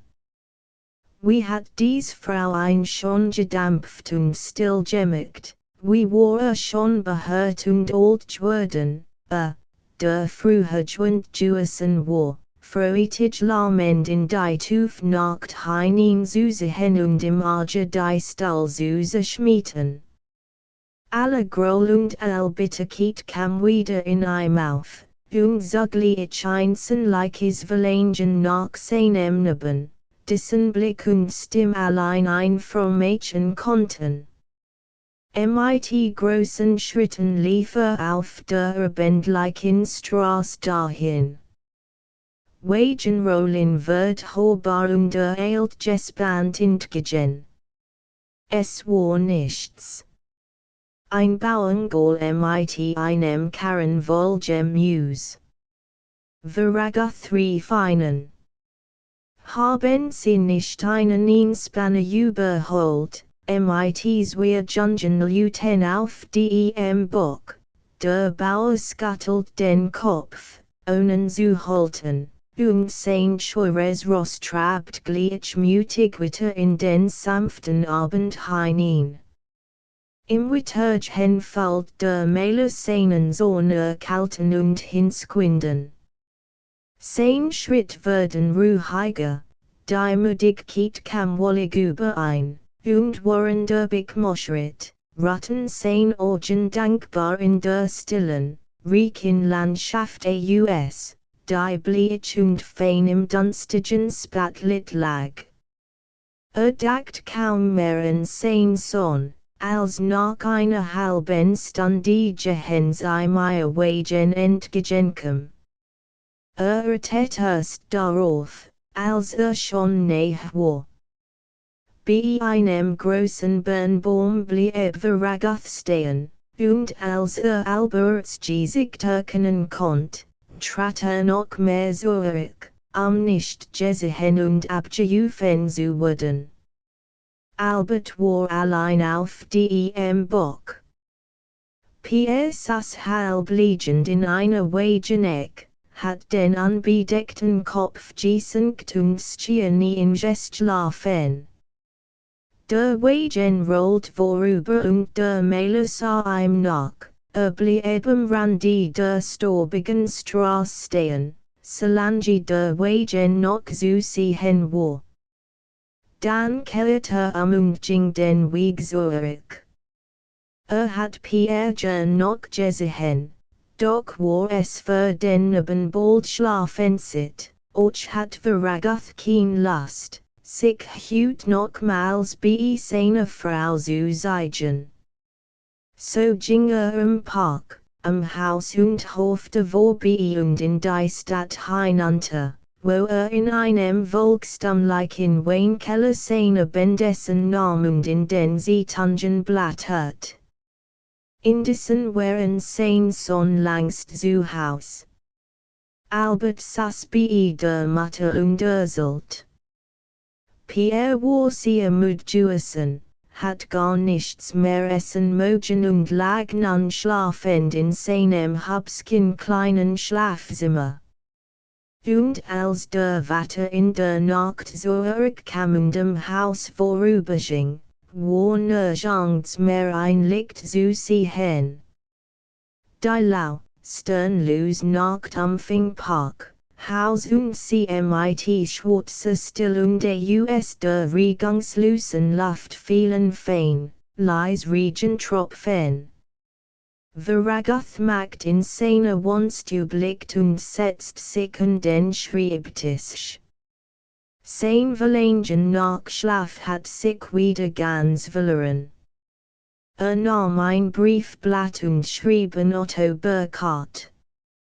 Durch die offenen Fenster kämen klein Nachtfalter und Mottengefliegen. Schrieb, mein Lieber. Vermutlich erwartest du jetzt gar keinen Brief von mir. Aber wenn ich schon schrieb, erwartest du wieder mehr, als ich geben kann. Du erwartest, es sei jetzt Klarheit in mich gekommen und ich sehe die schadhaft Maschinerie meines Lebens so sauber im Quacknet, wie du sie zu sehen meinst. Damit ist es leider nichts. Ein Wettelten ist wohl in mir aufgegangen, seit wir darüber gesprochen haben, und es starren mir in manchen Augenblicken recht peinlich Entfallungen entgegen, aber Tag ist es doch noch nicht geworden.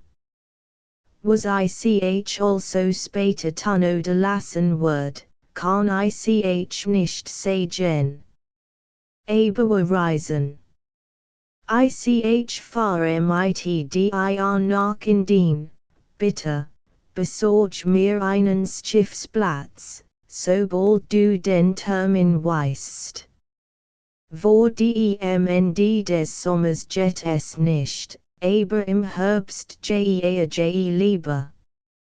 Das bald mit den Fischen, das du hier sehest, mocht ich die auskenken. Aber es wär mir lieb, wenn es in Europa blieb.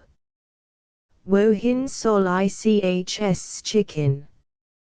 Hier ist es wie immer. Albert spielt den Weltmann und wir behandeln einander mit unserer Achtung wie wir gesandt feindliche Macht. Wir reisen, ich dich noch einmal auf Rosshalde. Ich muss dir ein Bild zeigen, das dieser Tisch fertig wird. Das Ding ist gut und wer ein hübsches Schlusspunkt, volls mit Straßen your Krokodilfraßen, was mir übrigens unerwünscht wär, trotz allem. Ich muss zu Bett, aber ich keinen Schlaf hab. Ich war heute 9 Stunden vor der Staffelei. Den Johann. Der Brief wird adressiert in den Vorraum gelegt, damit ein Robert morgens zur Post bringt. Als der Mailer vor dem Schläfchen den Kopf aus dem Fenster steckt, nahm erst das Röstchen des Regens wahr, auf das am Schreibtisch nicht geachtet hat. Es sank in weichen Strahlen in aus der Finsternis herab und hat noch lang vom Bett aus zu, wie es fiel und strömt und von dem beschwerten Lob in kleinen klingenden Gassen zu der stenden Erde lief. Sens Kapitel Pierre ist so langweilig sagt Albert zu seiner Mutter. Als sie miteinander in den vom Regen erfriskten Garten gingen, Rosen zu schneiden. Hat sich die ganz Zeit nicht eben weil us mir gemerkt, aber gestern war rein gar nichts mit ihm anzufangen. Neulich, als ich davon sprach, wir wollten einmal ein Wagenfahrt zusammen machen. Da war ganz begeistert. Und gestern mochte kaum mitgehen, ich musste ein fast darum bitten.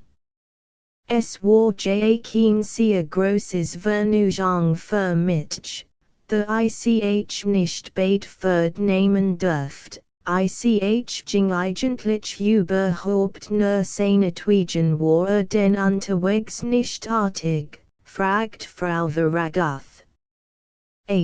Artig war schon, nur so langweilig. Hat manchmal diegt etwas blasiert, der Jung.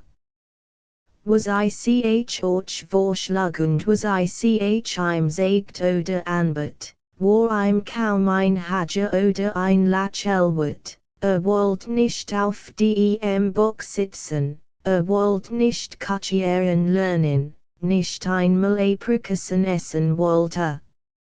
Rittig wie ein verwohnter Prinz. Es war argelig und ich sage es dir, weil ich ein wirklich ein andermal nicht wieder mitnehmen mocht die Mutter blieb stehen und sah ein Prüfenden, sie must über seine Gang lachel und sah mit Befriedigung in sein funkelnden Augen. Große Jung sagt sie begütigend, du musst Geduld mit ihm haben.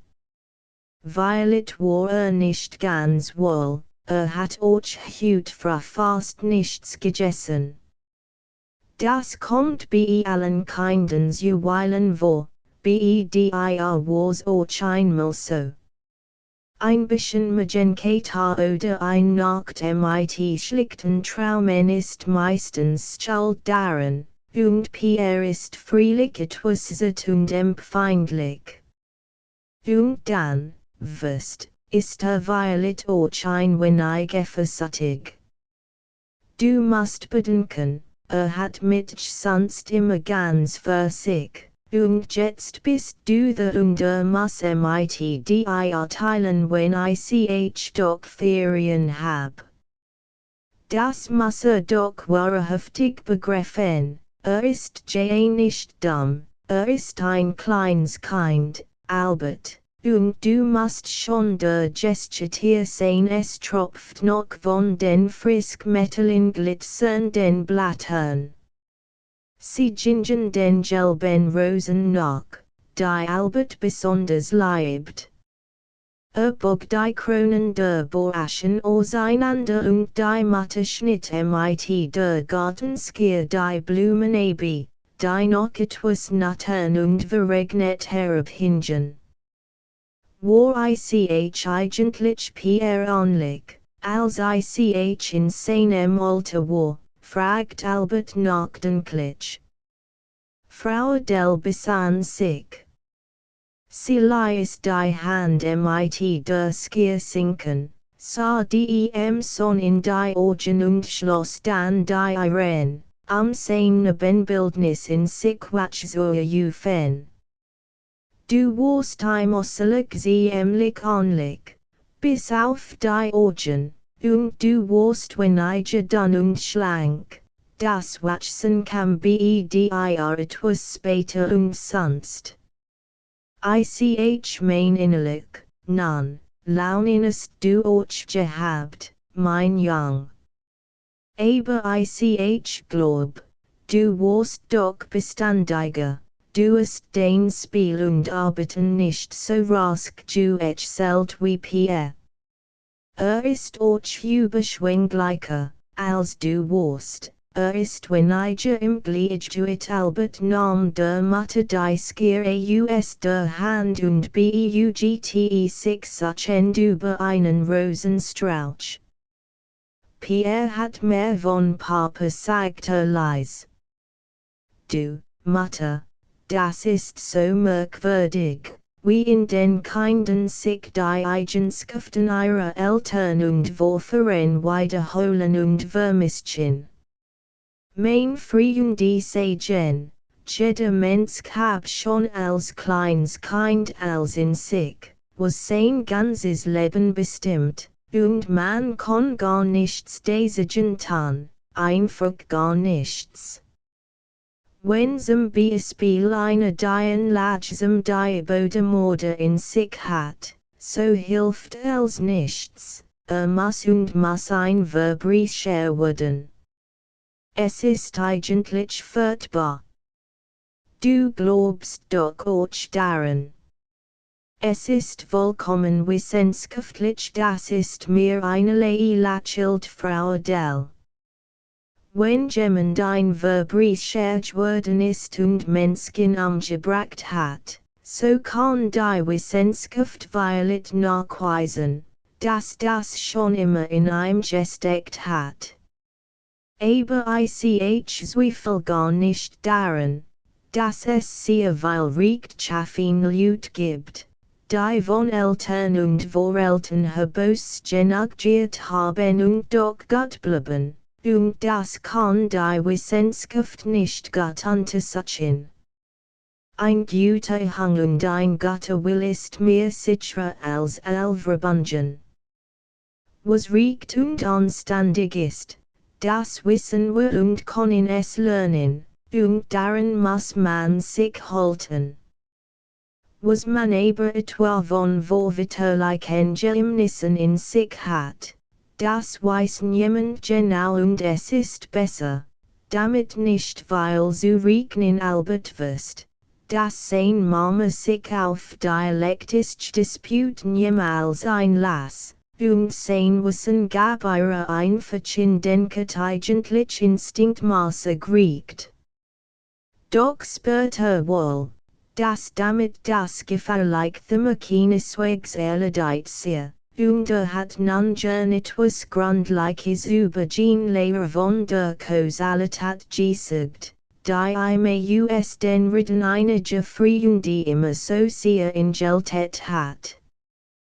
Doch besann sich vergebens auf fest, klar, stichhaltiges auch fällt im Gegensatz zu jenen Freunden. Die doch bewundert sich eigentlich viel mehr für ein moralische oder auch ästhetische Betrachtung der Dinge begabt als für die wissenschaftliche Vorurteilslos, so der sich unter seinen Studiengenossen bekannt. So ließ denn dies Ding auf sich beruhen und ging den Rosen nach. Unterdessen war Pierre, der sich wirklich nicht wohlfühlt und am Morgen weit später als sonst und ohne Lebensfreude wat war, so lang im Kinderzimmer bei seinen Spielsachen geblieben, bis es ihm langweilig wird. Es war ihm ziemlich elend zumut und ihm schien, es muss heute schon etwas Besonderes geschehen und sich einfinden, damit diese Geschmacklos Tage traglich und ein bisschen hübsch wird.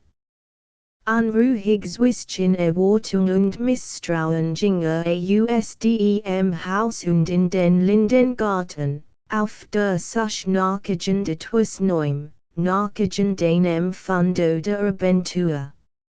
Sein Magen war od, das kannte aus früheren Erfahrungen. Und sein Kopf war müd und schwer, wie ein noch nie gefühlt hat, und am liebsten hat sich in der Matinee geflattert und geheult. Allein das ging nicht, solange der Stils, Großbruder the war, der ein ohnehin immer fallen ließ, dass noch ein kleiner Bub sei. Wenn es nur der Mutter fallen war, von sich aus etwas zu tun, ihm zu rufen und ihm ein Spiel vorzulegen und nicht mit ihm zu sehen. Aber die war jetzt natürlich wieder mit Albert gegangen. Pierre fällt, es war heute einen Glückstag und wenn ich zu hoffen. Schlendert unentschlossen und missmutig die Kieswege entlang. Den welken Stil eine Lindenblut zwischen den Sonnen und die Handy in den Tasken. Es war frisch und führt im morgendlichen Garten, und der Stil schmeckt bitter. Es beine und blieb verdrießlich stehen. Nichts wollte ihm einfallen, mocht heute nicht Prinz noch Räuber, nicht Farmer noch Baumeister sein. Mit gerunzelte Stern schaute am Boden umher, Stoschert mit den Spitzen im Kess und schludet ein Grauschleimig Wegs Schneck mit dem Fass weit fort ins Nas Gra. Es wollt nichts zu einem Sprechen, kein Vogel noch Schmetterling, nichts wollt einen Lachen und einse Fröhlichkeit verfahren. Als schwieg, als sah alltäglich, hoffnungslos und schäbige US. Versattem nächsten Strauch ein klein hellrot Johannisbeer erob, sie schmeckt kalt und sauer.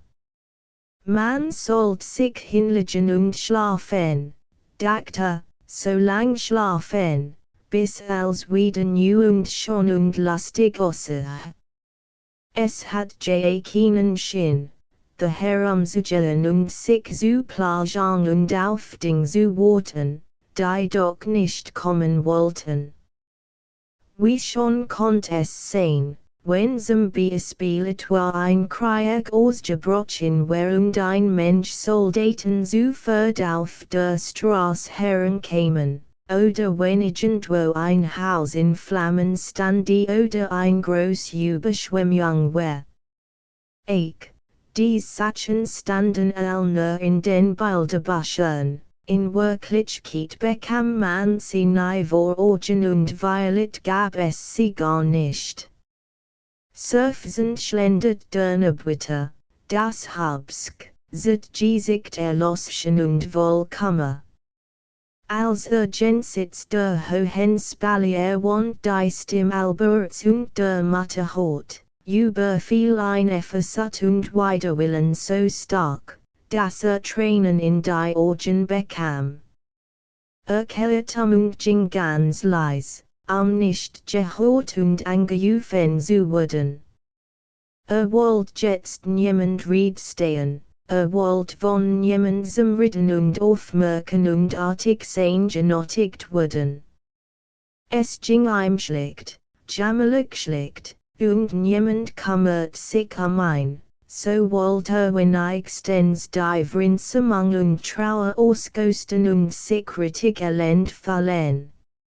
Dacht orchen den lieben Gott, den so sieht sie es gotzt, und einen Augenblick bracht der Gedank einen Fern ins Zimmer von Trist und warm, aber das sank schnell wieder unter.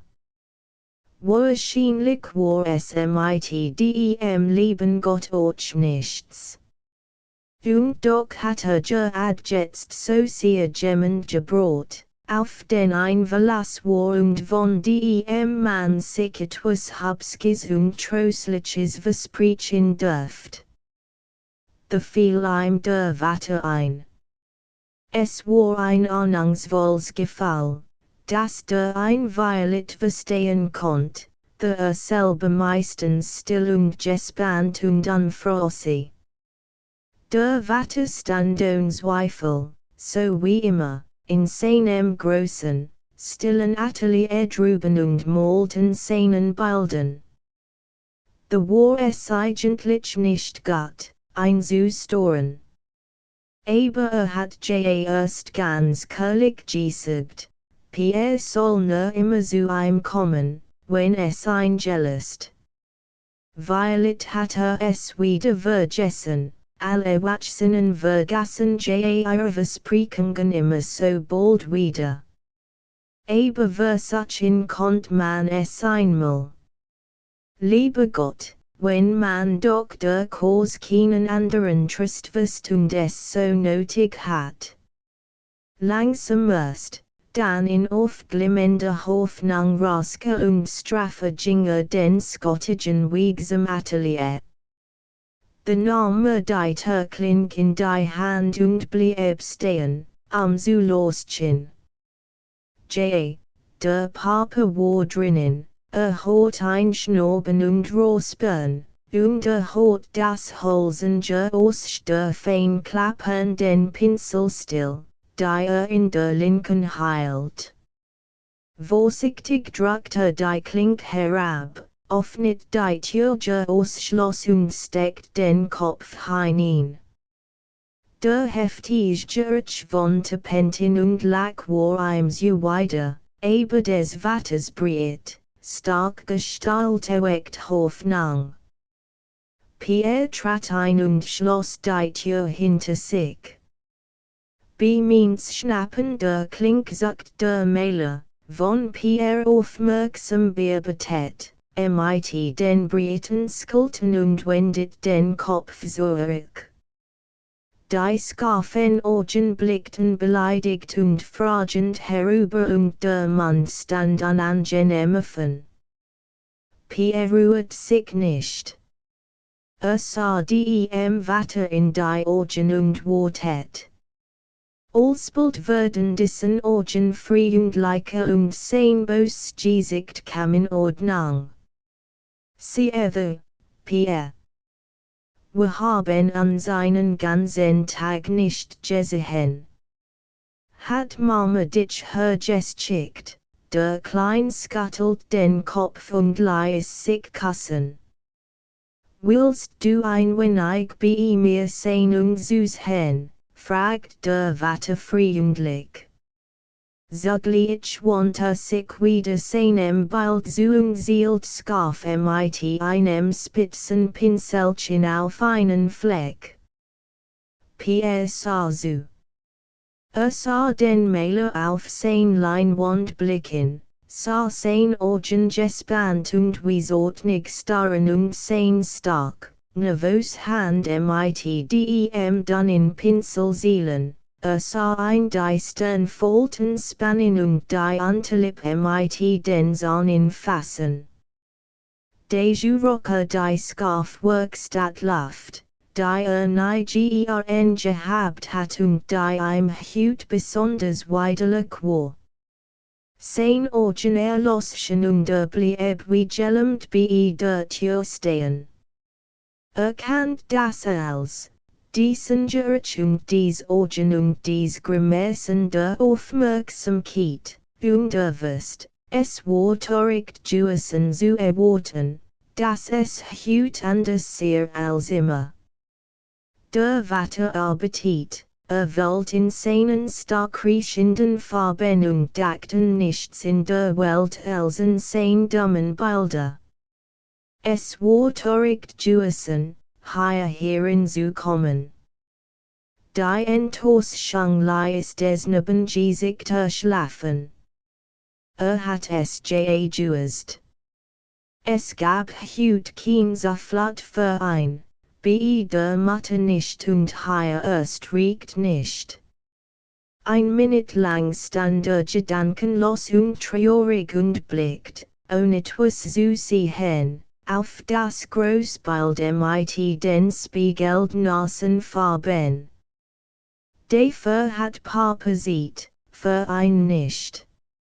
Nahm die Klink wieder in die Hand und drückt sie nieder, still davon zu gehen. Veragoth hat aber das Getange aus. Blickt sich brummt und kam heran. Was ist, Piero? Nicht davon laufen. Willst du nicht ein wenig beim Papa bleiben? Pierre zog sein Hand zurück und nicht schwach. Hast du mir etwas sagen wollen? Fragt der Maler freundlich. Komm, wir setzen uns zusammen, dann erzählst du mir. Wie war denn die Ausfahrt gestern? Oh, es war nett, sagt der Kleinartig. Veragoth für mit der Hand übers Haar. Hat es dir nicht gut getan? Du bist ein bisschen verschlafen aus, mein Jung. Du hast doch nicht etwa Wein bekommen, gestern. Nein. Also, was tun wir jetzt? Wollen wir segnen? Pierre scuttelt den Kopf. Ich mag nicht, Papa.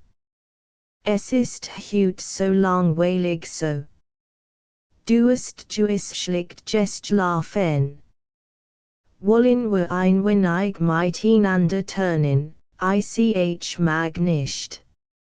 Ich mag nur gern beder sein, weißt du aber es riecht hier so schlicht verragoth streckelt ein und lacht. Das ist ein Glück, wenn du kein Farben riechen magst und ein Malleskind bist. The worst du wohl nie ein Maler wurden, nein, ich will auch nicht was willst du denn wurden, gar nichts. Am liebsten war ich ein Vogel oder so etwas das wär nicht schlecht. Aber sag mir jetzt, Scotzi, was du gern von mir haben möchtest. Skau, ich müssen dem großen Bild weiterarbeiten. Wenn du willst, kannst du da bleiben und etwas spielen. Oder soll ich dir ein Bild Butchsermann schauen geben? Nein, das war nicht, was wollt.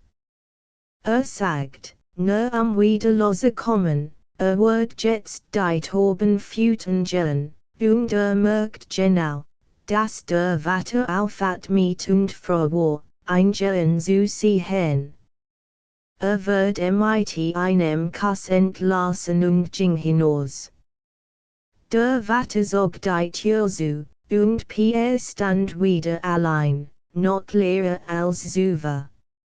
Hat Kur über den Reisen, wo eigentlich nicht gellen sollt, riss und bekümmert ein paar Blumen ab und sah gleichgültig wie sein Helen. Gelbensku Himnasen Flecken bekommen und dunkel werden.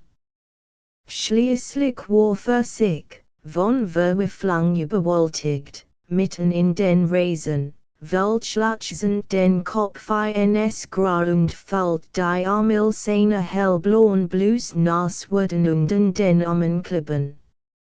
Erst als zu frieren begann, stand nattet wieder auf und schlich sich ins Haus. Bald wird man rufen, und dann wird man sehen, dass joint hat, und dann wird man die nass, schmutzig Blouse und die Futenskuh bemerken und ein de verskelten. Feindlich ging in der Küchentür vorüber. Mocht jetzt mit jemand zusammentreffen. War am liebsten irgendwo weit vorgesessen, wo gar jemand von ihm wisst und nach ihm fragt. The sah in einem der selten bewohnten Gastzimmer den Schlüssel stecken. Ging hinein, zog die Tür zu. Schloss auch die Fenster und verkroch sich wild und müde und die Schuhhose hinauf ein großes unüberzogenes Bett. The Bliebers wischten weinen und schlummern in seinem Jammerliegen. Und als nach einer langen Zeit, sein Mutter im Hof und auf der Treppe nach ihm rufen hat, gab kein Antwort und grab sich trotzig tiefer in die Deck. Die Stimme der Mutter kam und ging und verklang endlich, und dass sich überwinden konnt, ihr zu folgen. Zuletzt schlief mit nassen Wangen ein. Mittags, als Veragoth zu Tisch kam, fragt seine Frau sogleich, hast du den Pierre nicht mitgebracht, etwas erregte fiel ihm auf. Pierre. Ich weiß nichts von ihm. War denn nicht bejuck, Frau Della erschrak und redet lauter. Nein, ich hab seit dem Frühstück nimmer gesehen. Als ich sat, sagten mir die Mädchen, sie hatten ins Atelier gehen sehen. War denn nicht dort, war there, eben nur einen Augenblick, lief gleich wieder weg und argelig fügte hinzu, Sehut den keen menskim haus nach dem Jungen, Waglorten, sehr bedir sagt Frau Delkert und gekrankt. Ich ein suchins chick jemand nach ihm. Wir wollen nun doch essen kont ins Wischchen beginnen. Ich selbst suchen sieging hastige Usdem Zimmer. Albert stand auf und wollte folgen. Bleib hier, Albert rief the Ragath. Was sind beetisch, der Jungling sah eins Ordnigen. Ich würde mit Mama essen sagte trossig. Ironisch lachiltime der Vater ins erregt gesiegt. Meinetwegen, du bist Herr im Haus, nicht wahr? Falls du übrigens lustest, wieder einmal mit Messern nach mir zu werfen, so lass dich bitte nicht durch irgendwelche Vorurteil davon abhalten, der Sonne wird bleich und die Szenen still zurück. Es war das erste Mal, dass der Vater einen Jeansort neigt hat Szenen abensieht erinnert. So darfst du nicht mit mir reden, rief ausbrechend. Ich duld es nicht, the Ragath nahm sich ein Stück Brot und aß einen Bissen davon, zu antworten. Skänkt sich Wasser ins Glas, trank es langsam aus und beschloss ruhig zu bleiben. Tat, als allein. Und Albert trat ans Glasig gegen das Fenster. Ich duld es nicht, rief endlich nochmals, anfähig, seinen Sohn bei sich zu behalten. Der Vater streut Salz auf sein Brot. Sah sich in Gedanken ein Schiff besteigen und auf endlosen fremden Meeren fahren. Weit weg von diesen unheilbaren Verwirrungen. Es ist Gott sagte beinahe friedlich. Ich sehe, dass es dir unsympathisch ist, wenn ich mit dir red. Lassen was doch, in diesem Augenblick hat man draußen einen erstaunten Ausruf und ein flatterigter Wort. Frau Dell hat den Neben in seinem Schlupfwinkel entdeckt. Der Mähler hocht auf und ging rasch hinaus. Hütchen als durcheinander zu gellen. Fand Pierre mit schmutzigen Stuffel in dem alten Gastbett liegen, das Gesicht verschlafen und verweint, die Haare. Und da war seine Frau in hilflosem Erstaunen. Aber kind rief sie endlich zwischen Sorge und Ärger, was machst du denn? Warum gibst du kein Antwort? Und warum liegst du hier? The Ragath rettet den Kleinen auf und sah ihm erschrocken in die ausdruckslosen Augen. Bist du krank? Pierre, fragte zärtlich. Dernab scuttelt verwirrt den Kopf. Hast du den hier geschlafen? Bist du schon lang hier, mit einer Dunnen, mutlosen Stimme sagt Pierre, ich kann nichts dafür. Ich hab nichts getan. Ich hab nur Kopfweh gehabt, the Ragath trug ein auf seinen Namen ins Spesizimmer hinüber. Gib ihm einen Teller Suppe, sagte zu seiner Frau. Du musst ein wenig warmes essen, Kind, das tut gut, du wirst sehen.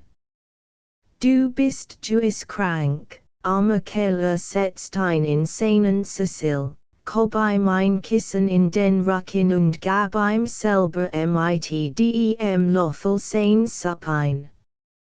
Albert saß schweigend und verschlossen. Kind wirklich krank zu sein, sagt Frau Veragoth beinahe beruhigt, mit dem Gefall der Mutter, die zu Hilf und pflegefreudiger bereit ist als sie Untersuchung und Behandlung anschwungliche Annetin. Wir bringen dich nach hier zu Bett, ist jetzt nur, mein Herz tröstet sie so treulich. P.S. Grau im Gesicht, mit halbwachen Augen und schluckt Widerstand Schloss, was ihm in Gellofeld wird. Während der Vater ein mit Sup füttert, fällt ihm die Mutter den Puls und war froh, kein Fieber zu finden. Soll ich den Doktor holen, fragt Albert, doch etwas zu tun, mit unfester Stimme. Nein, lass nur, sagt die Mutter. Pierre kommt ins Bett und wird fein warm gewickelt, dann schlaft tattige und wird morgen wieder gesund. Nicht wahr, Scotzi, der Klein hört nicht zu, und scuttelt während den Kopf, als ihm der Vater noch mehr zu essen geben wollt.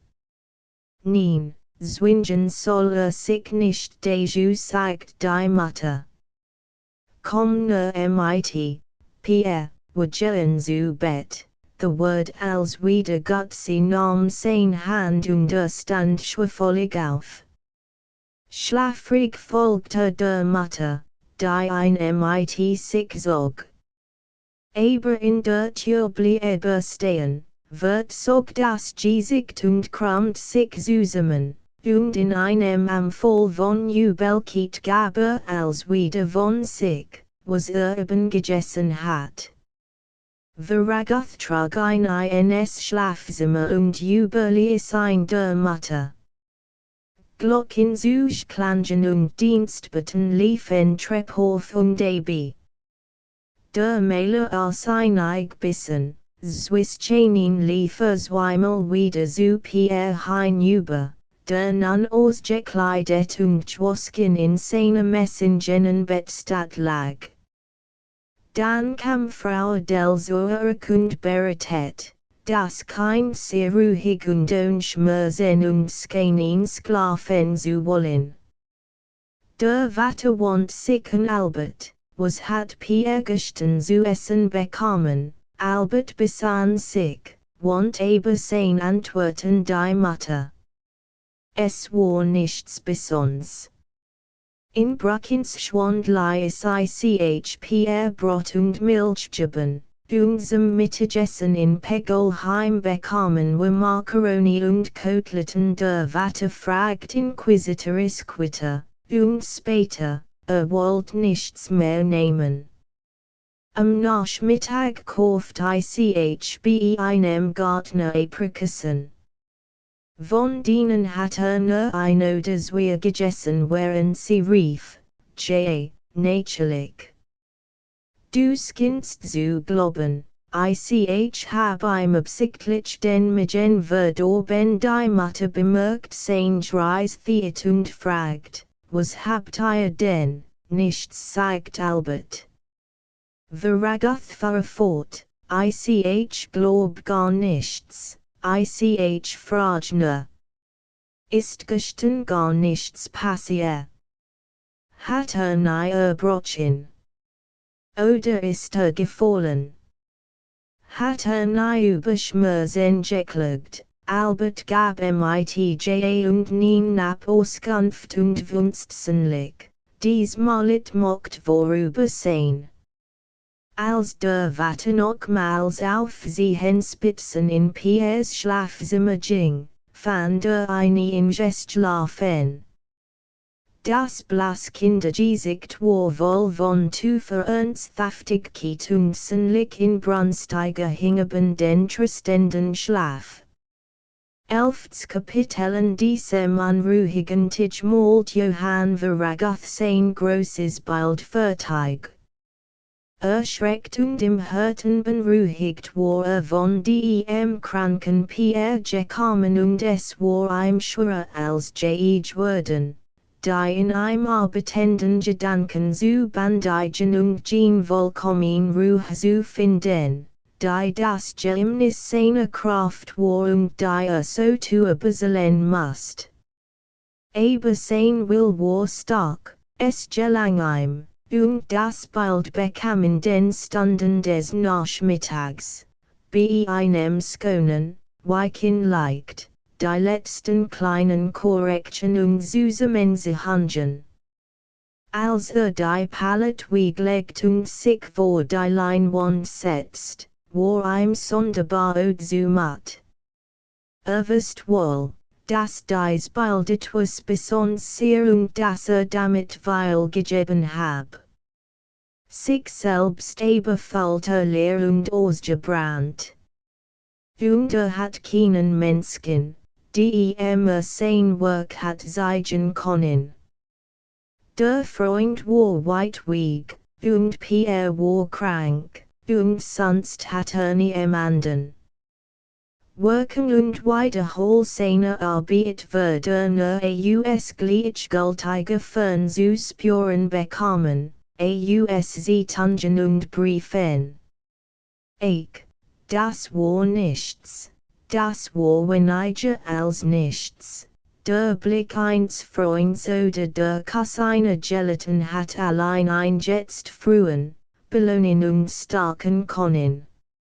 Ein Viertelstund still vor seinem Bild. Das die Kraft und die guten Stunden einige Watchen in sich getrunken hat und einmaltend in die Augen sah, indessen selbst erkopft und fremd vor seinem Werk stand. Was, wird es verkaufen und mein Industries davon beseelen sagt in Waylusem Zynismus. Schloss die Türen der Werkstatt zu und ging ins Haus, nach Pierre zu sehen, den schlafend fand. Der sah besser als am Mittag, der Schlaf hat sein Gesicht gerettet, der Mann stand halboffen, der Ausdruck von Qual und Trostlosigkeit war verschwunden. Wie rasch das Kinden jet, sagt in der Tür flüsternd zu seiner Frau. Sie lächelt schwach und sah, dass sie Aufatmung das ihre solch große Juessentia, als sie gezigt hat. Allein mit seiner Frau und Albert zu spisen, stehen ihm nicht verlocken. Jesus dat sagte, und bin den Abend nicht hier der krank Pierre lag schlummernd in seinem Kinderbett, die Mutter verdunkelt das Zimmer und ließ ihn allein. Im Traumt, langsam durch den Blumengarten. Es war als ein wenig verandert und viel größer und weiter als sonst. Ging und kamen kein Ende. Die Beat waren schöner, als sie gesehen hat, aber die Blumen sehen als sonderbar gläsern, groß und fremdartig und das ganz glanzt in einer traurig Totenskönheit. Etwas beklommen ging ein Rondel mit großblumigen Strauchern. Ein blauer Schmetterling hing ruhig sorgend in einer weißen Blut. Es war unnatürlich still, und auf den Wegen lag kein Käse, sondern etwas Weiches, worauf man wie auf Teppichen ging. Jensitz kam ihm sein Mama entgegen. Aber sie sah ihn nicht und nickte ihm nicht zu. Sie schaut streng und traurig in die Luft und ging lautlos vorüber wie ein Geist. Und bald darauf, auf einem anderen Weg, sah Benzo den Vater gehen, und später Albert, und jeder ging still und streng die aus und keine wollte ihn sehen.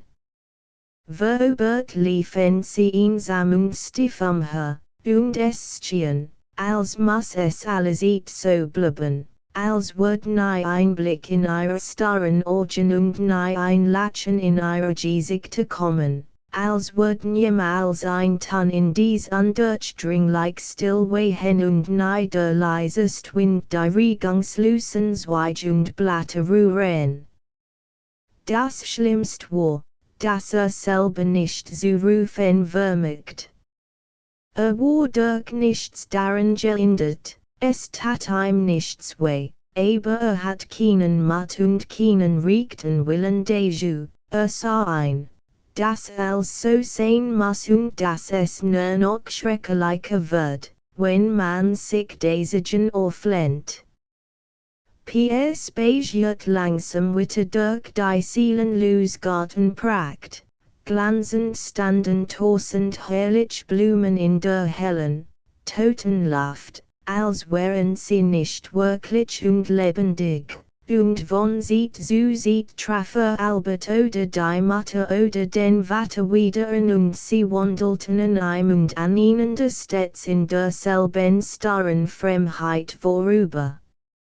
Im Stehen, als es so schon lang sieht, Violet Jar, und Jean anderen Seiten, die Welt und der Garten lebendig und die Menschen froh und gesprächig gewesen wären und derselbe Wollust und Wildheit, Jean Seiten lagen undenkbar weit in einer tiefen, blinden Vergangenheit. Violet war es immer so gewesen wie jetzt. Und das früher war nur ein hübscher, narrischer Traum. Schließlich kam in ein kleines steines Wasserbecken, wo der Gärtner früher die Gießkannen gefüllt war in selber einmal ein paar winzige Kaulquappen gehalten hat. Das Wasser stand regungslos in grüner Hell. Es spiegelt den Steinrand und die überhangenden Blätter eines totem gelben Sternblumen und sah hübsch, verlassen und genuin glücklich aus, wie als andere. Wenn man hineinfällt, dann ertrinkt man und ist tot, hat der Gärtner früher einmal gesagt. Es war aber gar nicht tief. Pierre trat an den Rand des ovalen Beckens und beugte sich vor. The sah sein eigens Gesicht im Wasser gespiegelt. Es sah aus wie die Gesichter der anderen, alt und bleich und tief in gleichgültiger Stranger Stadt. Sah es erschreckt und verwundert. Und plötzlich stieg die himmlische Furchtbarkeit und sinnlose Traurigkeit seines Zustandes übermächtig in ihm auf. Versucht zu schreien, aber es gab keinen Ton. Wollte laut aufweinen, aber konnte nur das Gesicht verhängen und hilflos grinsen. Da kam sein Vater wieder gegangen. Und Pierre wendet sich zu ihm in einer ungeheuren Anstrengung aller gebannten Seelenkraft. All Todesangst und als unerträglich Leid seins verweifelten Herzens flattet sich in stummem Schluchzen hilfbegehrendem Vater, der in seiner gespenstischen Ruhe herankam und ihn wieder nicht zu sehen schien.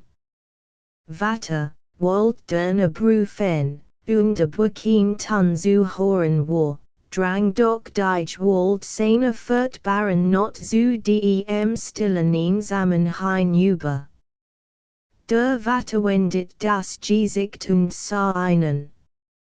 Sah ihm aufmerksam mit seinem sechenden Malerblick in die flehenden Augen, lächelt schwach und nickt ihm leise zu, gütig und bedauernd. Aber untröst, als hier der Kurs nicht zu helfen. Einen kleinen Augenblick lief ein Skotten von Lieb und von verwandtem Leid über sein stranges Gesicht, und in diesem kleinen Augenblick war nicht der mächtige Vater mehr, sondern ein armer, hilfloser Bruder. Dann rittete den Blick wieder geradeaus und ging langsam in demselben gleichmäßigen Schritt davon, den nicht unterbrochen hat. Pierre sah eingehen und verschwinden. Der Kleinweiher und der Weg und der Blumengarten wurden dunkel vor seinen entsetzten Augen und sanken dahin wie Nebelgeruch. Erwacht mit schmerzenden Schlafen und brennend trockener Kehl, sah sich allein im dämmerigen Stubchen zu Bett liegen, versat verwundert zurück zu denken. Fand aber kein Erinnerungen und let sich erschöpft und mutlos auf die andere Seite. Nur langsam kam ihm das Wohlbewusstsein wieder und ließ ihn aufatmen. Es war hässlich, krank zu sein und Kopfschmerzen zu haben, aber es war so ertragend. Und es war liet und sus im wirklichen mit dem todlichen Gefühl des Angstraums. Wozu soll all die Quälerei gut sein, dacht Pierre und kroch unter der Decke zusammen. Wozu wird man krank? Wenn es ein Straf war, für was sollte denn gestraft werden? Hat nicht einmal etwas Verbotenes gegessen, wie früher einmal, wo sich ein halbreffen Pflaumen verdorben hat. Die waren ihm verboten gewesen, und da sie trotzdem gegessen hat, gesture es ihm recht und musste die Folgen tragen. Das war klar. Aber jetzt. Warum lag jetzt im Bett, warum hat brechen müssen und warum stach es so jammervoll in seinem Kopf? War langweilig gelegen, als sein Mutter wieder ins Zimmer kam. Sie zog den Vorhang am Fenster zurück, weiches Abendlicht floss voll und mild herein. Wie geht's, Lieberling? Hast du schon geschlafen? Gab kein Antwort. Auf der Sit liegend, wendete die Augen imper und blickt sie an. Verwundert hielt sie dem Blick stand, war merkwürdig prüfend und ernsthaft. Kein Fieber dacht sie getröstet. Willst du jetzt etwas zu essen haben? Pierre scuttelt schwach den Kopf. Kann ich dir nichts bringen, was sagte leise. Sie gab ihm zu trinken, doch nahm nur einen Vogelschluck, dann schloss die Augen wieder. Plötzlich klang von Mutters Zimmer heraus das Klavier. In breiter Wut schwollen die Tonherren. Hörst du? Fragt Frau Adele. Pierre hat die Augen weit geöffnet und sein Gesicht wird sich wie in Quallen. Nicht, rief nicht. Lasst mich doch, und hielt sich mit beiden Händen die zu und wälzt den Kopf ins Kissen ein. Seufzend ging Frau Veragoth hinüber und bat Albert, mag nicht weiter spielen. Sie kam zurück und blieb an Pierres Bettchen sitzen, bis wieder in geschlummert war. Diesen Abend war es ganz still im Haus. Veragoth war fort, Albert war verstimmt und litt darunter, dass nicht Klavier spielen dürfte. Man ging früh zu Bett und die Mutter ließ ihre Tür offen stehen, Pierre zu hören, falls in der Nacht etwas brach. 12. Kapitel Der Maler hat am Abend bei seiner Rückkehr aus der Stadt sein Haus aufmerksam umschlichen und mit Sorge gespart und gelost, ab nicht ein ältetes Fenster, ein Türench hen, ein Stimm im Wirken die, das sein Liebeling noch krank sehr und leid. Als still, bejuhigt und schlafend fand, viel die Angst von I may be wie ein schweres, nasses Kleid, und dankbar lager noch lang wach. Und noch kurz vor die späten Insklammern muster lachel und sich wunden, wie wenn ich deju jure, mein Versagts frozu Mädchen.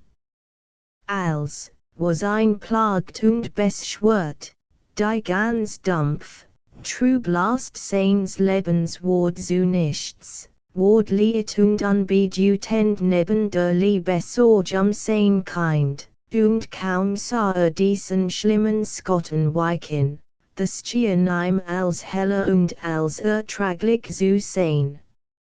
In Gottesstimmung kam am Morgen zu anschwund früher Stunde ins Haus, fand wohl Dankbarkeit den Kleinen noch praktisch schlafend und nahm das Frühstück mit seiner Frau allein, denn Albert war noch nicht aufgestanden.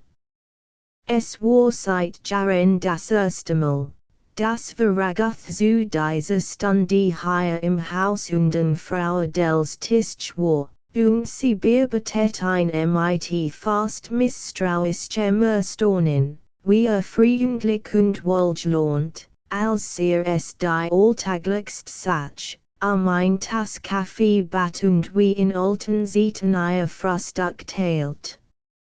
Schließlich fiel ihm selber ihre Wort in die Spannung und das Anschwund der Stunde auf.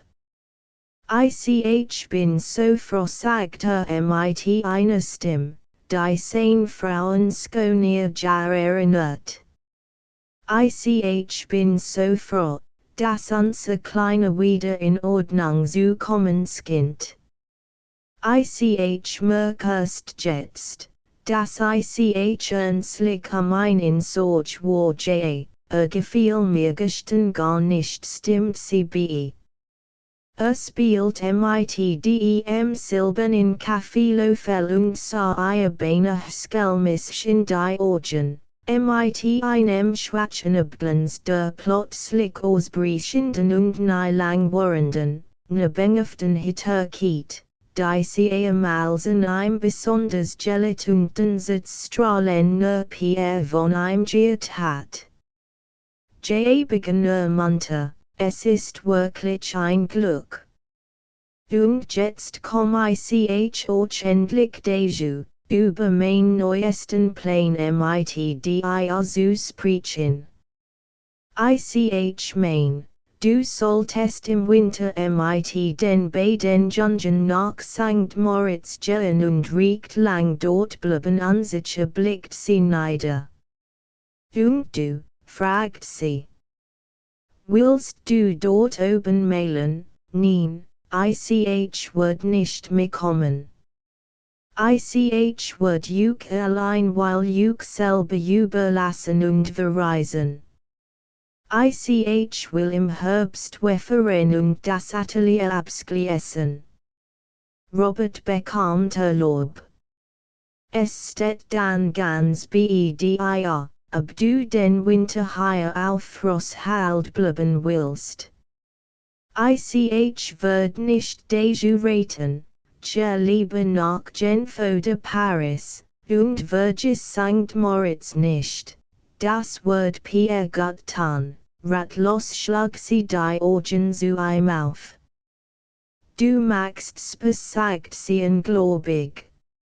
Ich nein lächelte halb wehmütig, das hab ich ganz verlernt. Es ist mein Ernst und du musst es schon glauben. Ich will eins Mädchen und langer Zeit wegbleiben eins Sie besann sich mit Anstrengung. Sein Vorschlag, sein Anjutangen, sein fröhlicher Ton, als war anschwund und macht sie misstrauisch. Aber plötzlich hat das Wirtsreis ein Vorstellung in ihr auf. Sie sah ein Schiff besteigen, trage mit Koffern hinter her. Sie erinnert sich an die Bilder auf Plakaten der Schiffsgesellschaften und an ihre eigenen Reisen im Mittelmeer, und in einem Augenblick wurde ihr als durchsichtig. Du gest mit Burkhardt, rief sie lebhaft. Nickt. Ich reise mit Otto beid schwiegen ein Weil.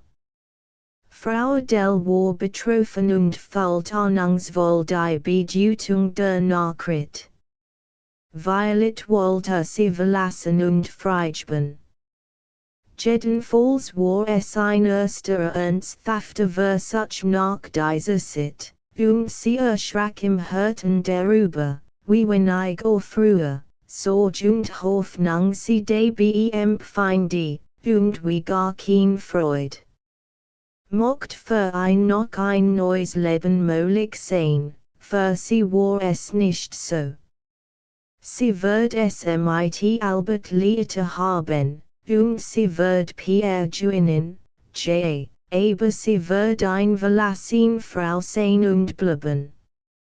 100-mal hat sie sich das vorgestellt und es hat wie Freiheit und Erlösung ausgesehen, und heute, der Estchen, als kann Wirklichkeit daraus werden, war so viel Bandigkeit und Skamungsgefühl dabei, dass sie versagt und keins Wunschis mehr fähig war. Das hat früher kommen müssen, fällt sie, in den Zeiten der Not und Scham, noch ehe sie Resignation gelernt hat. Nun kam es zu spät und unnütz, nun war es nichts mehr als ein Strich unter erledigt Ding. Es war nur noch Abschluss und bitter Bestätigung als Verborgenen, halb ingestandenen, und es glommen kein Funken neue Lebenslockung mehr darin. Veragoth las aufmerksam im beharrten Gesicht seiner Frau, und sie tat ihm leid. Es soll ein Versuch sein, sagte schonend. Ihr sollt einmal angestort miteinander leben, du und Albert und auch Pierre, sagen wir etwa für ein Jahr. Ich dacht mir, es wird die Eierbekom sein, und für die Kinder wär es juis ganz gut. Sie leiden doch beide etwas darunter, dass das wir nicht so recht mit dem Leben verteidigt worden sind. Auch uns selber wird bei einer langeren Trennung als klarer werden, meinst du nicht, es mag sein, sagt sie leise.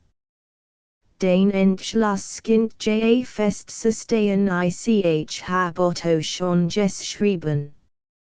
Es wird mir nicht leid, von allen so lang fortzuchen von Pierre, meinst du besonders von Pierre, Ich weiß, du wirst gut für ein Sojourn. Ich kann nicht erwarten, dass du weil von mir sprechen wirst, aber lass es mit nicht gehen wie mit Albert, sie schüttelte während den Kopf. Das war nicht mein Schuld, du weißt es vorsichtig legte die Hand auf die Schulter, mit unbeholfener, lang nicht gesichert. Adele, lass uns nicht von Schuld reden. Es soll als Schuld bei mir sein. Ich will gut submission versuchen, nichts anderes. Ich bitte nur, lass mit Pierre nicht verleihen, wenn es sein kann. Durch ein sind wir noch verbunden. Sieh zu, dass sein Lieb zu mir nicht schwer gemacht wird, sie schloss die Augen, als wohl sie sich gegen ein Verfahrung schützen. Wenn du so lang fort bist, sagt sie sogend. ist ein Kind Jewis. Lass ein Kind bleiben. Lass ein Mitch vergessen, wenn es nicht anders geht. Aber denk, ist ein Feind, das ich dir lasse, und denk, ich muss weil Vertrauen haben, es dir lassen zu können ich hor Albert kommen flüstert sie rask, word gleich the same. Wir reden noch darüber. Es ist nicht so einfach, wie du denkst.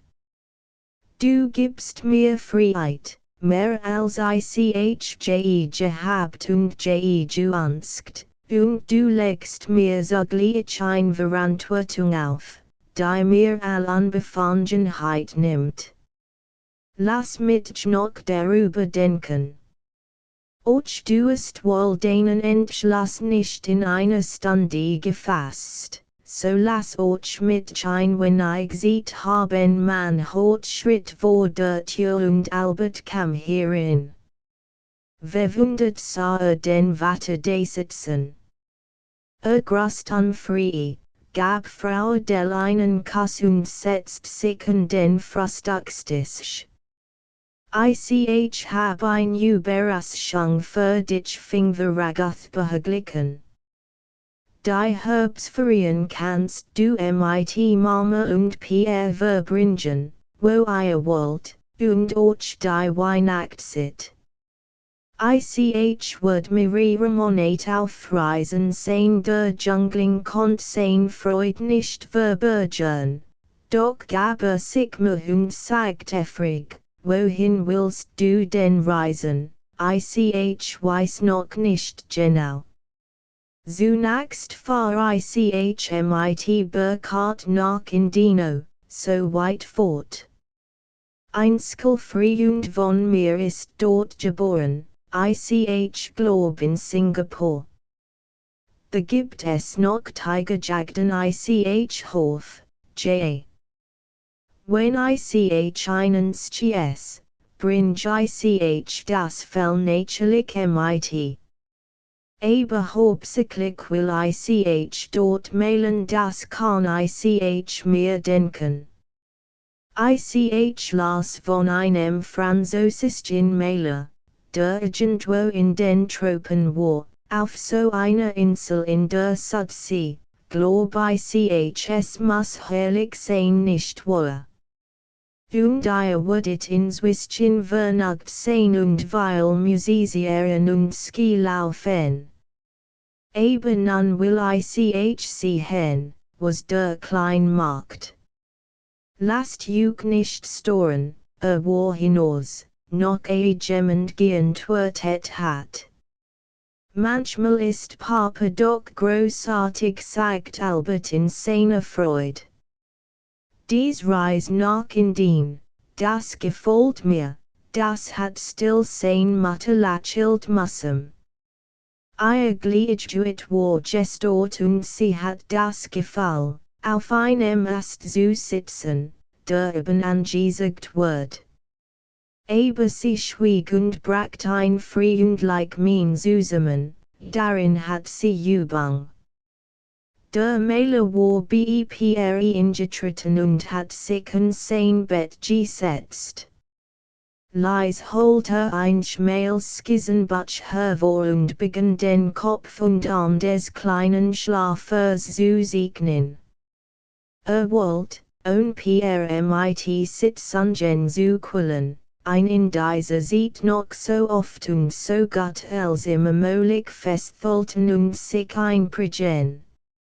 Zeitliche Aufmerksamkeit bemühte sich die Leben formen, den Vorlungsstrich des Sittenhaars, die Hubskin, nervösen Nasenflügel, die dann, willenlos Ruhe die Hand und die eigenwillig rassige Linie des festgeschlossenen Manns.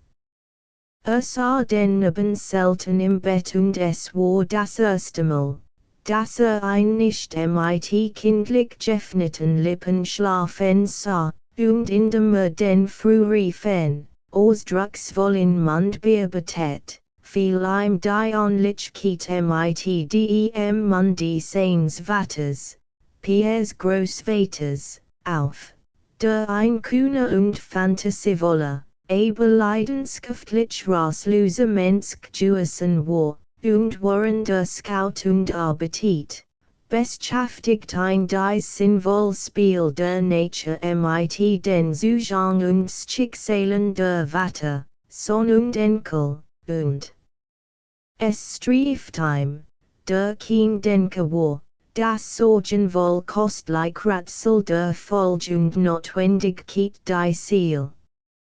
Und plötzlich schlug der Schlaf in die Augen auf und blickt in die des Vaters, und wieder fiel es dem Vater auf, wie unkindlich ernsthaft dieser Blick und diese Erwachen sehr. Hat den Bleistift sofort weggelegt und das Büchlein zugeklebt, nun beugte sich über den Erwachen, küsst ihm die Stirn und sagt fröhlich, Guten Morgen, Pierre. Geht es besser, der Klein lächelt beglückt und begann sich zu strecken. Oh je, es ging besser, es ging viel besser. Besann sich langsam. Je, gestern war krank gewesen, fällt noch den Skotten des hässlichen Tags herüberdrohen. Aber nun war es viel besser, wollte nur noch ein klein wenig liegen bleiben und die Warm und Ruhigkeit Dankbarkeit dieses Zustandes kosten, dann würde aufstehen und frühstücken und mit Mama in den Garten gehen. Der Vater ging, Mama zu holen. Blinzelt sah Pierre nach dem Fenster, wo der hell, frohe Tag durch die gelblichen Vorhang. Das war nun ein Tag, der etwas versprach, der nach allen möglichen Freuden duftet. Wie war das Gespenstisch und kalt und dumpf gewesen. Schloss die Augen, das zu vergessen, und fällt in den Schlaf tragen gleiten das Leben sich denen. Und jetzt kam die Mutter, sie brachte ihm Ei und ein Tass Milch ins Bett, und Papa versprach ihm neu Farbstift, und alle waren leibensitlich und hatten ein Freude daran, ein Wiedersehen zu sehen. Es war beinahe wie ein Geburtstag, und das der Küchenfurt, schädet gar nichts, den richtigen Hunger hat noch immer nicht. Gleich nachdem angekleidet war, in einen frisken, blauen Sommeranzug, ging zu Papa in das Atelier. Hat den hässlichen Traum von gestern vergessen. Aber in seinem Herzen sittet noch ein Wiederhol von Schrecken und Leid, und musst nun sehen und genießen, das wirklich Sonn und Liebe mein war.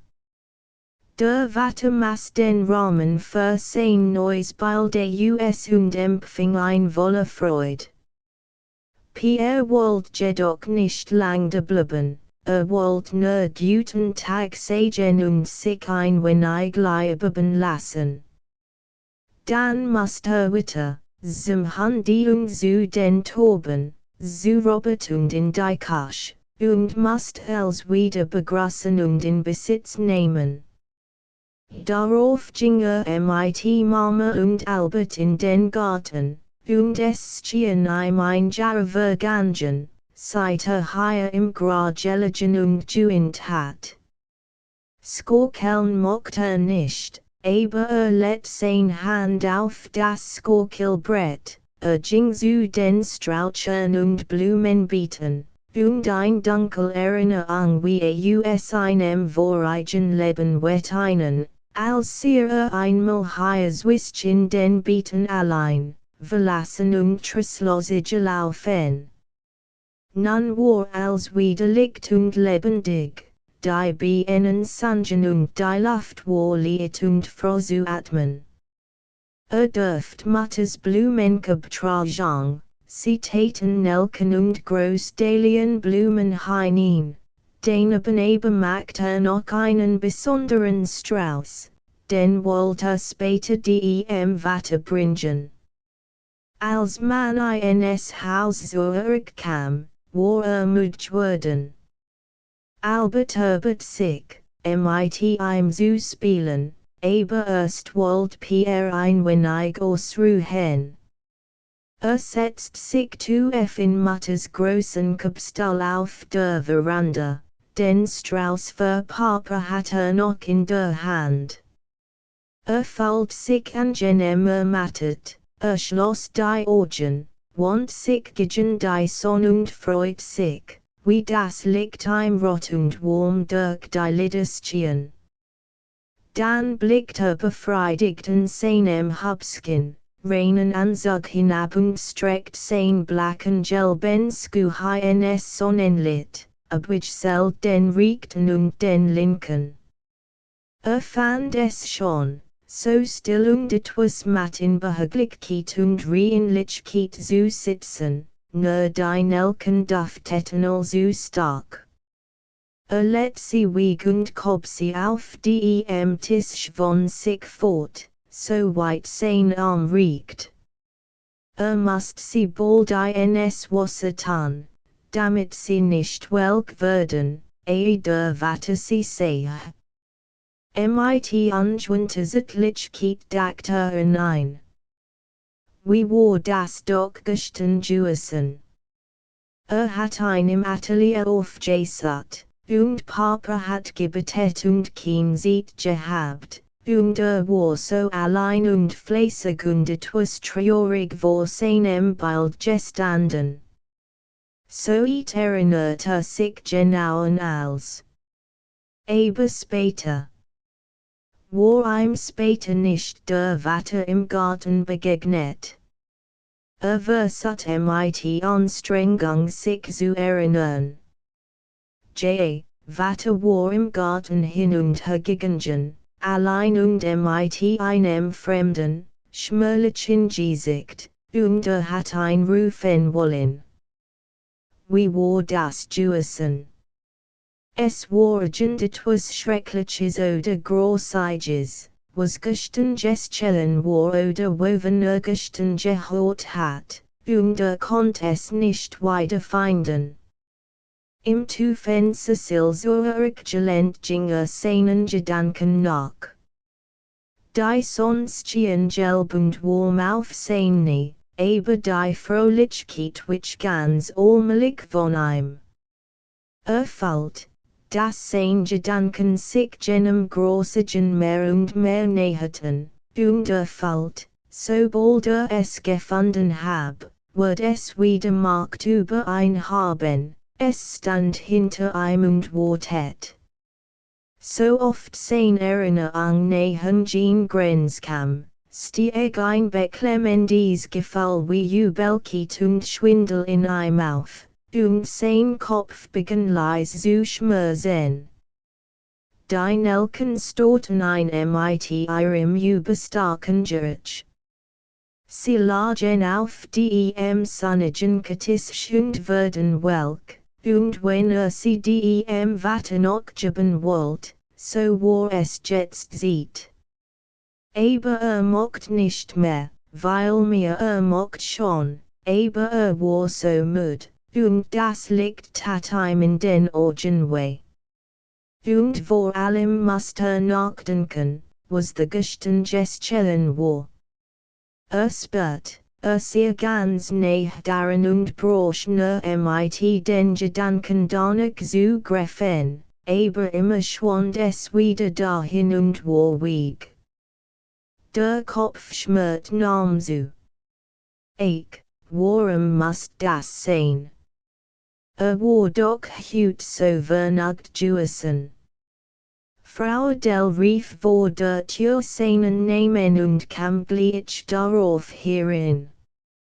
Sie sah die Blumen in der Sonne liegen und wollte Pierre nach Wassers schicken. Da sah sie einen und sah ein Schlaf und die Inge sunken im Cecil Hangen, und Großtrainen auf seinen Wangen. Pierre, kind, was ist? Bist du nicht wohl, Assassin, sich zu bewegen, und schloss die Augen wieder. Red doch, Hus, was für die Eier. Willst du ins Bett? Wollen wir ein Spiel machen? Du schmerzen, scuttelt den Kopf und macht eine Bewahrensgesicht, als belast ich sie ein. Lass mich, sagte flüsternd. Und sie ein aufretretenden sich nahm, schrie, einen Augenblick wie in Wort flackernd, mit entstellte hohe Stimme, so lass mich doch, gleich darauf ließ sein Stroben nach, sank in ihren Armen zusammen, und sie ein aufhob, stand schwach, senkt gequält das bleiet Gesicht vornüber und scuttelt sich in einem Anfall von Erbrechen. Dresens Kapitel seit Veragoth allein in seinem kleinen Neubau wohnt, wo seine Frau kaum jemals bei ihm drüben gewesen. Als sie nun, ohne Zuklopfen, schnell und erregt in seine Werkstatt trat, wo alsbald auf ein schlimm Nachricht gefasst, und so sicher wohnt ein der Instinkt, dass noch sie ein Wort hat sagen können, herausführe, ist etwas mitpr, sie nicht hastig. Muss ernstlich krank sein. War vorher ganz sonderbar, und eben hat wieder erbrochen. Du musst den Doktor holen während sie sprach, flog ihr Blick durch den leeren, großen Raum und blieben die neuen Bild hängen. Sie sah die Figen nicht, sie erkannt nicht einmal die Gestalt des kleinen Pierre, sie starrt nur auf die Leinwand und atmet die Luft des Raums, in die ihr Mann seit Jahren lebt. Und mit Dumpferahnung fällt sie hier ein like Atmosphäre von Einsamkeit und trossigem Selbstgenuggang wie die, in welcher sie selber schon so lang lebt. Es war nur ein Augenblick, dann wand sie den Blick von dem Bilde und sat dem Mailer Antwort zu geben, der heftig durcheinander fragt. Bitte telefonier sofort nach einem Automobil sagte schließlich, das Jet Roske als dem Wagen. Ich fahre selber in die Stadt, ich muss mir nirgend die Handy wasken. Ich komm sofort hinüber. Du hast ein Doch zu Bett gebracht. Ein Viertelstunde später saß im Automobil und sat den einzigen Ast, den kannt und der früher manchmal ins Haus gekommen war. In der alten Wohnung fand ein nicht mehr, war am Joggen. Auf der Suche nach der neuen Wohnung begegnete seinem Wagen, der Sanitätsrat Grustein. Dankt und war schon vorüber, als ihm klar wird, dass es sei, den such. Kehrte und fand den Artwagen vor dem Haus eines Patienten halten, wo ein peinlich Weile warten musste. Dann fing den Sanitätsrat in der Haustür ab und notigt ein in sein Automobil. Der Arzt stroht und weht sich, must beinahe gewollt brochen, ein Miet subkommen. Im Wagen, der sofort mit der größten Eilgigen Rosshalde hinausfuhr, let der Arzt ihm die Hand aufs Knie und sagt, Gott denn, ich bin ihr Gefangener. Ich muss andere warten lassen. Die Mitgebrochen, das wissen Sie. Also, wofür es? Ist ihre Frau krank? Nicht. Also der Klein. Wie heißt er doch? Pierre, Rittig. Ich hab ein lang nimmer gesehen. Was ist es denn? Ist verunglückt, ist krank, seit gestern.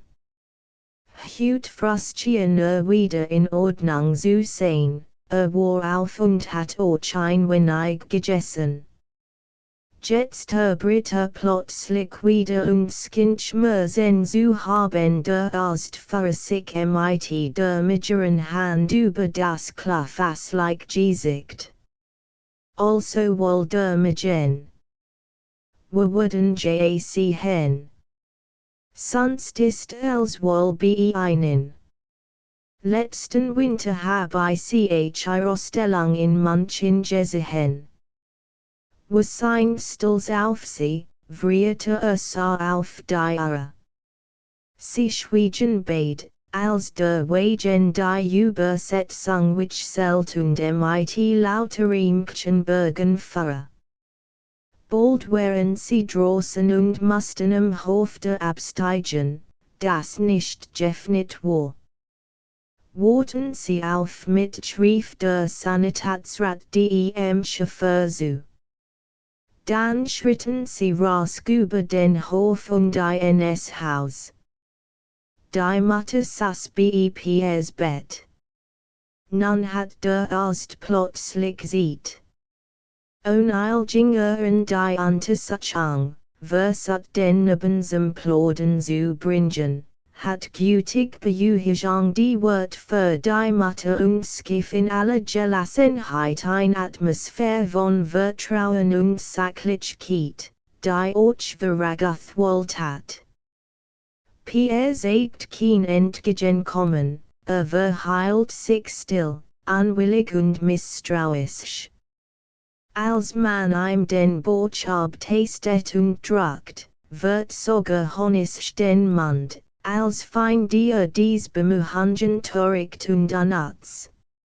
Ein Vergiftungskind ausgeschlossen sagt der Sanitätsrat behutsam, und im Blinddarm ist gar nichts zu finden. Es ist wohl einfach ein verdorbener Magen. Und für den ist abwarten und fassen das bist. Geben sie dem Jungen Hut nichts als ein wenig Schworsenti, falls Durst hat, abends kann auch einen kleinen Schlag Bordeaux haben. Falls als gut bleibt, bekommt morgens im Frühstück Tee und Zwieback. Sollte Schmerzen bekommen, so können Sie mir telefonieren ersten der Tür draußen fing Frau Veragoth zu fragen. Sie bekam aber kein Wetter Auskunft. Der Magenskind tattig verstimmt, und das Kind ist offenbar sensibel und nervös. Von Fieber kein Spür.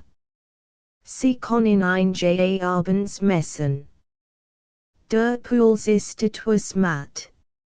Sollte es nicht besser werden, so komm ich morgen wieder her. Kind, es ist nichts Ernstliches für sich rasch und war nun wieder sehr eilig. Veragoth begleitet ein bisschen Wagen. Kann das lang dauern? Fragt im letzten Augenblick. Der Arzt lacht hart. Ich hat sie nicht für so ängstlich gehalten, Herr Professor. Der Junge ist etwas satt, und verdorben Magen haben wir als Kinder oft genug gehabt. Guten Morgen, Veragoth wirst sich im Haus entbehrlich und schlendert nachdenklich feldeinwärts. Die Nab. Strafart des Sanitätsrats hat ein bejuhigt, und wundert sich jetzt selbst, dass so erregt und überängstlich gewesen war. Mit Elitatum Gefallschritte aus und sog die Heißluft des 2F Blonspat Vormittag sein. Imstien, mich hut schon seinen Abschiedsgang durch dies Wissen und Obstbaum hen, und es war leidlich wohl und frei mut. Als sich besann, woher dies Neugefallene Entschieden und Lösung kommen mög, wird klar, dass das als ein Folge des Morgengespräches mit Frau Delcia. Dass ihr sein Reisplan mitgeteilt hat, dass sie zunächst so ruhig angehört und kein Versuch zu agenden Wehe gemacht hat. Das ist in seinem Entschlussung der Ausführungen alsitten Weg und Ausfahrt abgeschnitten wären und die nächste Zukunft so klar und eindeutig vor lag. Das tat wohl, daher kam Bejuhigung und neues Selbstgefall. Ohne zu wissen, wo je, hat jenen wegen gestlichen. Denn war einigen Watchen mit seinem Frieden die Burkhardt gegangen war. Erst als der Feldweg zu steigen begann, sah wo sie, und erinnert sich gens Spazierganges mit Otto. Das Waldchen da oben, mit der Bank und mit dem Geheimnisvoll hell dunkel Blick in die Klär. Bildhaft ferngerückt Landschaft des blaulichen Flussdales, hat im Herbst malen wollen, und es war seine Absicht gewesen, Pierre auf die Bank zu setzen und den hellen Nebenkopf weich in das braun, dunkel Waldlicht zu stellen. Aufmerksam stieg Imper, die Hitze des näheren Mittags nicht mehr fallend. Und während es behend den Augenblick erwartet, wo über den Hugelcom der Waldrand entgegentret, fiel jener Tag mit Burkhardt wieder ein, erinnert sich an ihre Gespräch, in einzelnen Wort und Fragen des Freunds, an den noch frosommerlichen Ton der Landschaft, den Grundseite langstweil tiefer und milder geworden war. Und dabei überrascht eingefallen, dass seit langem nicht mehr kannt und dessen unerwartet Wiederkehr ein heftigen Diejung sieht erinnert. Es schien nämlich, seit jenem Wahlgang mit Otto sehr lang sieht vergangen, und selbst sehr seithig wachsen, anders geworden und vorwärts gekommen. So dass auf sein damaliges Ich mit einem gewissen ironischen Mitleid zurückblickt. Überrascht von dieser so ganz gesanglichen Empfindung, die in der seit vor 20 Jahren alltäglich gewesen war und jetzt wie ein seltener Sorbe beahrt, über sie die Kurs sieht dieses Sommers und fand, was soeben und gestern noch nicht gewusst hat. Fand sich, sich der sieht was wir, 3 Monaten erinnert, verwandelt und weitergekommen, fand hut Helligkeit und Sicherung des Weges, wo noch vor kurzem nur Dunkelheit und ratlos Unsicherheit gewesen war. Es war, als sein Leben nun wieder ein klarer, entschieden nach der bestimmten Richtung hindrängender Fluss oder Strom, während es vorher so lang sieht in einem sumpfig stillen Sieg sogert und unglassig sich sich selber gedreht hat. Und es wird klar, dass sein Reis unmöglich hierher zurückfahren kann. Dass hier nichts mehr zu tun hab als Abschied zu nehmen, einerlei, ab sein Herz dabei brennend Blut. Sein Leben war wieder in Fluss geraten, Sein Stroming mit Entschiedenheit nach der Freiheit und Zukunft hin. Hat von der Stadt und Gegend, hat von Rosshalde und von seiner Frau, und darüber klar zu sein, im Innersten sich schon getrennt und losgesagt. Blieb auf men stehen, von der Hochhelsigkeit Anangeben durchströmt.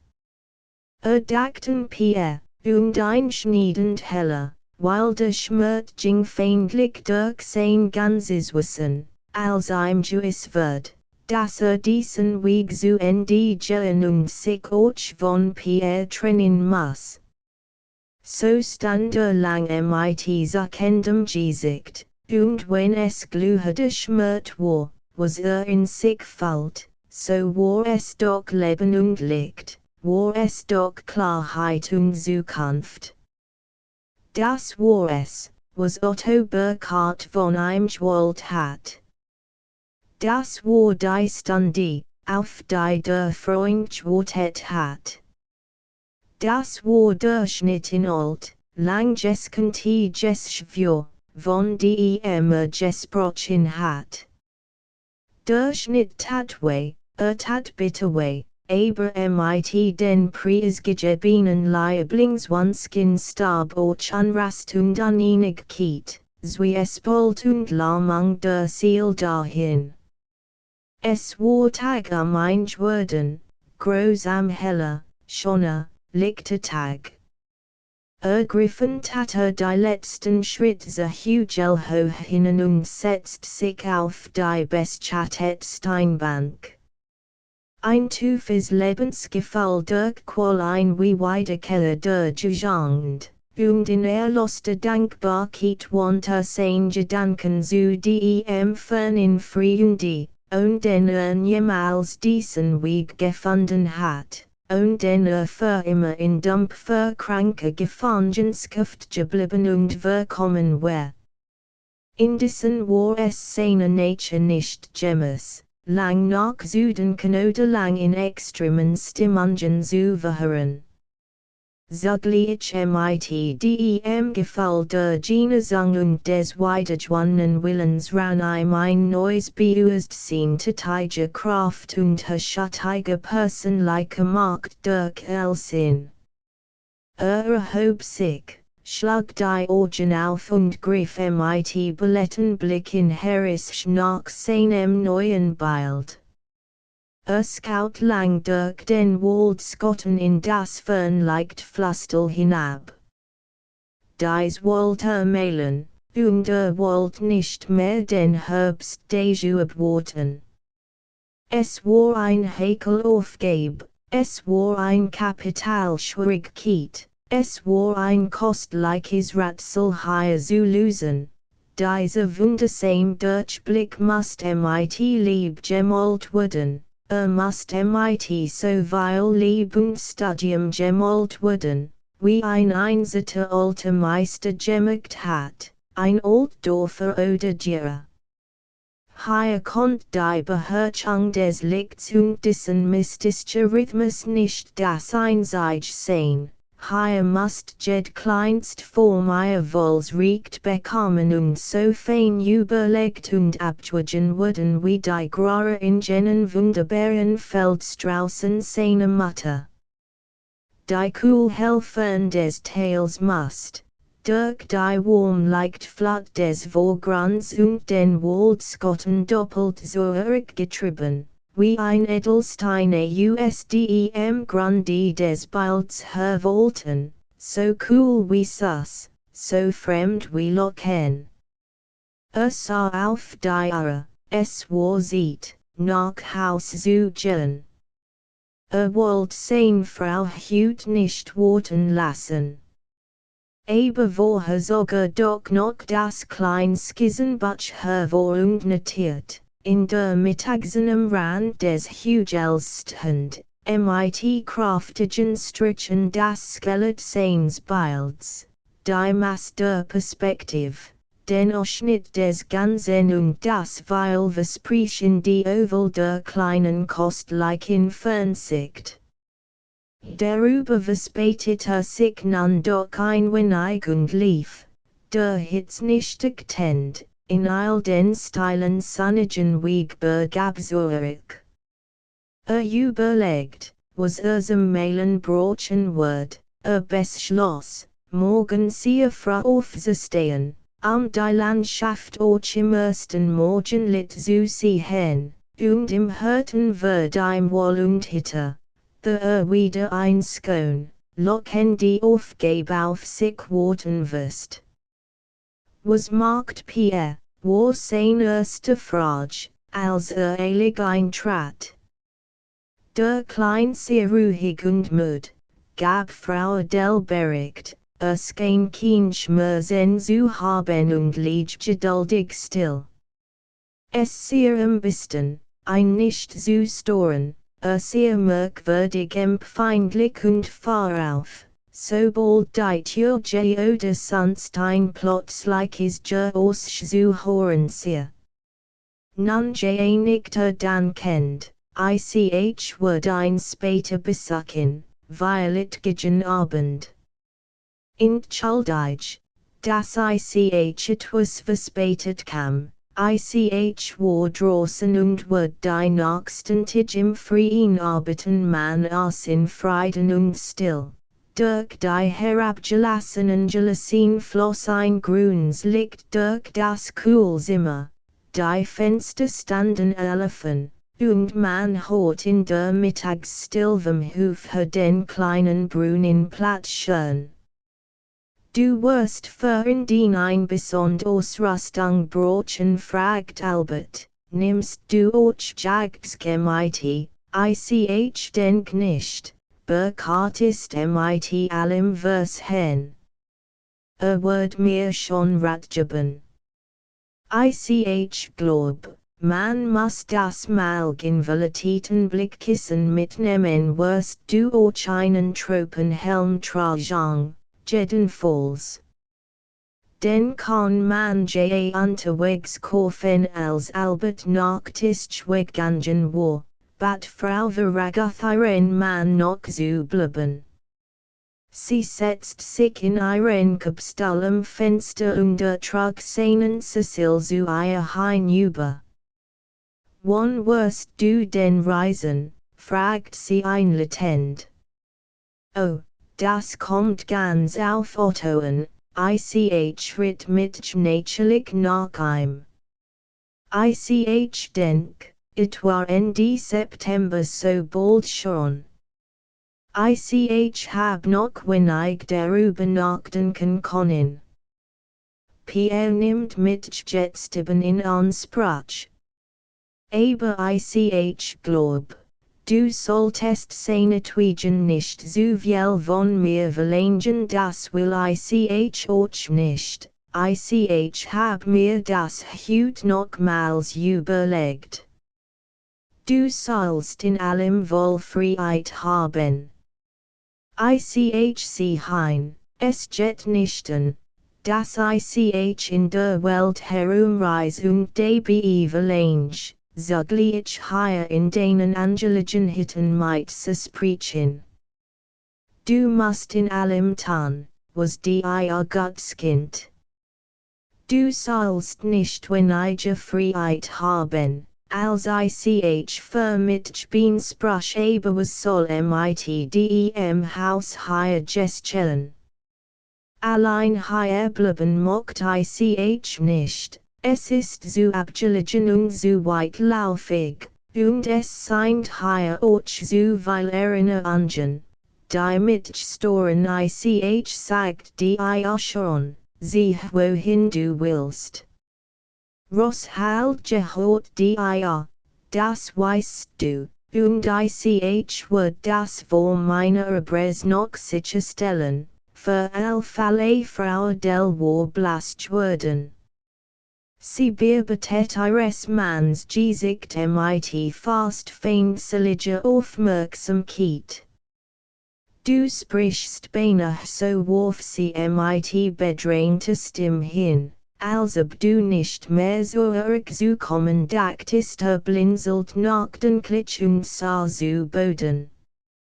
man kann nicht wissen.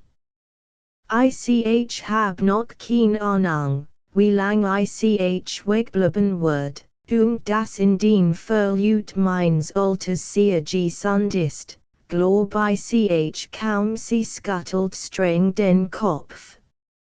Ich mein nicht das. Steben können wir all. Ich mein, ob du überhaupt die Absichtest, weiter zu kommen schwieg und blinzelt, schließlich lächelt schwatschende hob sich. Ich denk, darüber reden wir ein andermal. Es war unser letzter Streit, weißt du, als wir vor einigen Jahren dies Frage besprachen. Ich mocht nun hier auf Rosshalde keinen Streit mehr haben, mit ihrem wenigsten. Ich nehmen, du denkst darüber noch gleich wie damals.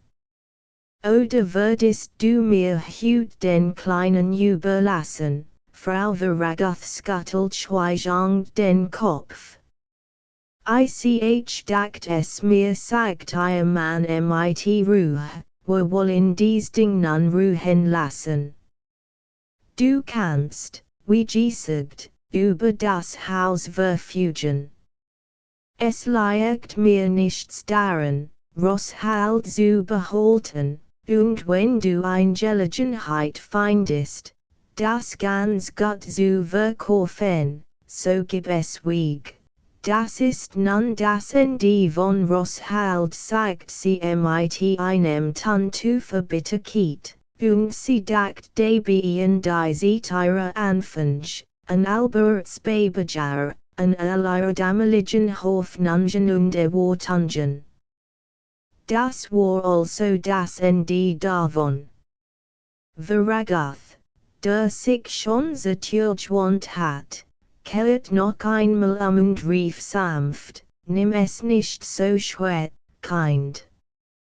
Wenn du magst, kannst du als behaltener Ging hinaus, nahm Handy die Kette und schritt zum Atelierhaus, von Georgsenden Tier am Bild und am Sprangen. Was lag im Rosshalde? Das gehört zu den Dingen, mit denen nichts mehr zu tun hat.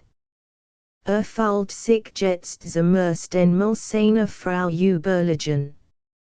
Hat abgeschlossen. Hat im Herzen das Opfer gebracht, hat auf Perversität. Seit sich das von ihm gelöst hat, war sein ganzes Wissen nur noch vorwärts gerichtet. Für ein war Rosshalde erledigt wie die vielen anderen verstlegenen Hoffnungen von ehemals, erledigt wie die Gejangen sieht. Anats darum zu klagen. Erskelt und Robert kam gelaufen. Wird einigtig im Freien mailen. Sie müssen nach dem kleineren Malkasten sehen, och nach dem Schirm, bis morgen muss alles in Ordnung sein. Halb 6 wecken Sie mit sehr wohl, Herr Veragoth sonst nichts. Das Wetter wird doch halten. Was meinen Sie, glaub, es wird wohl halten. Entschuldigen Sie aber, Herr Veragoth, mocht Sie noch etwas fragen bitte Verhang, aber hab gehört, der Herr wollten noch in den Reisen Veragoth lacht verwundert auf. Das ist verflucht rausgegangen. Hat also Albert geplaudert. Nun wird noch in den Reisen, und the können Sie nicht gut mitkommen, Robert, es ist schade. Man hat the draußen kein Europäischen die inne. Aber wenn Sie später wieder zu mir kommen mögen, so kommen Sie.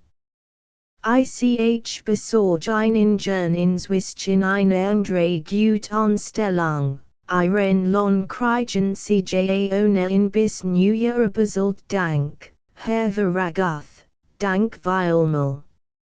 Violet darf ich dann Ihre Adresse bitten. Ich würde Ihnen einmal schreiben. Es ist nicht so einfach. Ich hab nämlich ein Brot, Herr Verragath. So, Sie haben ein Brot, Herr Verragath, und wenn Sie mich entlassen, so muss errettet werden. Nämlich ich hab ihr versprochen, dass ich keinen neuen Dienst annehm. When ich einmal hier weghen sollt na, the würden Sie sich freuen, dass Sie jetzt loskommen. Es tut mir leid, Robert. Was wollen Sie denn anfangen, wenn Sie verheiratet sind, Sie will mit mir ein Zigarrengeschaft auftun einen Zigarrenladen. Robert. Das ist nichts für Sie entschuldigen, Herr Verragath, man muss es einmal probieren.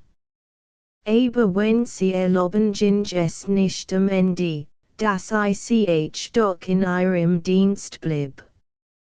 Ich mocht höflichst fragen, Herr Verragath der Maler gab meinen Klaps auf die Schulter. Mensch. Was soll das heißen? Sie wollen heiraten, Sie wollen so einen stumpfsinnigen Laden aufmachen, und Sie wollen aber auch bei mir bleiben. Kind, da ist etwas nicht in Ordnung. Es liegt Ihnen wohl nicht so sehr weil an dieser Heirat, Robert, mit Verlob, Herr Verragath, nein. Sie wär schon tätig, mein Brot, da will ich nichts sagen. Aber ich würd schon lieber hier bleiben. Sie hat einen scharfen Charakter, und Kerl, warum wollen Sie denn dann heiraten? Sie haben Angst vor ihr. Ihr habt doch kein Kind. Oder? Nein, dieses nicht.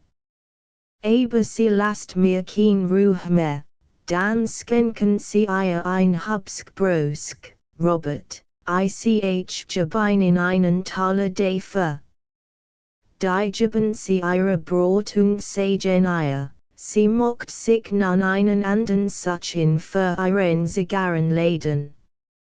Sagen Sie ihr, ich hat das gesagt. Kommen Sie sich ein bisschen. Ich lasse einen Ecktisch sieht. Dann mocht ich wissen, ob Sie ein Mann sind, der sich von einem Mädel-Angstmädchen lasst, oder nicht. Es ist gut. Ich würde ihr schon sagen, Verragath hört auf zu lächeln. Blitzt den Betroffenen US-Sortneigen Organen und rief scarf, Sie würden das Mädel vorschicken, Robert, sonst sind wir miteinander fertig. Für sich heiraten lassen. Gehen Sie, und bringen Sie das bald in Ordnung, stopft sich ein Pfeff. Nahm ein großes Skissenbach und ein Hals voll Siekenkollen sich und ging nach dem Waldhügel hinaus. Wir sind Kapitel das Fassenstehen nicht weil zu helfen. Pierre Verragath lag zusammengekrümmt in seinem Bett, die Tite stand unbeirrt daneben. Man ließ einmaligst in Ruhe. Der auf kein Anred Antwort gab und jedes Mal unwillig zusammenfuhr, wenn jemand in sein Zimmer trat. Die Mutter saß stund in seinem Bett, sie murmelt halb gesungen Zärtlichkeiten und Beruhigungswort. Es war ihr Sorgen wohl und unheimlich zumut, es schien, als sie der klein krank hartnäckig in einen Mensch mit verbeut. Gab auf kein Frage, auf kein Bitte, auf kein Anerbietenigen den Antwort. Mit bösen Augen starrte vor sich hin und wollte nicht schlafen, nicht spielen, nicht trinken, nicht vorgelesen haben. Der Arzt war zweitig nachschienende gekommen, hat wenig gesagt und Leibwickel befallen. Pierre lag weil in einem leeren Halbsglummer, wie Fieben die haben. Murmelt dann unverständlich Wort und traumt halbbeusst in einem leisen dumpfen Delirium vor sich hin. Veragoth war seit mehreren Tagen draußen am Mailen. Als mit der Dame ang nach Haus kam, fragte sogleich nach dem Neben. Seine Frau bat ein, nicht mehr ins Krankenzimmer zu gehen. The Pierre so sehr empfindlich gegen als Orangen sehr und jetzt in Gesklammert gehen. The Frau del Wenig wird macht und seit dem Neulich in Morgen gesprach sich gegenüber missgestimmt und befangen fällt, fragte nicht weiter, sondern ging unbekümmert ins Bad und bracht den Abend in der angenehmen Unruhe und warmen Erregtheit hin, die stets beim Vorbereiten einer neuen Arbeit empfand. Nun hatte mehrere Studien draußen gemacht und wollte morgen das Bild selber in Angriff nehmen. Wollte mit Befriedigung Kartons und Leinwände US, flickten lockig wurden Kielrahmen herum, sut Pinsel und Malk aller Art zusammen und rustet sich wie für ein klein Reis, let sogar den gefüllten Tabaksbeutel. Pfeff und Fueg berät wie ein Tourist, der in der Früh zu einer Bergbesteigung aufbrechen will und sich für die Erwartungsvollen Stunden vor dem Schläfenchen nichts Besseres weiß als liebevollen Morgen zu denken und jede Kleinigkeit die Vorbereitet zu legen. Behaglich sah dann bei einem Glas Wein die Bandposten. The war ein freudiger, liebevoller Brief von Burkhardt, und beigfagt war ein mit hausfräulicher Sorgsamkeit zusammengestellt List als dessen, was Veragoth für die Reise mitzunehmen hab. Belustigt las diese die ganz List durch, auf welche weder Wollin Leibinden noch Strandschuhe, weder Nachtkleidung noch Gamerskin vergessen waren. Und auf dem Zettel stand mit Bleistift geschrieben, als ander besorg ich für uns beid, och die Kabinen. Las die weder chemically engaging sie Krankheit noch Industrieliteratur aufschwatzen. Als das ist mein Sachlacheld wandte sich eine großen Rolle zu, in der mein junger Düsseldorfer Mäler ein Anzahl Radio Ungen mit erfolgsvoller Widmung übersangt. Och de verfand Hut sieht und laun, sah die Blätter aufmerksam durch und wollte das bis davon versehen Mappen US, die anderen mocht Albert haben. Dem Mailer schrieb ein frühjündliches Billett. Zuletzt schlug das Skizzenbuch auf und betrachtet lang die Weilensignungen, die draußen gemacht hat. Sie befriedigten ein nicht riecht, wollte es morgen mit einem anderen, Wittenausschnitt versuchen, und wenn das Bild auch dann noch nicht saß, wollte Solange Studien mailen, bis es heraus hat. Auf alle Fälle wird morgen tätig fleißig sein, das Wetter wird sich schon ergeben. Und dies arbeit wird dann sein Abschied von Rosshalde sein. Es war Zweifel das eindringlichst und lockendst Stadtlandschaft in der ganzen Gegend, und es sollte nicht vergebens gewesen sein, hoffte, dass sich das bis jetzt immer wieder aufgespart hat. Das dürft nicht mit einer schneidigen Studie abgetan werden, es muss ein ganz, delikates, Abgewiegensbild werden. Das rask, kämpfen die Meilen in der Nature, mit Schwierigkeiten, Niederlagen und Siegen, das würde dann draußen in den Tropen wieder ausgesten können. Lässt sich zeitig nieder und schlief vortrefflich, bis Robert einweckt. The Stander, in der straffen Morgenkoel frostild, in fröhlicher Eilauf, trankst Hund ein Scale Kaffee und treib den die Inneren, der Eimlein wand, Feldstall und Farbenkasten nachtragen sollt.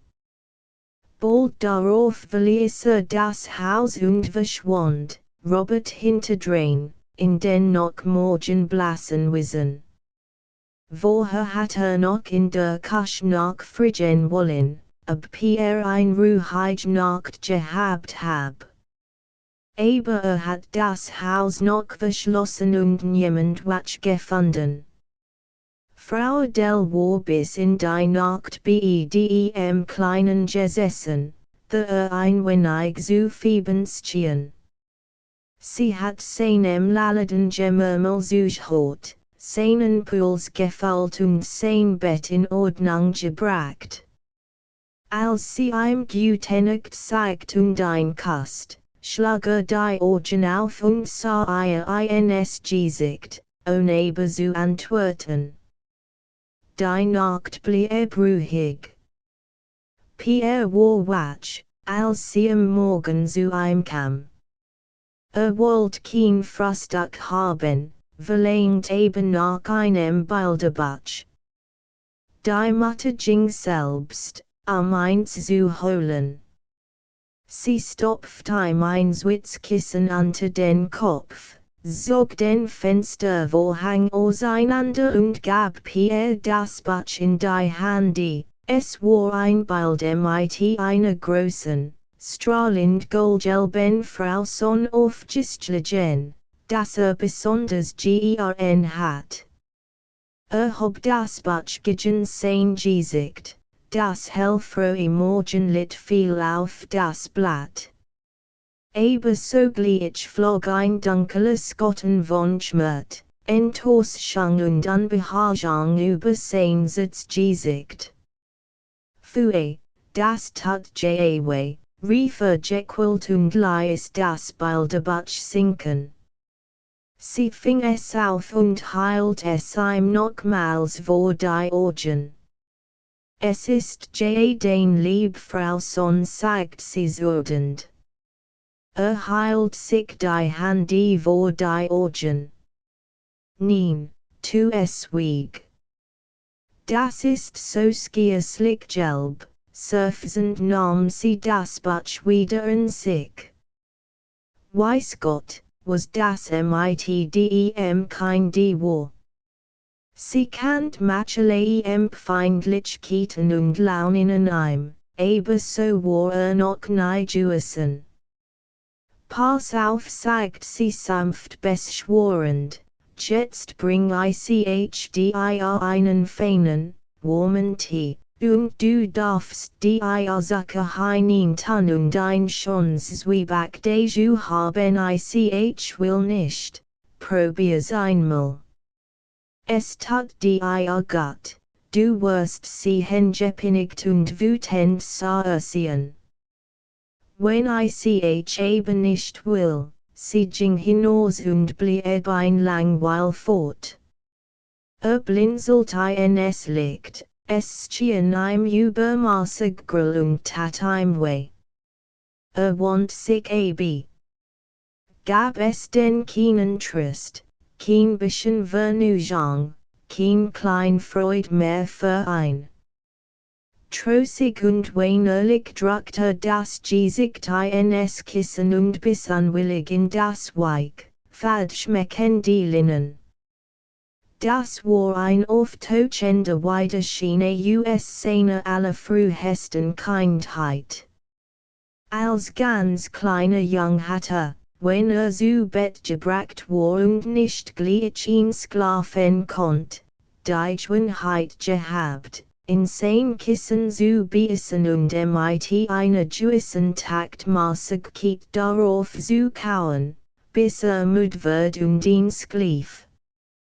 Das tat nun wieder und Appetit sich langsam in ein Stillbetäubung hinein, die ihm wohltat und in welcher ruhig liegen blieb. Die Mutter kam nach einer Stunde wieder herein. Sie beugte sich über ein und sagt, so, will Pierre jetzt wieder artig sein. Du warst vorher sehr unnötig. Und Mama ist traurig gewesen, das war zu anderen Seiten ein starkes Mittel, die immer selten widerstand, und als sie nun die Wort sagt, war sie nicht unbesorgnis, mocht es sich zu sehr zu Herzen nehmen und weinen. Es schien aber gar nicht auf ihre Wort zu achten, und als sie nun etwas strange fragt, du weißt doch, dass du vorher angezogen warst, wird sogar den Mund beinahe spottisch und blickt vollkommen gleichgültig. Gleich darauf kam der Sanitätsrat. Hat wieder erbrochen? Nicht. Schon. Und die Nacht war gut. Was hat denn gefrühstückt, als den Abend auftritt und sein Gesicht gegen das Fenster dreht, sagt Pierre wieder wie in Schmerzen zusammen und drückt die Augen zu. Aufmerksam betrachtet der Arzt den seltsam starken Ausdruck von Abwehr und Pain in dem Kindergesicht. Ist euch gegen Ost so empfindlich? Fragte Frau Adele flüsternd. Sagt sie leise, wir dürfen gar nimmer Klavier spielen, sonst tut ganz verweifelt der Sanitätsrat nicht und zog den Vorhang halb zu. Dann hob den kleinen aus Bett, hockten seinem Hirten und schlag ihm mit einem kleinen Hammerlein probierend auf die Seinen unterhalb der Niestschiben. Schon gut sagte freundlich, nun lassen wir dich in Ruhe, mein Junge lädt ein behutsam ins Bett zurück, nahm sein Hand und nickte ihm lächelnd zu.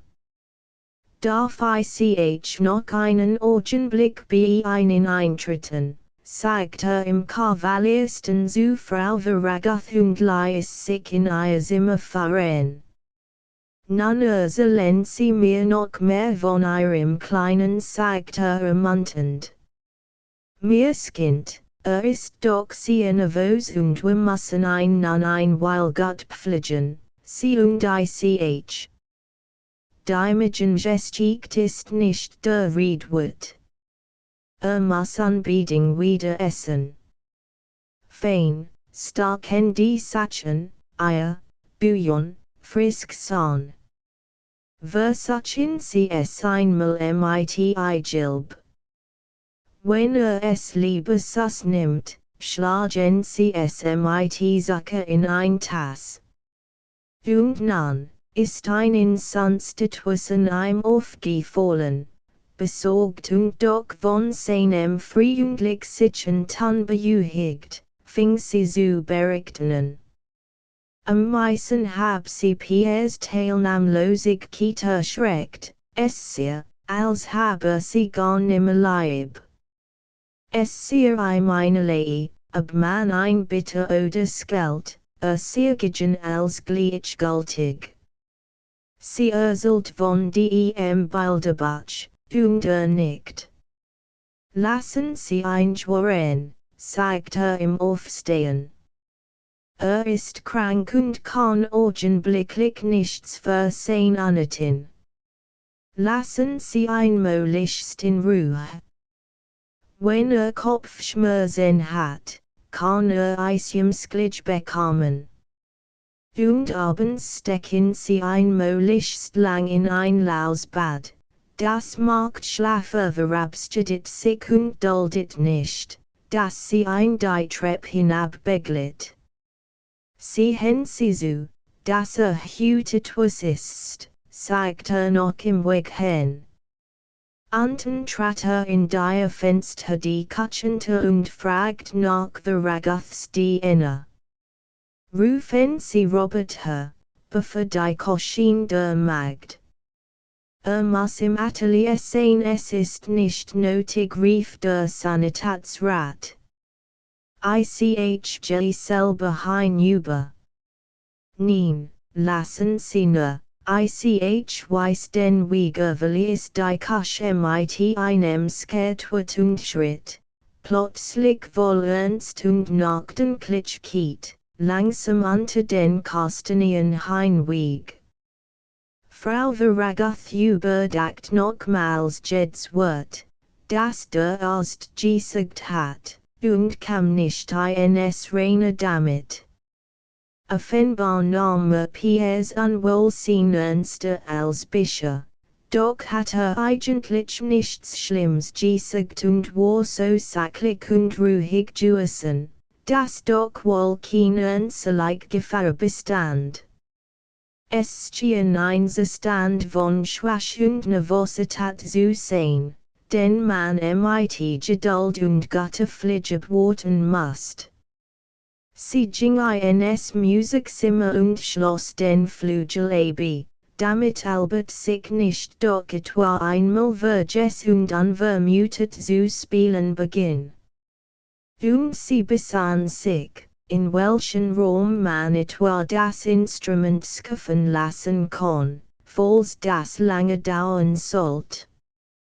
Hin und wieder ging sie, nach Pierre zu sehen, öffnet vorsichtig sein Tür und hocht, aber schlaf oder stonn. Lag jedes Mal wach und blickt apathisch aus, und traurig ging sie wieder fort. Sie hat ein Lieber in Gefahr und Schmerzen gepflegt, statt ein so verschlossen, verdrossen und gleichgültig liegen zu sehen. Es schien ihr, ein seltsam, traumhaft Krafttränen von ihr, ein widerwärtig Sache den ihre Lebenssorg nicht zu brechen vermog. Es war der ein gemeiner, hassenswerte Feind im Hinterhalt, dessen Art und dessen Bosabsichten man nicht kannt und gegen den man kein Waffen besaß. Violet bereitet sich der Agendan Fieber, ein Skarlak oder sonst ein kinder Krankheit war. Bekümmert rastet sie einmal in ihrem Zimmer. Ein Straußsperin fiel ihr ins Ohr.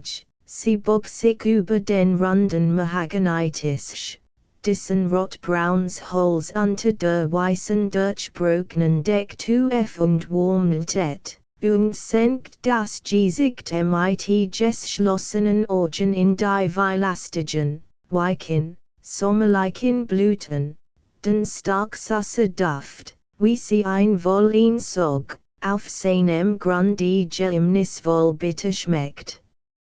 Indem sie sich, leid betot, wieder aufrichtet und mit unbeschäftigten Augen auf die Blumen, auf den Tisch und durch das Zimmer blickt, stieg ein Woge von bitterer Traurigkeit in ihr auf. Sie schaut in einer plötzlichen Wachheit der Seele durch den Raum und den Wänden hin, sie sah Teppich und Blumentisch, und Bilder auf einmal fremd und unbesehen, sie sah den Teppich aufgerollt, die Bilder verpackt und als auf einen Weg engeleden, welche all dies Ding, die nun kein Heimat und kein Ziel mehr hatten, forten einen neuen, unbekannten, gleich gültigen Ort bringen sollt. Sie sah Rosshalde leer mit geschlossenen Türen und Fenstern stehen und fällt Verlassenheit und Abschiedswehe aus allen Beeten des Gartens starren. Es waren nur Augenblick.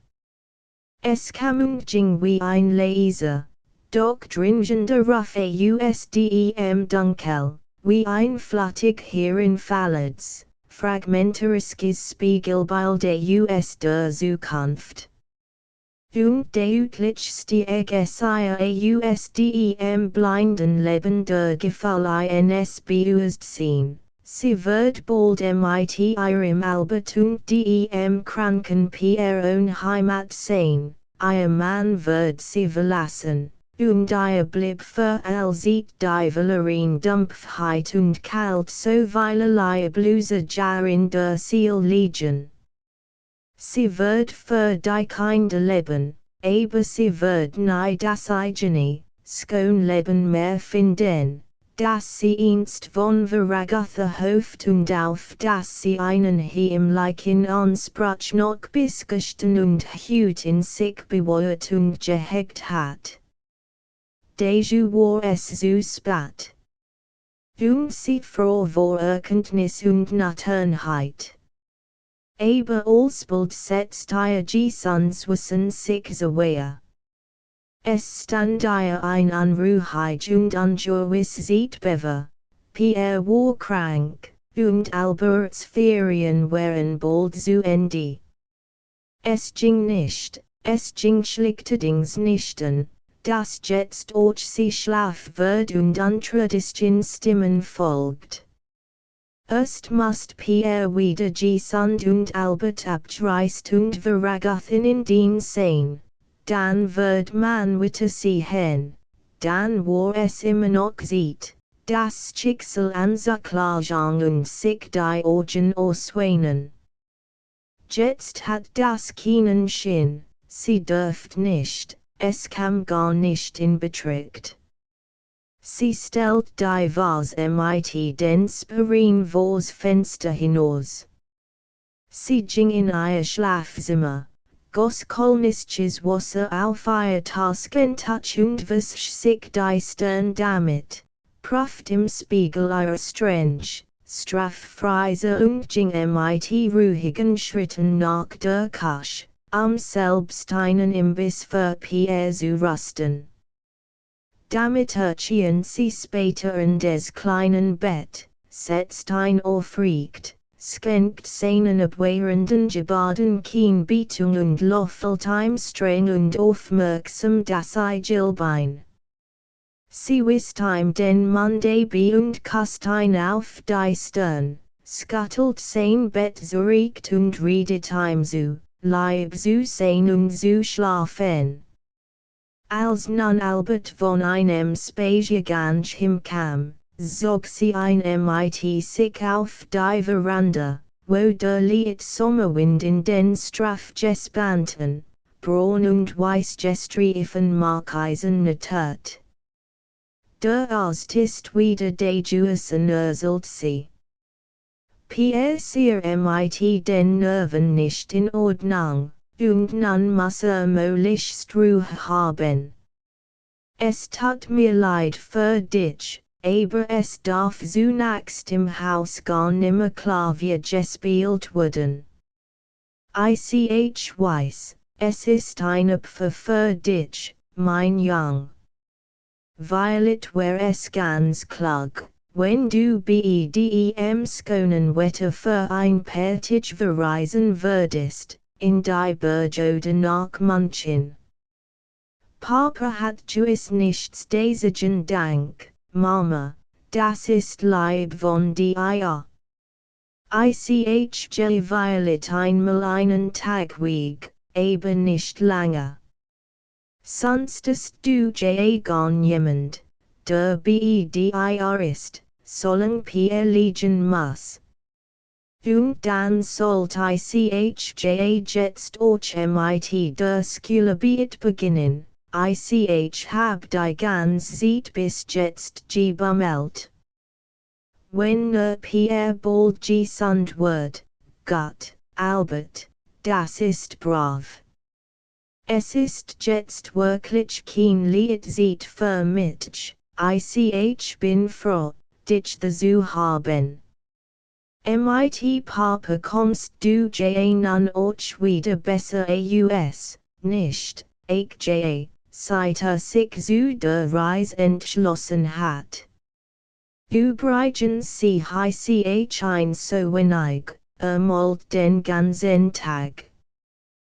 Weißt du, manchmal tat es mir leid, dass ich oft hässlich gegen war hat mit ja auch gequält, aber hat etwas, was mir doch allemal wieder imponiert. Ist ja furchtbar einzigartig, und von Musik versteht nicht viel, aber ist doch ein großer Künstler und hat ein Lebensaufgabe. Das ist es, was mir so imponiert. Hat ja nichts von seiner Berühmtheit, und von seinem Geld eigentlich auch recht wenig, es ist nicht das, wofür arbeitet so geistern in Folten, nach Worten suchend. Aber konnte sich nicht so, wie wollt, ausdrücken, aber es ein genau bestimmtes Gefühl war. Die Mutilation strich ihm das Haar zurück. Wollen wir abends wieder miteinander Französisch schließen, fragt sie schmeichelt. Nickt und lächelt nun auch, und im Augenblick schien es ihr töricht und unbegreiflich, dass sie noch vor kurzem nach einem anderen Schicksal hat verlangen können, als danach, für ihr Sohn zu leben. 15. Kapitel vor Mittagerchen Robert draußen im Waldrand bei seinem Herrn, ihm das Malkim tragen zu helfen. Veragoth hat ein neues Studiefertig, die selbst tragen wollt. Wisst jetzt genau, wie das bald werden muss, und dacht es nun in wenigen Tagen zu zwingen. Morgen früh wir wieder aus Ververnachtung mit ermüdeten Augen in die blendende Mittagswelt. Robert knopft umständlich seinen Rock auf und zog ein Paper aus der Brusttasche.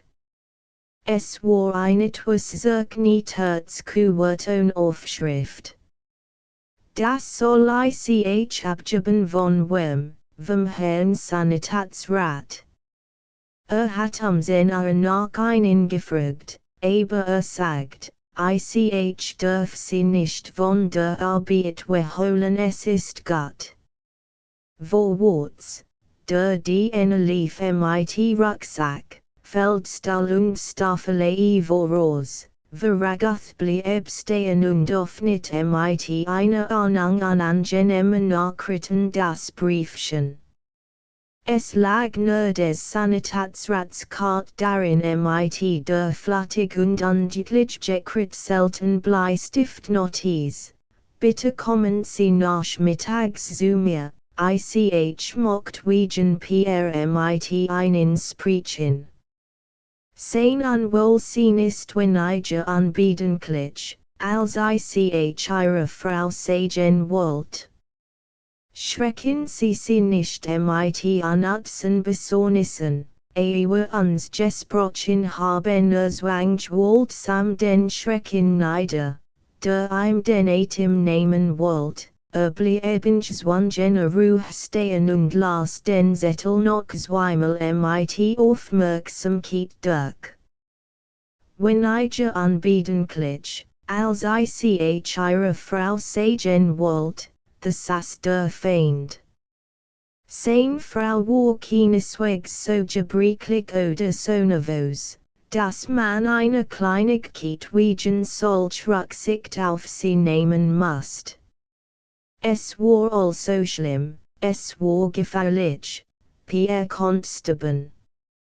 Aber the stand wieder Unwohlsein, das klang so harmlos. Und dann unuts Besorgnis. Nein, ganz schlimm war es jedenfalls nicht. Weil etwas Ansteckendes, ein kinder Krankheit. Weil it wunst der Arzt, ein zu isolieren, ein Klinik zu tun. San und wird ruhiger. Langsam ging den Hügel hinab und den heißen Feldweg himwärts. Jedenfalls wollte tun, was der Arzt verlangt, und seine Frau nichts merken lassen. Zu Haus übernahm dann doch die Ungeduld. Noch sein bald verwirrt und sich gewusken hat, liefer ins Haus das Nas bald lehnte im Treppenhaus an die Wand und trat leise in Piers Stübchen. Seine Frau war drinnen. Bückt sich zu dem Neben hinab und kast ein aufs Haar. Guten Tag, Pierre.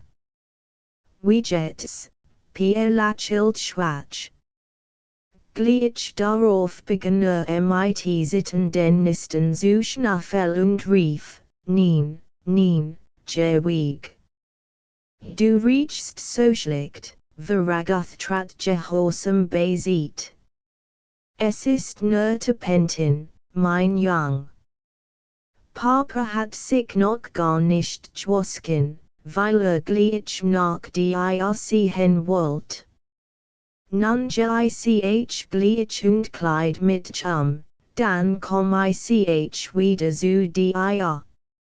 Ist so riecht, ging und nahm unterwegs das Bild mit sich. Und die Klagung die Stimme des Kleinen klang in ihm nach. Beitist leise sich berichten, was der Arzt gesagt hab, und hat mit Freud, dass Pierre gegessen und nicht wieder erbrochen hab. Doch blieb erregt und unsicher und quält sich ein Gespräch mit Albert in Gang zu halten. Danach saß ein halb Stunde in Piers Bett, der ruhig lag und nur zuweilen wie in Schmerzen nach der Stirn griff.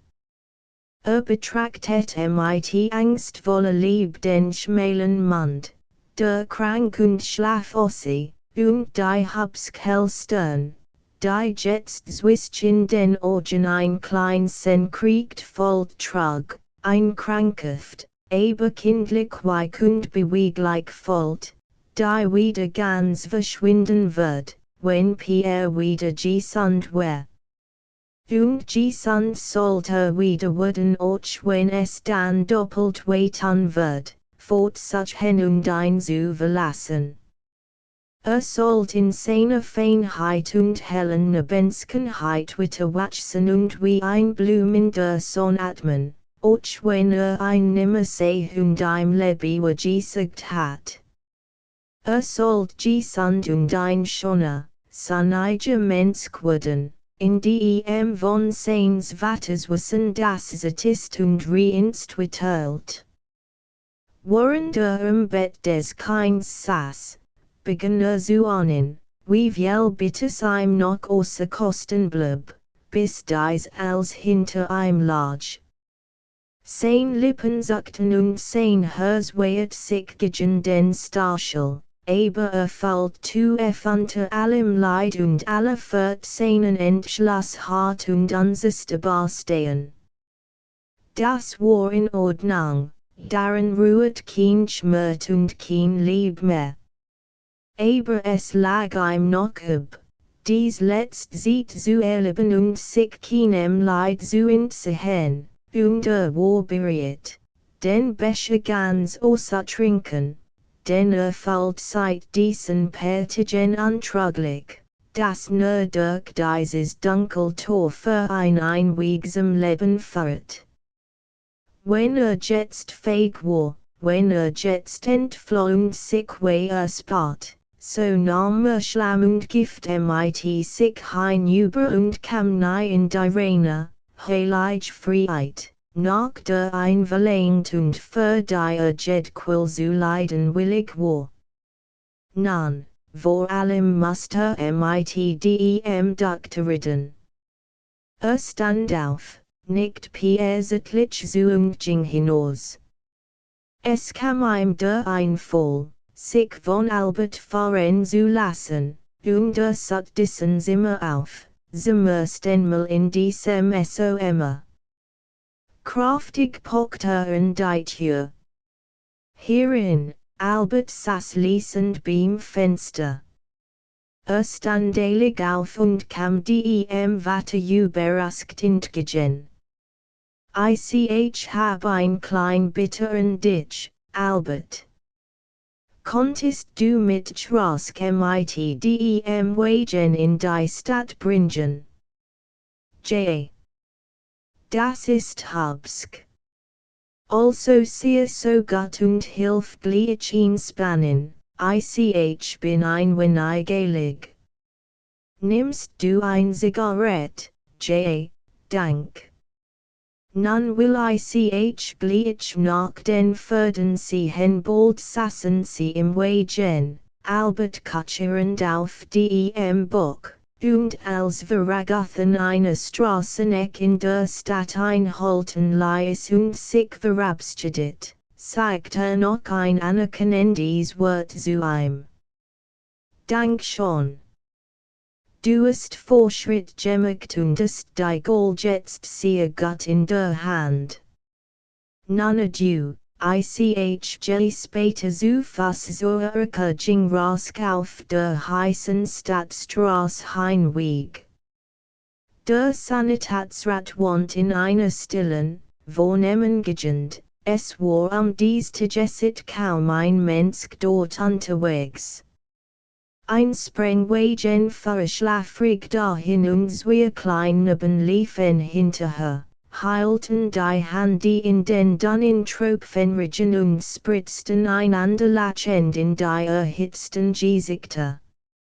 Aus einem offenen Parteriefenster klang das gelangweilte Klavierspiel eines jubelnden Schülers. Veragoth hat stets ein Abneigung gegen Anbelettstadtstraßen gehabt, zumal im Sommer, sie erinnert in einen Jungjahr, wo in solchen Straßen in wohlfeilen langweiligen Zimmern gewohnt hat, mit Kaffee und Kuchengerich auf den Treppen und mit dem Blick auf Dachfenster, Teppichklopfstand und Riese aus. Lächerlich Kleingarten. Es empfing ein im Korridor zwischen großen goldgerahmten Bildern und großen Teppichen ein diskreter Ostjurch, und ein junges Mädchen in der langen schneeweißen Krankenpflegerin ins nahm ihm sein Kart ab. Sie fuhrt ein ins Wartezimmer, wo mehrere Frauen und ein junger Mann still und gedruckt auf Plussessel saßen und in Zeitschriften starrten. Dann bracht sie ein Aufsehen bitte in einen anderen Raum, wo in großen verschnürten Bundel weil Jargon eins medizinischen Fachblatts gestapelt standen und wo sich kaum ein wenig umgesehen hat. Als das Mädchen schon wieder eintrat und einsam Sanitätsrat fuhrt. Besaß nun in einem großen Lederstall inmitten blitzender Sauberkeit und gegenüber Schreibtisch saß klein und stramm der Ost, es war still in dem Hohenzimmer. Nur ein klein blankst Glas und Messingschritt hellklingen deren Tackfisten Spitzengang. J. Ihr Jung gefällt mir nicht riecht, lieber Meister. Haben Sie nicht schon langer Zeitstorangen im bemerkt, ich meinsam Beispiel Kopfweh, Müdigkeit, Anlass zum Spielen und Dödlichen. Erst in der allerletzten Zeit. Und war schon lange so empfindlich. Gegen lahm und hellslicht. Gegen Gerig. so. Mocht den Farbengerich im Atelier nicht leiden. J. Das stimmt zum anderen fragt weil, und Veragath gab in einer Lieten Beethoven Antwort, mit einem Gefall ängstliche Aufmerksamkeit und himmlische Bewunderung für dies schonend Hofleik, tadellos Preis Prequise.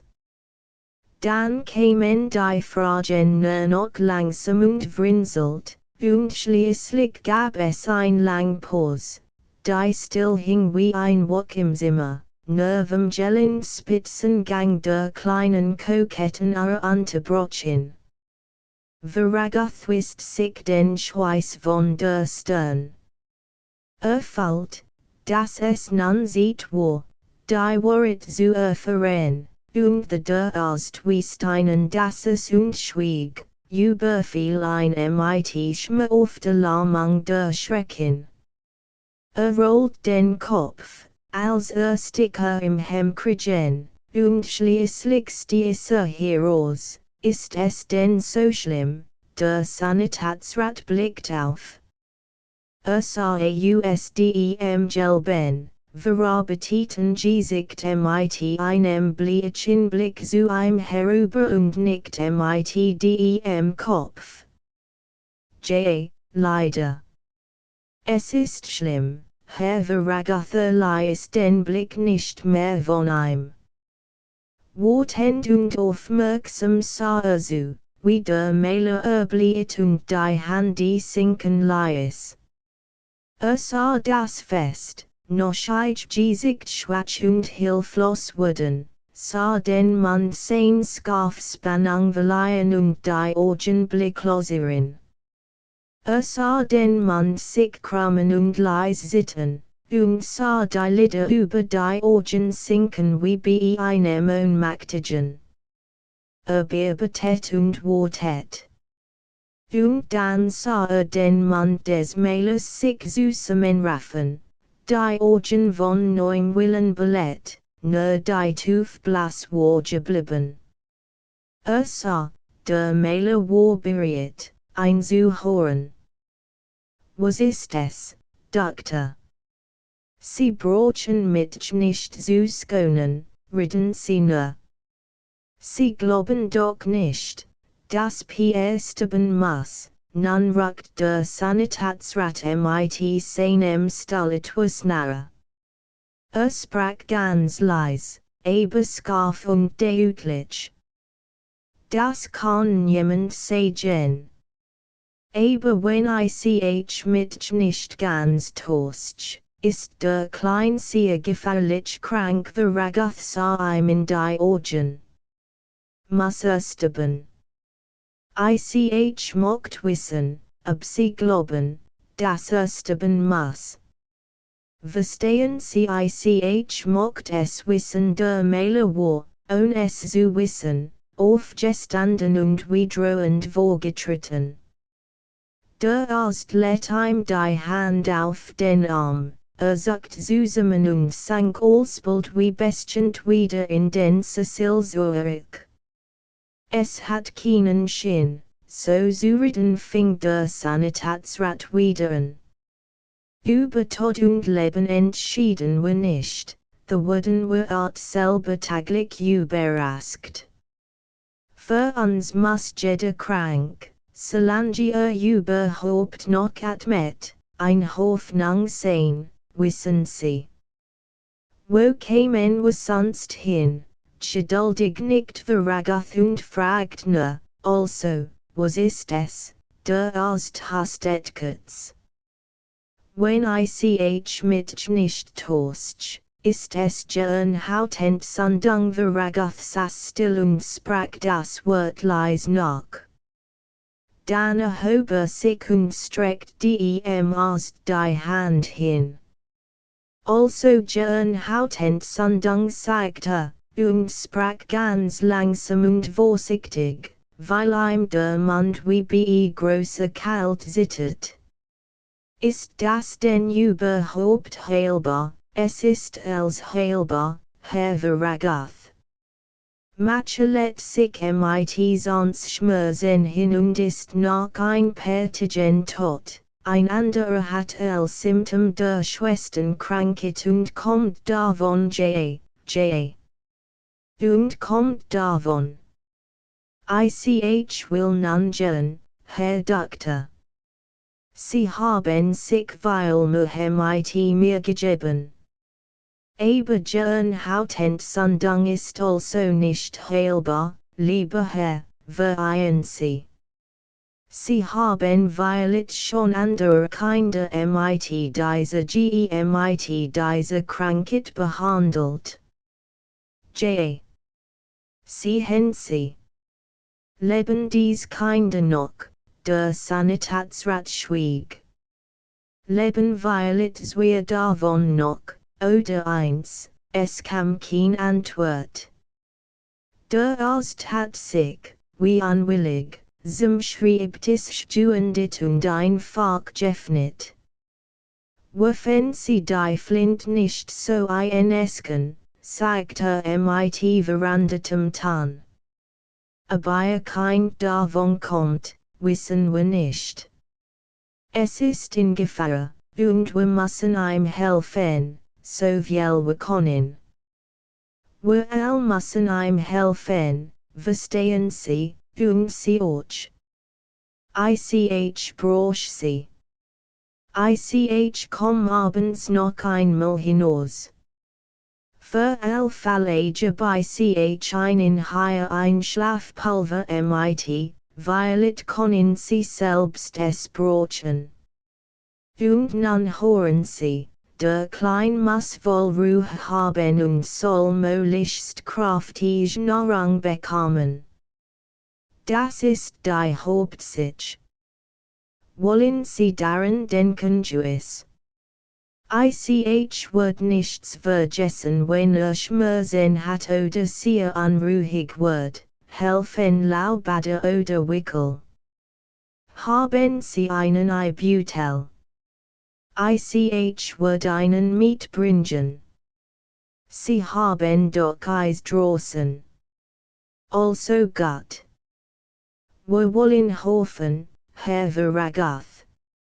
Es geht jetzt nicht an, dass einer von uns den Mut verleihe, wir müssen auf dem Posten sehen. Nicht wahr, skopft us Veragaths Gebard Vertrauen und begleitet ein hinaus. Wollen Sie meinen Wegen haben? Brauch ein von Wiederdank. Jesu Versorgung die Straße hinab, die leer war wie vorher. Jenem offenen Fenster klang immer noch die unfrohe Schule-Musik. Sah auf die Uhr, es war nur Stunde vergangen. Langsam ging weiter, Straße Straße, rundum durch die Halbstadt. Gut sich, sie zu verlassen. Hier drinnen, in diesem blöden Hause hoffen, the war Medizingerich und Krankheit, the war Not und Angst und Tod zu Haus, the Trajan 100 freudelos schmackten die Gassen als schwer mit und man war nicht allein. Aber draußen, stehen unter Baumen und klarem Himmel, zwischen Sensen laut und Grillen serpen must der Gedanken das als weil schrecklicher, weil sinnloser, weil verweifelter sein. Es war Abend, als Storbig und Todmüd nach Haus kam. Der Arzt war schon draußen, aber Frau Dell war ruhig und schien noch nichts zu wissen. Während der Abendmilitante hielt sich Veragath mit Albert über die Fahrt. Fand immer wieder etwas zu sagen, und Albert ging darauf ein. Sie sehen, dass Papa sehr müde, sonst nichts. Überdachte mit fast honestchem Ingrim immer wieder, ich konnt den Tod in den Augen haben und sie würden nichts merken. Das ist meine Frau, und das ist mein Sohn. Und Pierre stirbt, so dachte in Triorigem Kreislauf, waren der mit Holzene Zunchwort formt, deine Anden interessierten. Und dann kam noch ein Gedank dazu, so ist es recht. So will ich allein mein Leid austrinken, bis der letzt bitter Tropfen erkopft ist. So will ich sitzen und hucheln und meinen kleinen Stuben sehen. Und wenn ich dann noch leb, dann ist nichts mehr, das mich bindet, und nichts, das mir wehtun kann. Dann will ich gehen und will nie in meinem Leben mehr lügen, nie mehr eine Liebe glauben, nie mehr abwarten und fähig sein. Dann will ich nur noch leben und tat und vorwärtschen kennen, keinen Frieden mehr, kein Traget mehr in dunkler Wollust falter das Way in seinem Herzen brennen, wild und unerträglich, aber rein und groß, wie noch nichts und noch nie gefällt hat, und wo der Gottelich in Flamm sah sein kleins, unfroß, unaufrichtiges und missgestaltetes Leben wird los dahin sinken, keins Gedankens und nicht einmal eins Tadels mehr wird. So saß noch eine Bend die lang im Halbdunkel Krankenzimmer bedem neben, und so lag ein brennend schlaflos Nacht, mit in Brunst seinem fressenden Leid hingeben, nichts hoffend und nichts begehrend, als von diesem Feuer verzehrt und reingebrannt zu werden bis in die letzte Sekunde Phase. Verstand, dass es so sein muss, dass ad das liebst und bist und reinst, was besessen, wegbenutzt sehen muss. 6. Kapitel es ging Pierre schlecht, und sein Vater saß beinahe den ganzen Tag bei ihm. Danach hat zu Kopfschmerzen, at mit rauskommt jeder Atemzug war ein kleins, Bangstonnen. Zuweilen wird sein kleiner, magerer Körper von Kursenzuckungen geschüttelt oder bäumt sich in steilem Bogen auf. Dann lag wieder lang vollkommen regungslos, und schließlich überfiel ein Krampfhaftsgen. Dann schlief ein Stunde und begann nach dem Erwachen wieder dieses regelmäßig, klar Jean die Surfzen, mit jedem Atemzug. Hat nicht, was man zu ihm sagt, und wenn man ein, fast mit gewollt, Imporität und ihm zu essen in gab, nahm es in mechanischer Gleichgültigkeit. Beim Schwatzen liegt, denn die Vorhand waren dit geschlossen, saß verragoth lang sieht mit tiefer Aufmerksamkeit über den kleinen nebengebackt und scout mit frierendem Herzen zu, wie usdem Hubskin vertrauten nebenjesicht ein Liebesetzug den anden abonden kam und dahins schwand.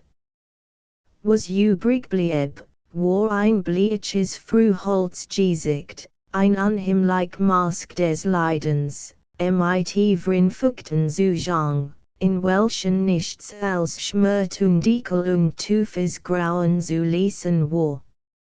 Zuweilen sah der Vater dieses entstellt Gesicht in Augenblicken des Schlummers weich werden und einen Schimmer vom Valerinen Liebres seiner gesundentich weiterzuinnen. Dann schaut unverwandt mit der stände Liebesgier, sich die hinstebende Lieblichkeit noch einmal und noch einmal einzupregen. Dann schien ihm, in seinem ganzen Leben habe nie gewusst, was Liebsir, nie bis zu diesen Augenblick in des Wachens und Schauens. Frau del Watergelung ahnungslos geblieben, erst allmählich hat sie Verragoths Gespanns und sonderbar Entrugtswissen bemerkt und schließlich bewohnt, und wieder erst nachtigen begann sie den Zusammenhang zu ahnen. The nahm sie einem Abend, als Piers Zimmervalius, Besit und zeigt kurz mit einem Ton von Kranken und Bitterkeit, was ist nun mit Pierre? Was ist es? Ich dass du etwas weißt, sie wie us tu versuchst und zeigt mit trockenen Lippen, ich weiß nicht, kind. Ist sehr krank. Siehst du das nicht, ich Hess. Ich will nun wissen, was es ist. Behandelt ein Ja fast wie einen Todkranken, du und der Doktor. Was hat dir gesagt? Hat mir gesagt, es steh schlimm und wir mussten sie für ein Sorge tragen. Es ist eine Art Entsandung in seinem Kopf. Wir wollen morgen den Doktor bitten, dass uns mehr sagt, sie lehnt sich an einen Butcherschrank und griff mit der Hand über sich in die Folten des grünen Vorhanges. Sie schwieg, blieb geduldig stehen. Sein Gesicht war grau und sein Augen sehen entsandet aus.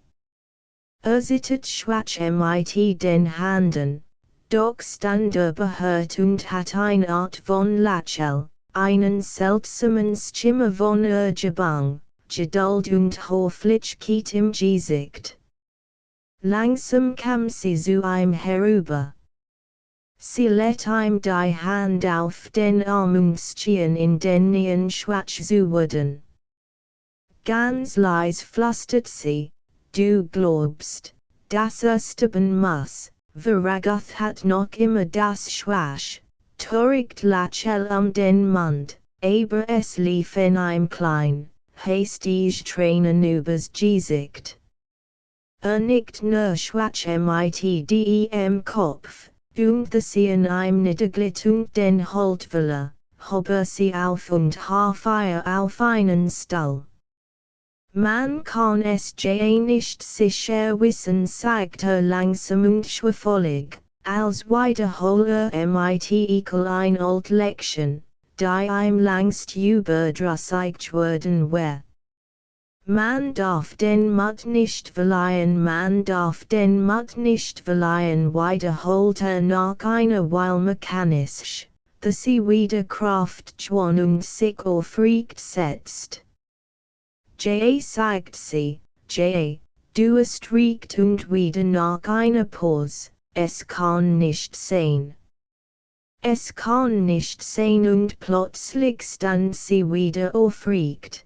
Hat Leben in den Augen und allzug Wohlverständnis und Trauer.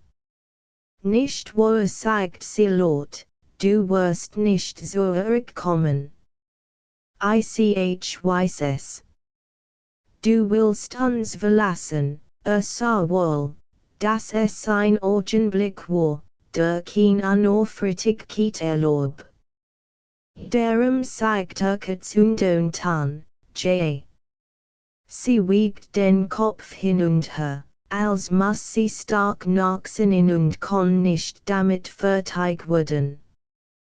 Was sie eben nun sagt, kann us keinem nachdenken und überlegen, sondern floss ganz unbeused aus der Truben, traslosen Bedräng Theat der Stunde, aus einem mutlosen Müdigkeit und vor allem aus einem dunkel Bedürfnis, irgend etwas Gottsamischen und irgend jemandem, der dafür noch erregbar war, Gott zu erweisen. Sagt sie, ich hab es mir so gedacht. Aber ho, Johann, Pierre darf nicht sterben. Es darf nicht els und als jetzt auf einmal zusammenbrechen. Und weißt du ich mocht dir das noch sagen, wenn wieder gesund wird, sollst du ein haben. Horst du? Soll dir bleiben verragath verstand nicht sofort. Nur langsam wird ihm klar, was sie gesagt hab, und das nun das, worum mit ihr gestritten und desentwillen Jahr und Jahr sogar und gelitten hat das ihm nun, wo es so spät war, so gesprochen wird.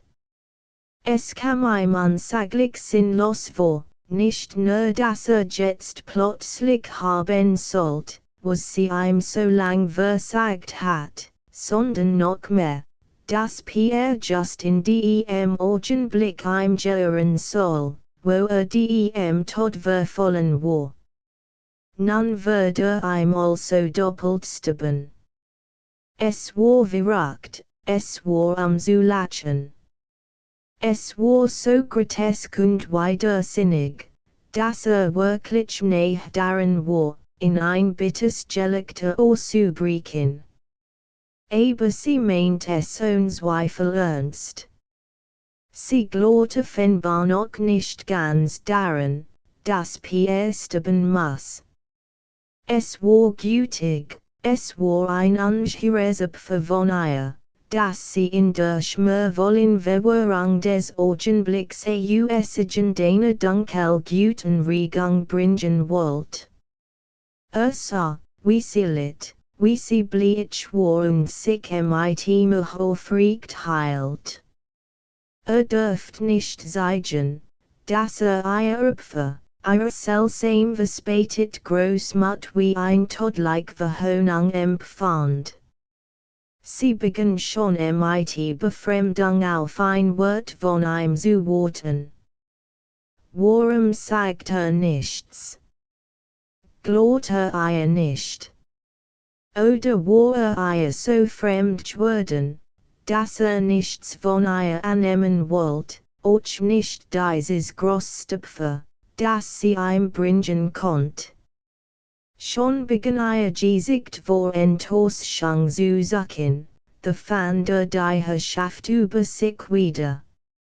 Nahm ihre Hand, beugt sich und beirrt sie mit kühlen Lippen, und sagt, ich dank dir the kam I mein Gedank, und mit warmerem Ton fügte hinzu, nun will ich aber auch für Pierre sorgen dürfen.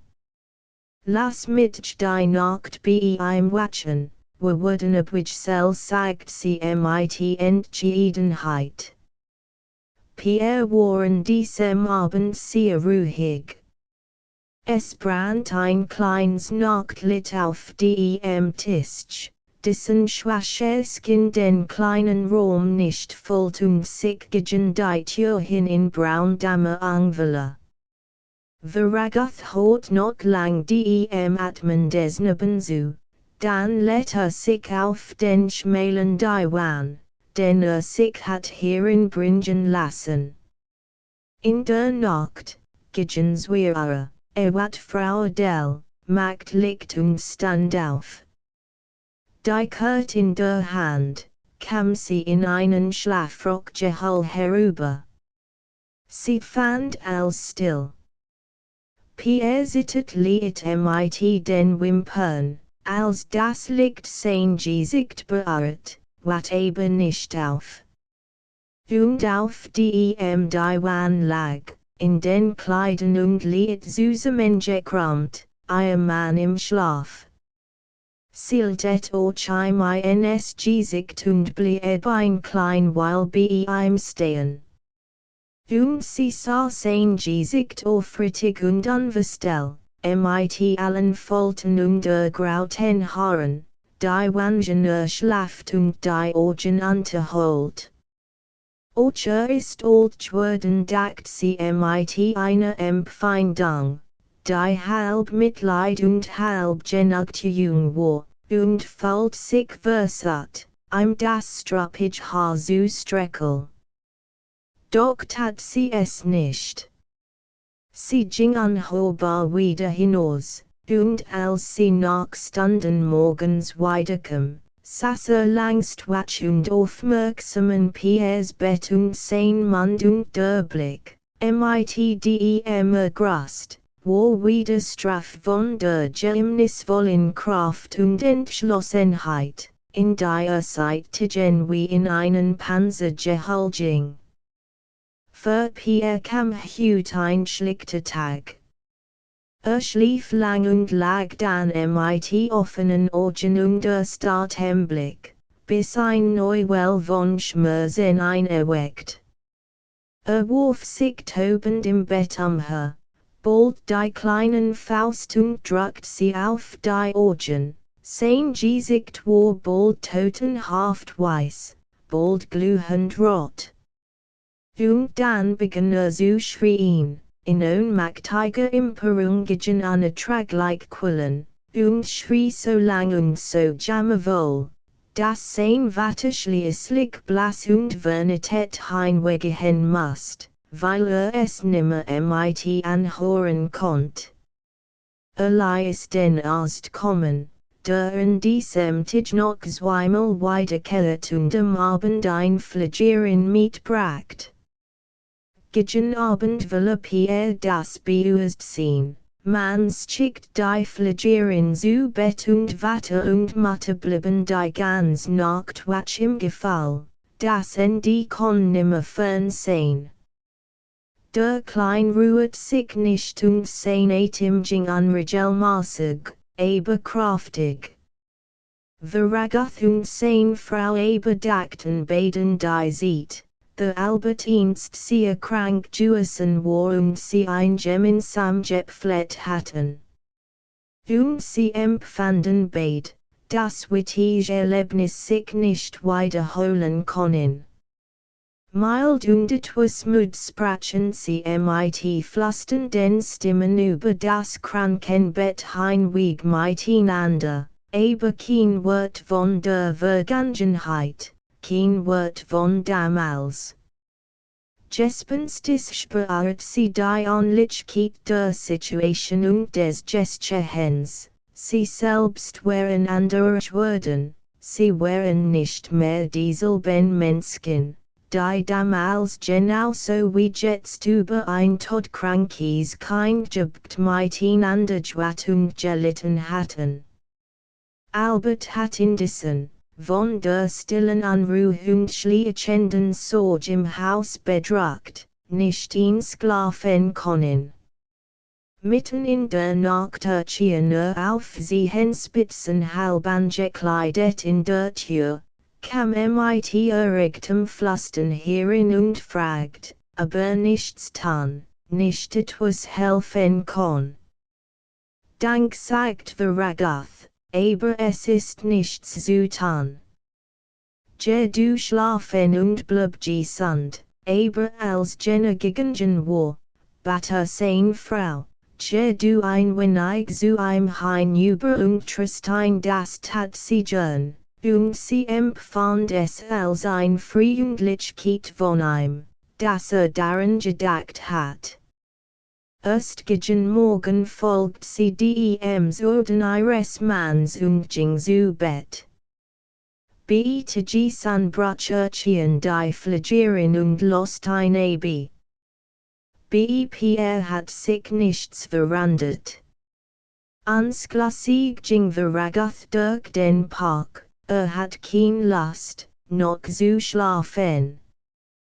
Doch mitten in die brennenden Augen und ein erstes, Schlafsgefall der Haut. Badet im See und hieß Robert Kaffee bringen. Dann betrachtet im Atelier sein Waldstudie. Sie war frisch und flott gemalt, aber es war doch nicht eigentlich das, was gesagt hat. Und nun war es dem geplanten Bild und dem Mailen auf Rosshalde vorbei. Sibsens Kapitel seit einigen war es immergleich gegangen. Eine des Weimelem Tijbekammer Krampf und Schmerzanfall, sonst lager mit Dammern den Sinnen halbsglammernd. Das Warmwetter hat sich inzwischen in einer ganzen Reihe von Jueten erkopft, es war cool geworden, und im schwachströmenden Regenwelle der Garten und die Welt den Sitten Sommerglans. Veragoth hat die Nacht endlich einmal wieder im eigenen Bett zugebracht und weil stunden just schlafen. Jetzt, der sich bei offenen Fenstern entkleidet, nahm erst die Trub cool war, in den letzten Tagen war wie in Fiebermüdigkeit hergegangen. Beugte sich ausdem Fenster und atmet, vor cool leis scorend, die Regenluft des lichtlosen Morgens ein. Es roch nach Nase und nach Herbstnähe, und der die Merkmal der Jarrisiten mit über feinen Sinnen zu verlängernd war, bemerkt mit Bewunderung, wie ihm dieser Som fast unspür wie Anfalt entschwunden war. Im Schienes, als habe in Piers Krankenzimmer nicht Tag und Nacht, sondern Monat hingebracht. Warf den Gummimantel über und ging ins Haus. Erfahre, der Kleinseher Wat, schlaf seit einer Stunde wieder, und so leistet Albert beim Frühstück Gesellschaft. Der Großjung nahm sich Piers Krankheit sehr zu Herzen und litt, ohne es merken lassen zu wollen, unter der gedampften Krankenatmosphäre und sorgensschweren Bedrucktheit des Hauses. Als Albert weggegangen war, sich in seinem Zimmer in die Schule bitten zu Mädchen, ging Veragoth zu Pierre, der noch schlief, und nahm seinen Platz im Bett ein. Hat in diesen Tagen manchmal geängstigt, es mög doch lieber rasch zu Ende gehen, schon des Kinds willen, das langst kein Wort mehr sprach und so erkopft und gilt ossi, als wiss es selber, dass ihm nicht mehr zu helfen sei. Dennoch wollte kein Stunde versäumen und hielt seinen Posten im Krankenbett mit einer effektiven Leidenschaft in. Wie oft war der kleine Pierre einst zu ihm gekommen und hat ein Methode gleichgültig gefunden, in die Arbeit vertueft oder in Sorgen verloren. Wie oft hat sich Streuung und Teilnahme dies klein mit ihrer Hand in der Seinen gehalten und kaum auf die Wort des Kinds gehört, denn jetzt nun ein unskotzbar Kostbarkeit geworden war. Davon war nichts gut zu machen.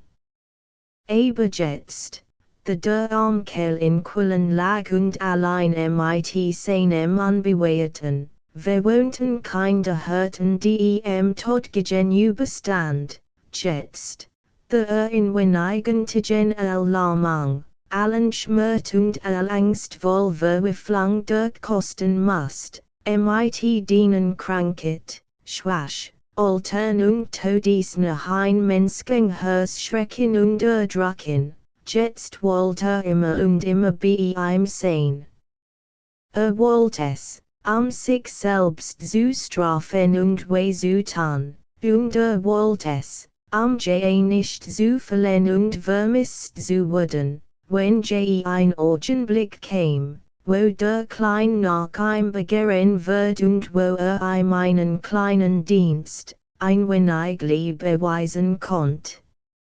Und sicher, an diesem Morgen wird belohnt. An diesem Morgen schlug Pierre die Augen auf, lächelt einen und sagt mit einer schwachen, zärtlichen Stimme, Papa, die Mähle schlug das Herz mich, als endlich die lang vermisst Stimme wieder hort, die Einrief und sich zu einem bekannt und die so dann und schwatzt worden war. So lang hat dies Stimme noch stonnen und in dumpfen Leiden elend lallen horen, dass vor Freud zu erschrak. Pierre, mein Lieber, beugt sich sittlich herab und kast den Lächeln den Mund. Pierre sah frisker und glücklicher aus, als ein Je wieder zu sehen gehofft hat. Die Augen waren klar und beused, die Tuftfold zwischen den Brauen war beinahe verschwunden. Mein Herz, jet die Ias besser, derne Blattchild und sah ein wie verwunderten. Der Vater bot ihm die Hand und let sein Handchen hinein, das niemals sehr stark gewesen und nun so klein und weiß und müd war. Nun sollst du gleich Frühstück bekommen, und nachher soll ich dir Geschichten OJ, vom Herrn Rittersporn und von den Sommervogel sagt Pierre, und wieder war es seinem Vater wie ein Wunder, dass sprach und lächelt und wieder ihm gehört. Bracht ihm sein Frühstück. Pierre auswillig und ließ sich noch zu einem Zwitten iu beden. Dann verlangte nach seinem Lieblingsbilderbüch. Der Vater kob vorsichtig einen der Vorhang beiseite, das Blitzlicht des Regentens kam herein und Pierre versat auf zu sitzen und Bilder anzusehen. Es schien ihm kein Schmerzen zu machen. Aufmerksam betrachtet mehrere Blätter und begrüßt die lieben Bilder mit kleinen Ausrufen der Freude. Dann ermüdet ein das Sitzen und die Augen begannen wieder ein wenig zu schmerzen. Ließ sich so erkeln und bat den Papa, ein paar von den Versen vorzulsen, vor allem von dem kriechenden Gunzel. Der zum Apotheker Gundermann kommt, o Apotheker Gundermann, o helft mir doch mit Sabben. Ihr seht, wie schlicht ich gellen kann, es ist mit Challen Tharben. Veraguth gab sich Mühe, las so frisk und schelmisch, als irgend konnt, und Pierre lächelt dankbar. Doch schienen die Vers nicht mehr ihre Kraft zu haben, als sie Pierre, seit sie nimmer gehört, geraltet wurden. Mit den Bildern und Versen kam wohl die Erinnerungen hell, lachend freudig wieder, die alte Freude und übermütige Lust aber konnt nicht weiterkommen, und es zu begreifen. Blickt der Klein in die eigene Kindheit, die Worte gen, wo watchen noch wirklich gewesen war, schon mit der Sehnsucht und Trauer einzuwachsenen hinüber. War kein Kind mehr. War ein Kranker, dem die Welt der Wirklichkeit schon entglitten war und dessen hellsichtig wurden Ziel schon überall und ringsum mit ängstlicher Witterung den Wortenden Tode fällt. Dennoch war dieser Morgen voll Licht und Glück, nach all den furchtbaren Tagen. Pierre war still und dankbar und Veraguth fand sich wieder seinen Willen immer wieder von der Hoffnung beahrt. Es war am Ende doch möglich, dass der beim Erhalten blieb. Und dann gehörte ihm allein. Der Sanitätsrat kam und blieb lang in Pierres Bett, ohne mit Fragen und Untersuchungen zu quälen. Erst jetzt kam auch Frau del Deju, die sich mit der Pflegerin in die letzte Nacht geteilt hat. Sie war von der merkwürdigen Bisse angenommen, sie hielt Piers Handy so fest, dass es ihm wehtat, und gab sich kein Mühe, die erlösenden Tränen zu verbergen, die ihr aus den Augen liefen. Och Albert dürft ein klein Weil hierin kommen.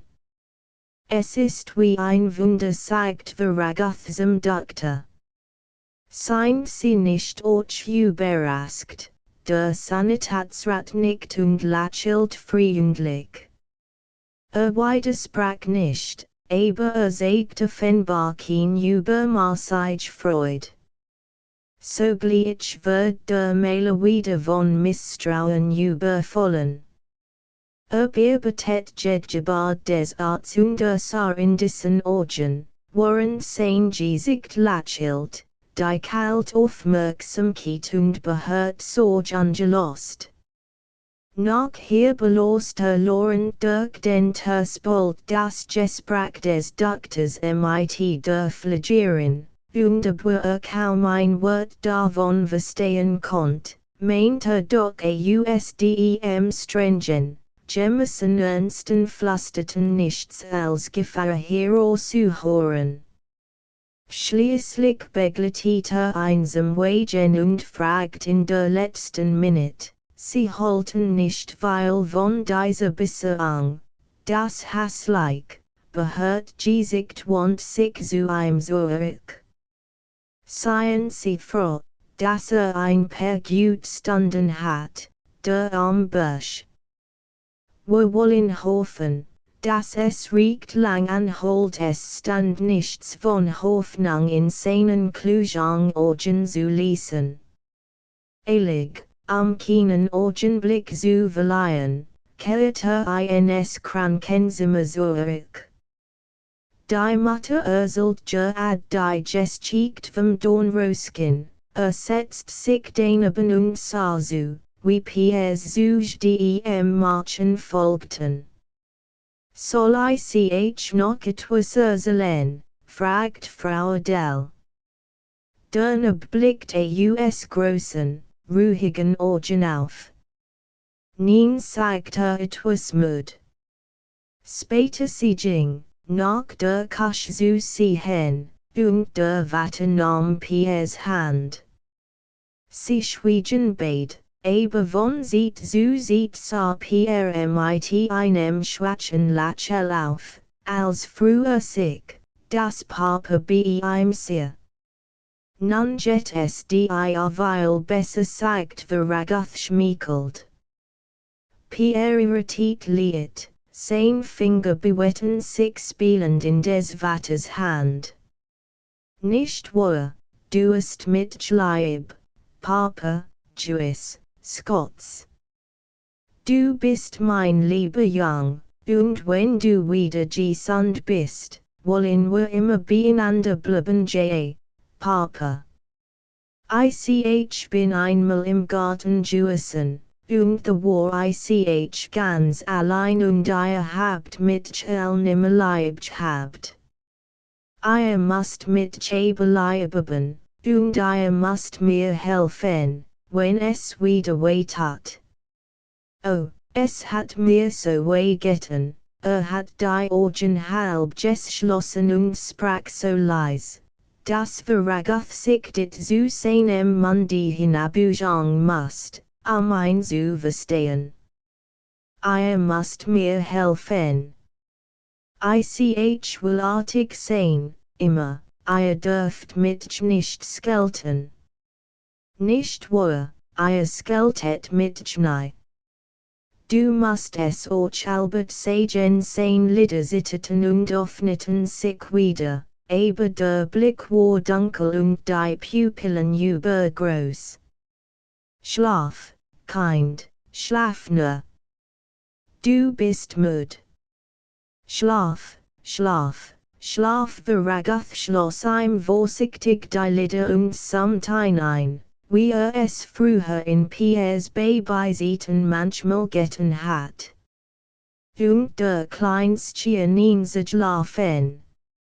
Nach einer Stunde kam die Pflegerin, Verragoth zu Tisch zu bitten und ins Wischen bep zu bleiben. Urging ins Spesisima, nahm Stillungsestra einen Tellersup und Hort kaum, was neben ihm gesprochen wird. Das angstvollzeit Liebesgeflüster des Keins klang sus und traurig in ihm fort. Weil 100-mal hat so mit Pierden und das naive Vertrauen seiner sorglosen Liebe spüren können, und hat es nicht getan. Mechanisch griff nach der Flask, sich Wasser einzuschenken. Der Klang von Piers Zimmer schneidend ein lauter, schellender Schrie herüber, der Riss Verragoths mutigen Traum mitten durch. Als Sprangen mit erblieten Gesichtern imper, die Flask fiel rollt über den Tisch und klirrt zu Boden. Mit einem Sprung war Verragoth aus der Tür und drüben. Den I Butel, rief die Flagierin. Hort nichts. Nichts als den Furchtbaren, verweifeln den Schrie, der ihm im Bewusstsein stark wie ein Messer in der Wunde. Steht ins Bett. The lag Pierre schneeweiß mit grasslich vertogenem Mundi. Sein abgemegerten Glieder krümmten sich in wütenden Krampfen, die Augen stierten in vernunftlosem Entsetzen. Und plötzlich tat nochmals einen Schrie, noch wilder und heulender, und bäumt sich hoch im Bogen auf, dass die Bettstatt zittert, ließ sich fallen und bog sich wieder imper. Vom Schmerz gespannt und süße Bogen wie ein Gurt von sortneigen Handen. Allstanden entsetzt und hilflos, bis die Befehl der Flagierin Ordnungskräften. Verragoth lag auf den Knien vor dem Bett und sut zu verhindern, dass Pierre in seinen Zuckungen sich verletzt. Trotzdem hieb sich der Klein direkt Handen dem metallenen Bettrand die blutig. Dann sank zusammen, dreht sich dass auf den Bauch zu liegen kam, bis sich schweigend ins Kissen und Fingern, mit dem linken Bein taktmaßig auszulegen. Hob das Bein, ließ es mit einer stampfenden Bewegung wieder fallen, ruht einen Augenblick und begann dann dieselbe Bewegung von neuem, 10-mal, 20-mal, und immer weiter. Die Frauen waren in der Arbeit, sklich vorzubereiten, Albert hat man weggeschickt. Verragoth niet noch immer und sah zu, wie mit an him like regelmäßig geht unter der Deck das Being sich hob, sich streckt und niederfiel. The lag sein Kind, dessen Lachel noch vorstanden wie ein Sonnenskin juissen war und dessen Flahendies Liebsgestemal noch eben sein Hers bis in die letzte Tuf geirrt und besorbet hat. The lag es und war nichts als ein mechanisch zuckender Körper, ein hilfloses Bundle von Schmerz und Jammer. Wahrscheinlich die Riefer verweifelt. Pierre, Kind, wahrscheinlich und wollen die helfen, aber es gab keinen Weg mehr von seinen Lippen zu Ziel des Neben. Und als beschworen die Tristan und Sinnlosigkeitsgeflüster drang nicht mehr in die furchtbare Einsamkeit des Sterbenden. Der war weit weg in einer anderen Welt, wandert der Stand durch ein Hollental voll Pein und Todesnot, und weil schrie dort jetzt eben nach dem. Der neben ihm auf seinen Knien lag und der Jed Quill gelitten hat, seinem Kind zu helfen. Jedermann wusste, das Ende war. Seit jenem ersten Schrie, der sie aufgeschreckt hat und der so bitter wohl von Tufem, tierischem Leid gewesen war, stand auf jeder Schwelle und in jedem Fenster des Hauses der Tod. Niemand sprach von ihm, aber hatten ihn erkannt, auch Albert und auch die Magd Anton, und selbst der Hand, der auf dem Kiesplatz unruhig im Regen hin und weiter lief und zuweilen ängstlich winselt. Und ob man sich auch Mühe gab und Wasser kocht, Eis auflegt und sich zutan hat, es war kein Kampfen mehr, es war kein Hoffnung mehr dabei. Pierre war nicht mehr beübst. Sittertem ganzen Leb, als früher, zuweilen schrie schwachundig, und immer wieder, nach jeder Kopfen Pause, begann aufs Neu das Being zu schlagen und zu stampfen, taktmaßig wie von einem Werk getrieben.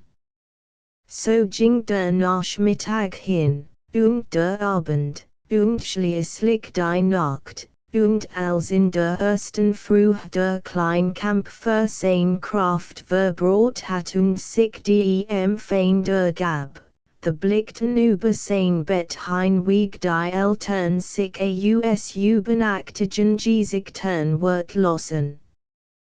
Johann Veragoth let sein Hand auf Piers Herz und konnt keinen Schlag mehr fallen. Und ließ die Hand auf der hageren Brust des Kinds liegen, bis sie kühl und bis sie kalt wird. Dann strich sagte mit der Hand über Frau Adels gefoltert Handy und sagt flüsternd, es ist zu Ende und während sein Frau ausdem Zimmer fährt und sie stutzt und ihrem heißen Schlachzen zuhört. Während sie der Flagierin überließ und den Alberts erhocht, aber watch sie, während zu Piers zurückkehrt und den Toten besser bettet und zurücklädt, fallte die Haft seines Lebens in sich abgesteben und zur Ruhe gekommen. Gefasst hat das notwendig. Und schließlich überließ den Toten der Flagierin und let sich zu einem Kursen, tiefen Schlaf nieder.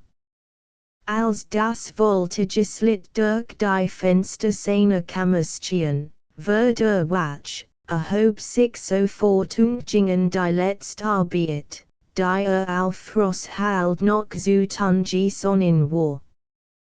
Ging in Piers Schlafzimmer. Zog Hand und ließ den kühlen, herbstlichen Tag auf das klein weiß Gesicht und die starren Handchen seines Lieblings scannen. Dann setzte sich zu Bett statt, breitet einen Karten aus und segnet zum letzten Mal die Suche, die so oft studiert.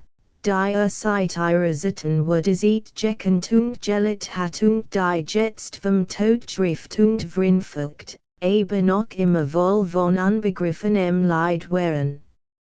18. Kapitel die sonstien führig durch die Rande der Schlafen, mit regneten Wochen, als die Kleinfamilie von Piers Begrabni nach Haus fuhr. Frau del Sass aufregt im Wagen, ihr Ausjuins Gesicht sah seltsam hell und starr ausdem schwarzen hat und dem hochgeschlossenen schwarzen Trauerkleid. Albert hat geschwollen Lidrander und hielt beständig seine matte Hand in der Seinen. Also ihr Reise beit morgen sagt Veragoth ermunternd. Macht euch kein Sojourn, ich wird als tun, was hier noch notwendig ist.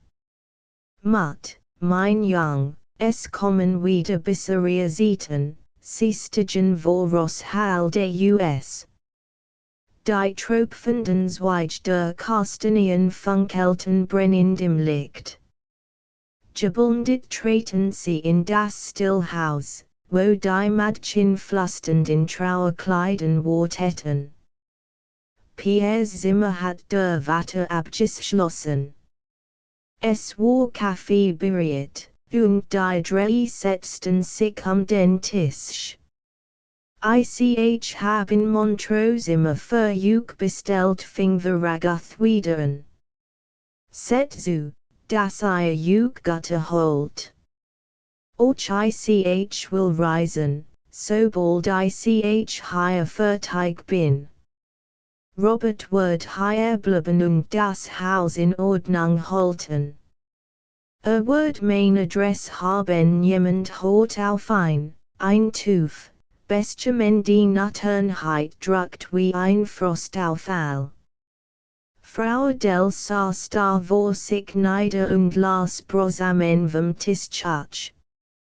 Sie schloss sich in ihre Trauer ein und wollte sich durch nichts daraus wecken lassen, und Albert ahmte ihr nach.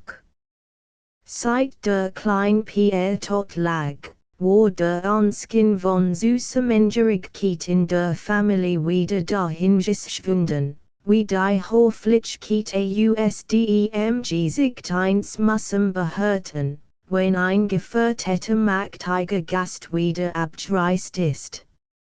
Es war einzig the Ragath, der überall Tatsachen hinweg bis zum letzten Augenblick sein Rollwitter spielt und die Mask festhielt. Vertet, igen den Weiblich sein mocht ihm den Abschied von Rosshalde noch verderben, und im Hirten ward sehnlichst auf die Stunde, wo die beiden abgereist sein würden. So allein war nicht gewesen wie am Abend dieses Tags, als in seinem Stübchen saß. Drüben packt sein Frau ihre Koffer. Hat Brief geschrieben und Geschaft besorgt, hat sich bei Burkhardt angemeldet, der noch nichts von Pierres Tod wusste, hat die Anwalt der Bank die letzten Anweisungen und Vollmachten gegeben. Nun war der Schreibtisch abgeräumt und hat das Bild des toten Pierre vor sich aufgestellt.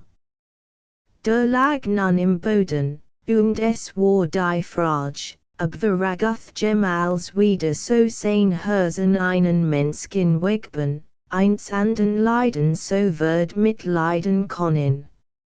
War jetzt allein. Lang betrachtete sein Signal, die schlaften Wangen, die über ihn gesunkenen Augen geschlossenen Lider, den schmalen gepressten Mund, die grausam gemiggerten Kinder Hände. Dann verschloss das Bild im Atelier, nahm den Mantel und ging ins Frei. Der Park war schon nachtlich und alles still. Drüben im Haus hielten ein paar Fenster, die gingen ein nichts an. Aber unter den schwarzen Kastanienbäumen, in der kleinen verregneten Lob, auf dem Kiesplatz und im Blumengarten wird noch etwas wie Leben und Erinnerung. Hier hat Pierre meinst war es nicht Jarre.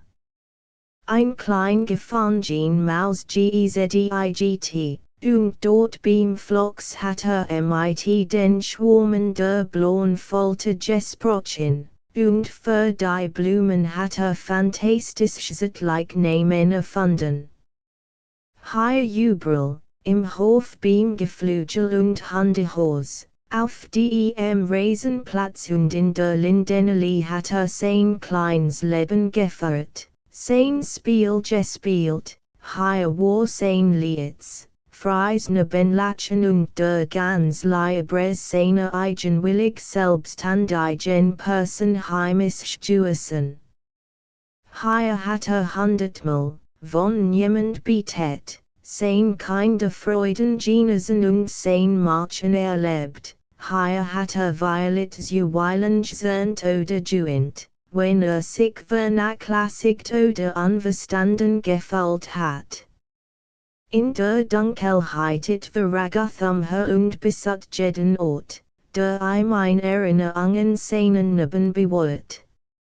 Zuletzt nieter BEPS Sandberg nieder und kühlt sein Handy im Fütten Sandy, und als dabei ein Holzensding zu fassen bekam und auf Hob und PS klein Sandschaufel erkannt, sank willenlos nieder und konnt endlich, zum ersten Mal in diesen 3 furchtbaren Tagen, frei und fessellos weinen.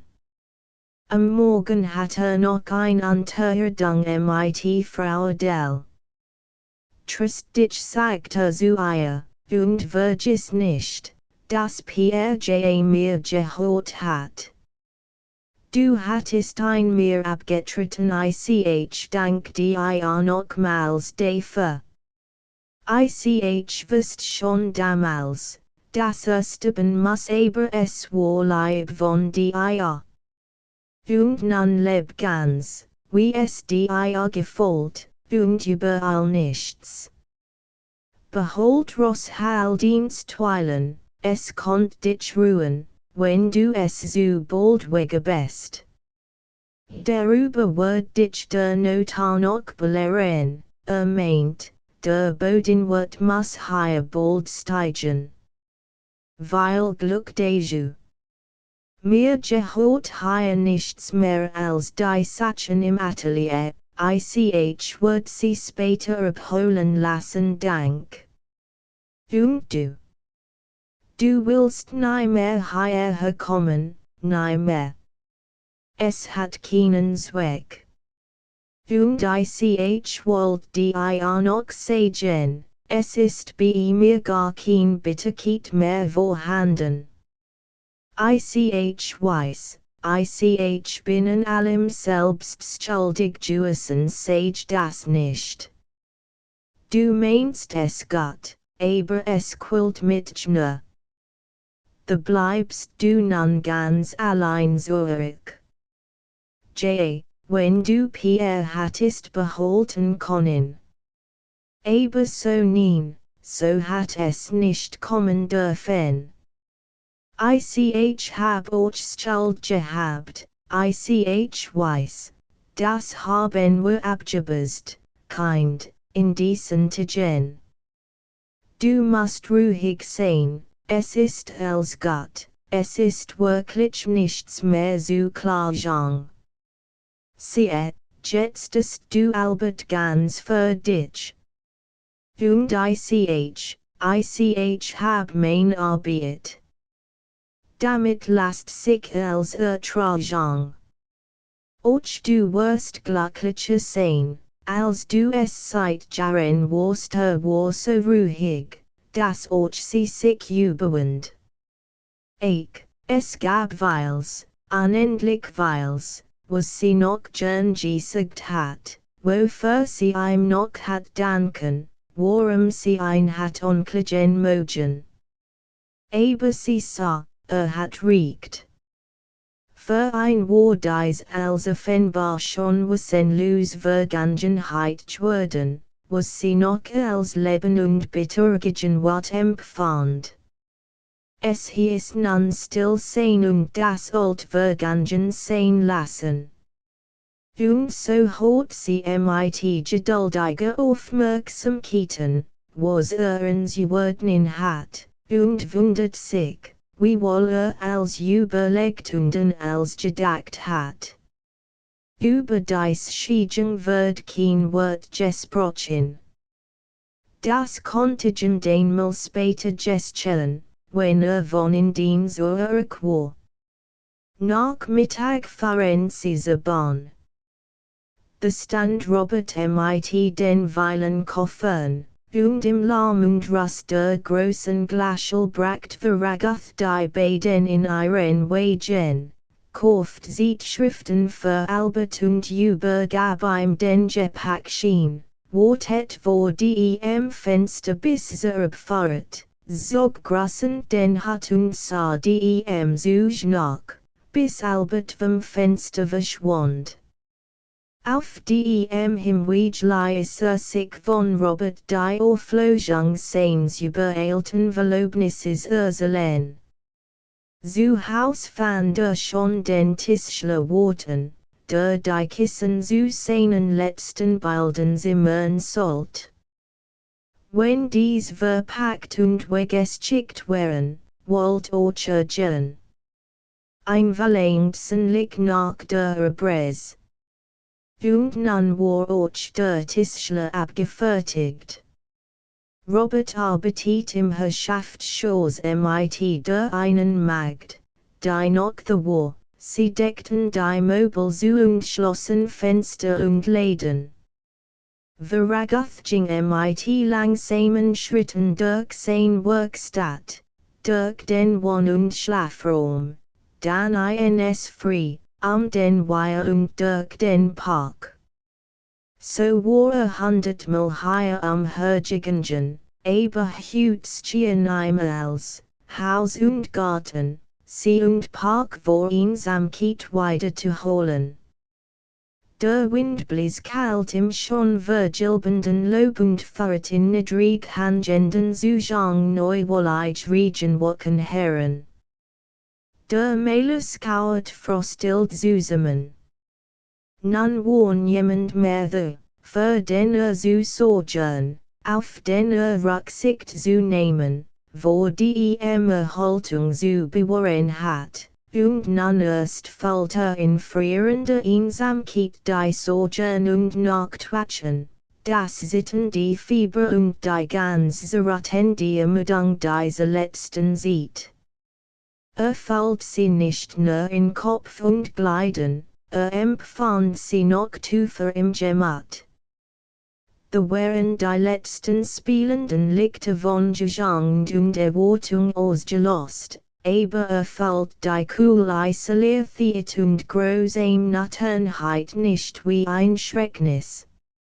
Unbeirrt satte, durch die Nasen Wiedwitter schlendend, die Fäden seines Lebens zurück zu verfolgen. Den einfaches Jubel so klar und befriedigt überschaut hat. Und stellt ohne Erbitterung fest, dass all dies Weg in Blindheit gegangen sei. War, das sah genau, trotz allen Versuchen und trotz allen ganz erloschenen Sensatem Garten des Lebens vorübergegangen. Hat niemals in seinem Leben ein Lieb bis zum letzten Grunde erlebt und gekostet, nie bis in dies letzten Tag.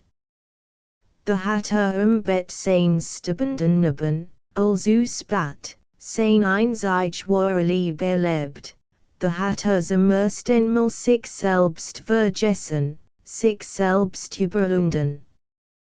Das wird nun für immer sein Erlebnis und sein armer kleines Schatz bleiben. Was ihm blieb, das war sein Kunst, der sich nie so sicher gefühlt hat wie eben jetzt. Ihm blieb der Trist der Drossenstheden, denen es nicht gegeben ist, das Leben selber in sich zu reißen und auszutrinken. Ihm blieb die seltsame, cool, dennoch unbändige Leidenschaft des Sehens, des Beerdigtens und Himmlichstolzen mit Schaffens. Das war der Rest und der Wut seines missglückten Lebens, dies unbeirrbar Einsamkeit und Kaltlust des Darstellens, und diesem Stern ohne Bwege zu folgen, war nun seins Schicksal. Hat mit die führt, bitte dürfen die Paar Kluft, und bei jedem Schritt meint die Vergangenheit von sich zu stößen wie einen unauszuordnen konvermerigten Ufer. In seiner Prüfung und Erkenntnis war nichts von Resignation, wohl trotz und unternehmender Leidenschaft sah die im neuen Leben entgegen. Das Kind Hessen und Dammernserin mehr sein dürft, sondern ein steiler, kühner Weg bergen. Später und bitterer Violet, als Manne sonst es tun, hat von der Sussendame ang der Jugend Abschied genommen. Jetzt stand Arm und verspätet im hellen Tag, und von dem gedacht kein kostlich Stunde mehr zu verleihen. Ende. Work von Hermann Hesse Peter Kamenzind Roman. 65. Auflage. Geheftet 3 Mark, in Leinen 4 Mark. Unterm Rad Roman. Nun sind Auflage. Geheftet 3.50 Mark, in Leinen 4.50 Mark. Die Sitzerselungen. 8 Cent Auflage. Geheftet 3.50 Mark, in Leinen 4.50 Mark. Nachbarnerselungen. 12 Auflage. Geheftet 3.50 Mark, in Leinen 4.50 Mark. Am Wiegerselungen. Cent Auflage. Geheftet 3.50 Mark, in Leinen 4.50 Mark. Aus in den Aufzeichnungen von einer indischen Reise. 6. Auflage. Geheftet 3 Mark, in Leinen 4 Mark. Peter Kamenzind wenn du aber zu den Menschen gehorst, die weinen können, weil der Himmel kein Blumenblau über einem goldenen Wiesenfeld steht, wenn du einer von denen bist, die George sehen können, wenn der Wind durch Blühe die Lindenbaum rost. Dan schne den Bundel und pack die Geschichte des Peter Kamenzind bin auf. Und dann wandre, bis du zu einem Dunkelsee kommst, der zu fassen eine hohe Bergskrufen liegt. Dort sitzt nieder und leis, was die Peter Kamenzind von den Bergen und vom Wald, von den Strömen und von der Liebe zu erzählen hat. Und glaub mir, du wirst größer, reiner, freier wiederkehren in die Stadtwernis. Die Wasch, unterm Rad es ist die einfach Geschichte von einem Jungen, der Stolz und mit der Anwartschaft auf Ruhm und Glück ins Leben eintritt und unters Rad kommt und überfahren wird, ein Batsch voll Schwimmat und himmlische Leserklage und ein Batsch voll Anklage.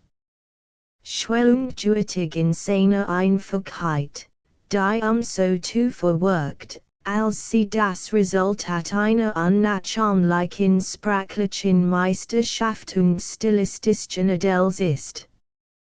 Manch eine Zeitung, die es wie man etwa Morixgedicht lesen sollt, an einem stillen, schönen Sommertag im Gras liegend, der Zeitung jede Alltäglichkeit weit entruckt. Ruhvollner sich und dem Weben der leisgefenden Nature loskennt, in solcher Sonntagsstimmung sollt man Hermann Hesses neuen Novellenband die Esitz lesen. Denn duftig und zertwiegedicht sein dies Erselungen. Dies which Selwirkungswischchen dem psychischen Erlebni und der von einem echten Poeten in einer erstaunlichen voll feiner Zuschbierbeteten Nature kommt kaum in eiger und vollkommener sein. Neusirche Zeitung, Nachbarn es ist eigentlich ein einziges Geschicht, die wir in den Verselungen des neuen Hespens erleben. So harmonisch süße Menschenschweiß erschienen sie. Ruhig, über allen Dingen schwebend, ohne Leidenschaft und vollkommen abgeklärt wurden uns dies Geschichten erzählt. Aber in einer Sprache, die ihres Gleichen sucht, und die den Stolz in uns aufleben lässt, siehe, das ist Deutsch. Gott sei Dank, dass es ein deutsches Sprach gibt. Und Dichter, die Seidel. Württembergische Zeitung, Stuttgart, am Weg Hermann Hesse bring immer Freude, bring immer Gewinn. Dies hochst Kunst in der stillsten Schlittert seines Werkgefüges, dies innig beteiligt Herrlichkeit seiner Menschenskilderung, dies ruhige Worten die Ironie der Darstellung menschlicher Schwächen und Schwanksein unwirklichlich. Wie Gottfried Keller in seinen Seldweilen, so hat Hess in seinen Gerbesauern sein sichest Meisterschaft erreicht, sein ganz persönlich Domain gefunden. Ne ungern verlasst man den Kreisdeurer, die sein Blick ausdem Alltag gerben, schwolt hat zu Kunstwerklein. Den filigran Feingesti-Schild Pragung dem Kenner und bestiolichen Geniesse nachhaltig Freuden schwört.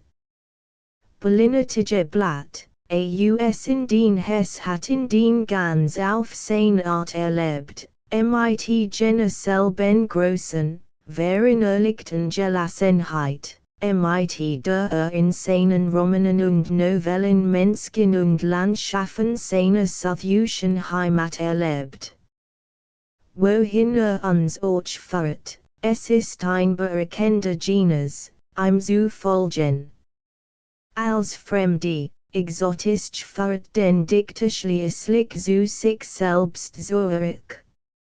So wirkt es denn ganz selbstverständlich, dass sein Aufsignungen sich in einer Rechtschonschlichte Gedicht fortsetzen, in denen ein durch erlosslichen Wunder nicht gestillt Wundersensat Ausdruck findet, und dann in einer Erzählung endigen, in der Dichter die New Erobertum Welt als Hintergrund für ein MIT-Meisterschaft als Menschenschicksal benutzt.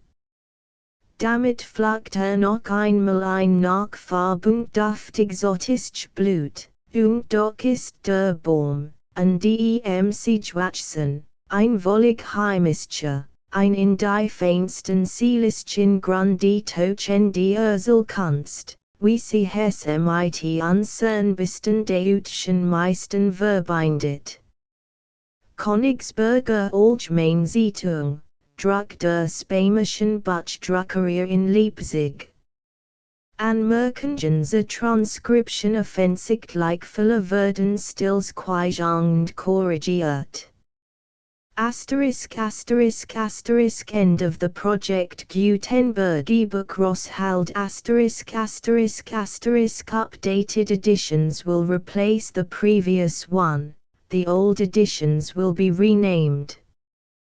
Creating the works from print editions not protected by U.S. copyright law means that no one owns a United States copyright in these works, so the Foundation, and you, can copy and distribute it in the United States without permission and without paying copyright royalties. Special rules, set forth in the general terms of use part of this license, apply to copying and distributing Project Gutenberg trademark symbol electronic works to protect the Project Gutenberg trademark symbol concept and trademark. Project Gutenberg is a registered trademark, and may not be used if you charge for an ebook, except by following the terms of the trademark license, including paying royalties for use of the Project Gutenberg trademark. If you do not charge anything for copies of this ebook, complying with the trademark license is very easy. You may use this ebook for nearly any purpose such as creation of derivative works, reports, performances and research.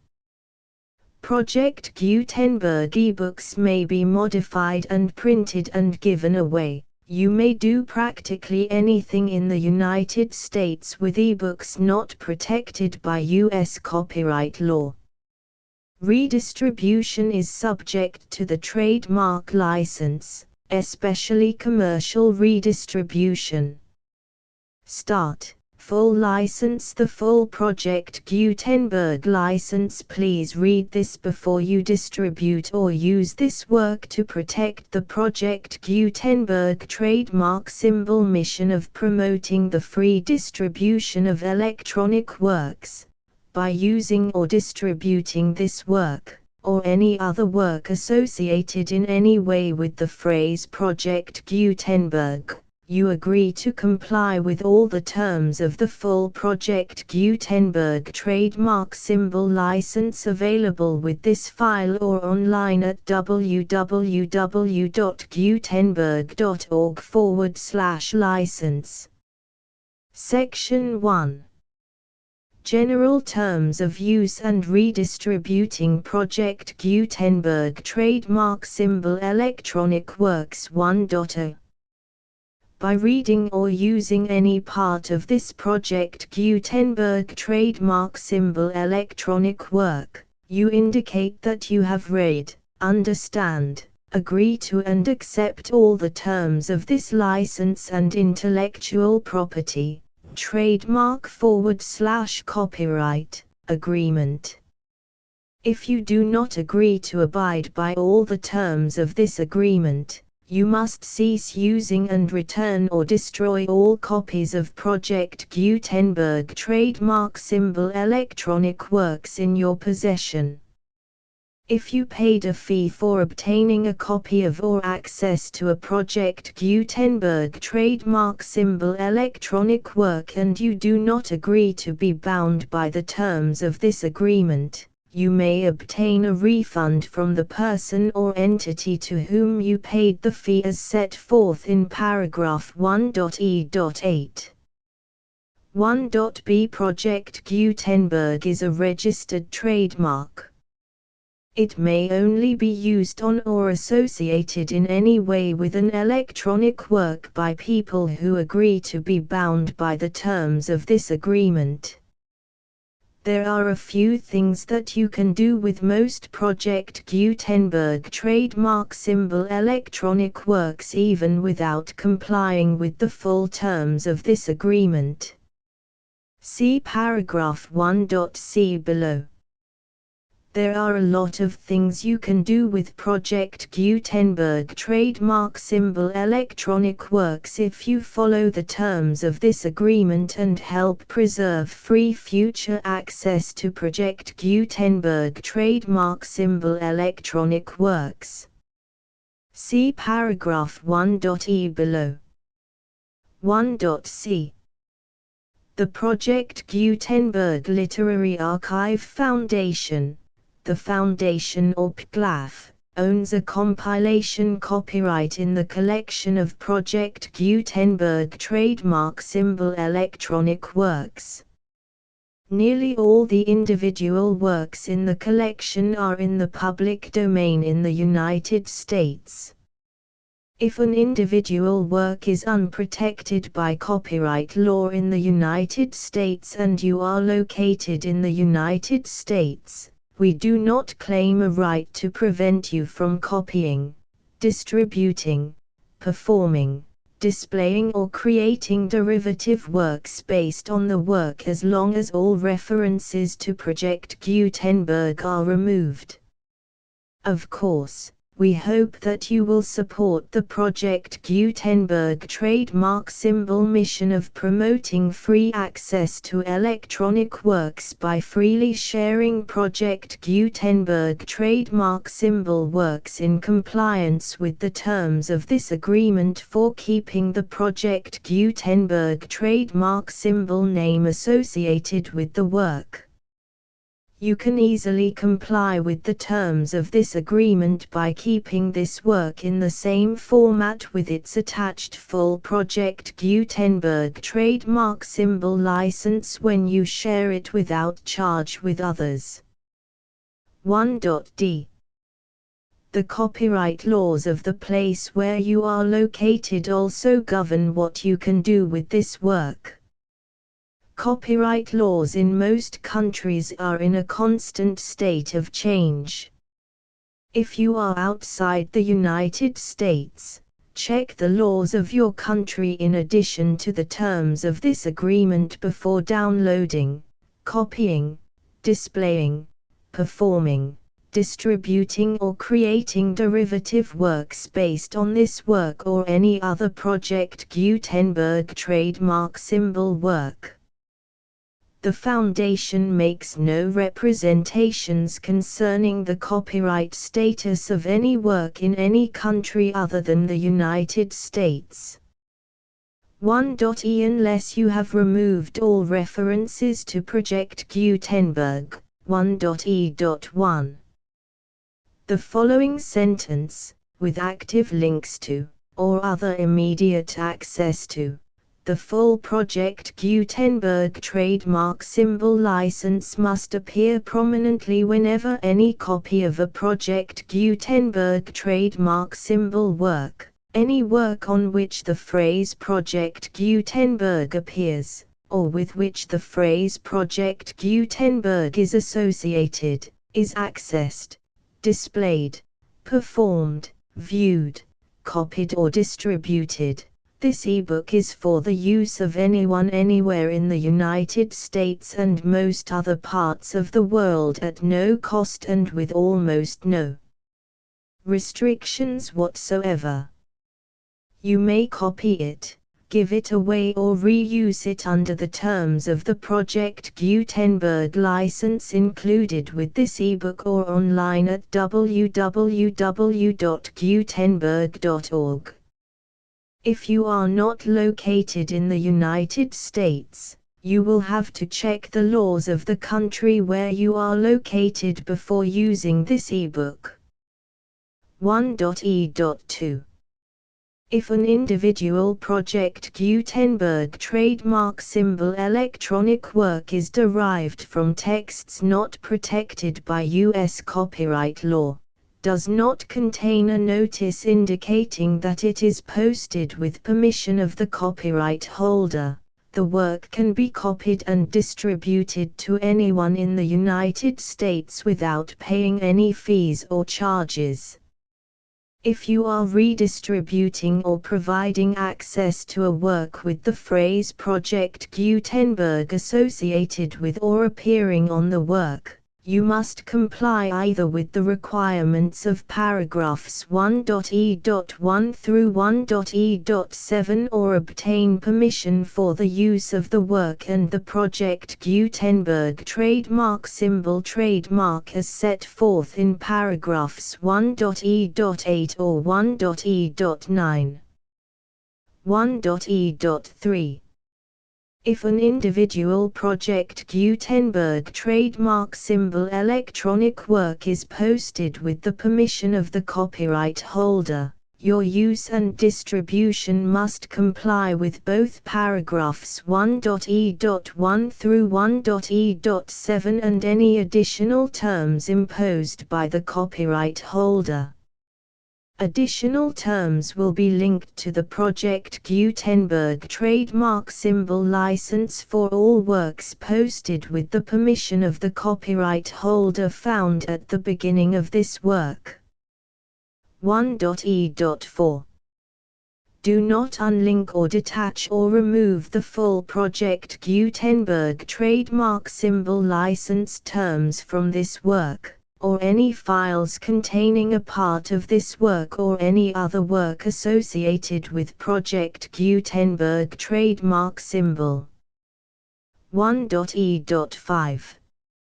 Do not copy, display, perform, distribute or redistribute this electronic work, or any part of this electronic work, without prominently displaying the sentence set forth in paragraph 1.e.1 with active links or immediate access to the full terms of the Project Gutenberg trademark symbol license.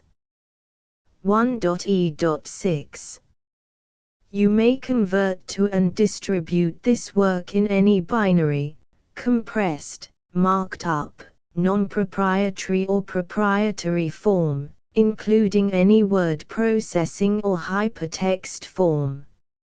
However, if you provide access to or distribute copies of a Project Gutenberg trademark symbol work in a format other than plain vanilla ASCII or other format used in the official version posted on the official Project Gutenberg trademark symbol website, www.gutenberg.org, you must, at no additional cost, fee or expense to the user, provide a copy, a means of exporting a copy, or a means of obtaining a copy upon request, of the work in its original plain vanilla ASCII or other form.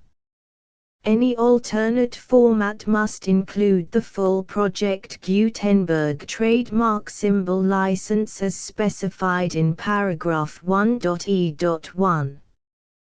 1.e.7. Do not charge a fee for access to, viewing, displaying, performing, copying or distributing any Project Gutenberg trademark symbol works unless you comply with paragraph 1.e.8 or 1.e.9. 1.e.8. You may charge a reasonable fee for copies of or providing access to or distributing Project Gutenberg trademark symbol electronic works provided that you pay a royalty fee of 20% of the gross profits you derive from the use of Project Gutenberg trademark symbol works calculated using the method you already use to calculate your applicable taxes. The fee is owed to the owner of the Project Gutenberg trademark symbol trademark, but he has agreed to donate royalties under this paragraph to the Project Gutenberg Literary Archive Foundation. Royalty payments must be paid within 60 days following each date on which you prepare, or are legally required to prepare, your periodic tax returns. Royalty payments should be clearly marked as such and sent to the Project Gutenberg Literary Archive Foundation at the address specified in Section 4, Information about donations to the Project Gutenberg Literary Archive Foundation. You provide a full refund of any money paid by a user who notifies you in writing, or by email, within 30 days of receipt that he does not agree to the terms of the full Project Gutenberg trademark symbol license. You must require such a user to return or destroy all copies of the works possessed in a physical medium and discontinue all use of and all access to other copies of Project Gutenberg trademark symbol works. You provide, in accordance with paragraph 1.f.3, a full refund of any money paid for a work or a replacement copy, if a defect in the electronic work is discovered and reported to you within 90 days of receipt of the work. You comply with all other terms of this agreement for free distribution of Project Gutenberg trademark symbol works. 1.e.9. If you wish to charge a fee or distribute a Project Gutenberg trademark symbol electronic work or group of works on different terms than are set forth in this agreement, you must obtain permission in writing from the Project Gutenberg Literary Archive Foundation, the manager of the Project Gutenberg trademark symbol trademark. Contact the Foundation as set forth in Section 3 below. 1.f1.f.1. Project Gutenberg volunteers and employees expend considerable effort to identify, do copyright research on, transcribe and proofread works not protected by U.S. copyright law in creating the Project Gutenberg trademark symbol collection. Despite these efforts, Project Gutenberg trademark symbol electronic works, and the medium on which they may be stored, may contain defects such as, but not limited to, incomplete, inaccurate or corrupt data, transcription errors, a copyright or other intellectual property infringement, a defective or damaged disk or other medium, a computer virus, or computer codes that damage or cannot be read by your equipment. 1.f.2 Limited warranty, disclaimer of damages, except for the right of replacement or refund described in paragraph 1.f.3, the Project Gutenberg Literary Archive Foundation, the owner of the Project Gutenberg trademark symbol trademark, and any other party distributing a Project Gutenberg trademark symbol electronic work under this agreement, disclaim all liability to you for damages, costs and expenses, including legal fees.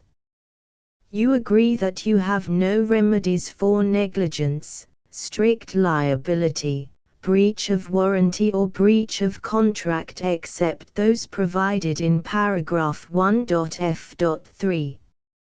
You agree that the Foundation, the trademark owner, and any distributor under this agreement will not be liable to you for actual, direct, indirect, consequential, punitive or incidental damages even if you give notice of the possibility of such damage.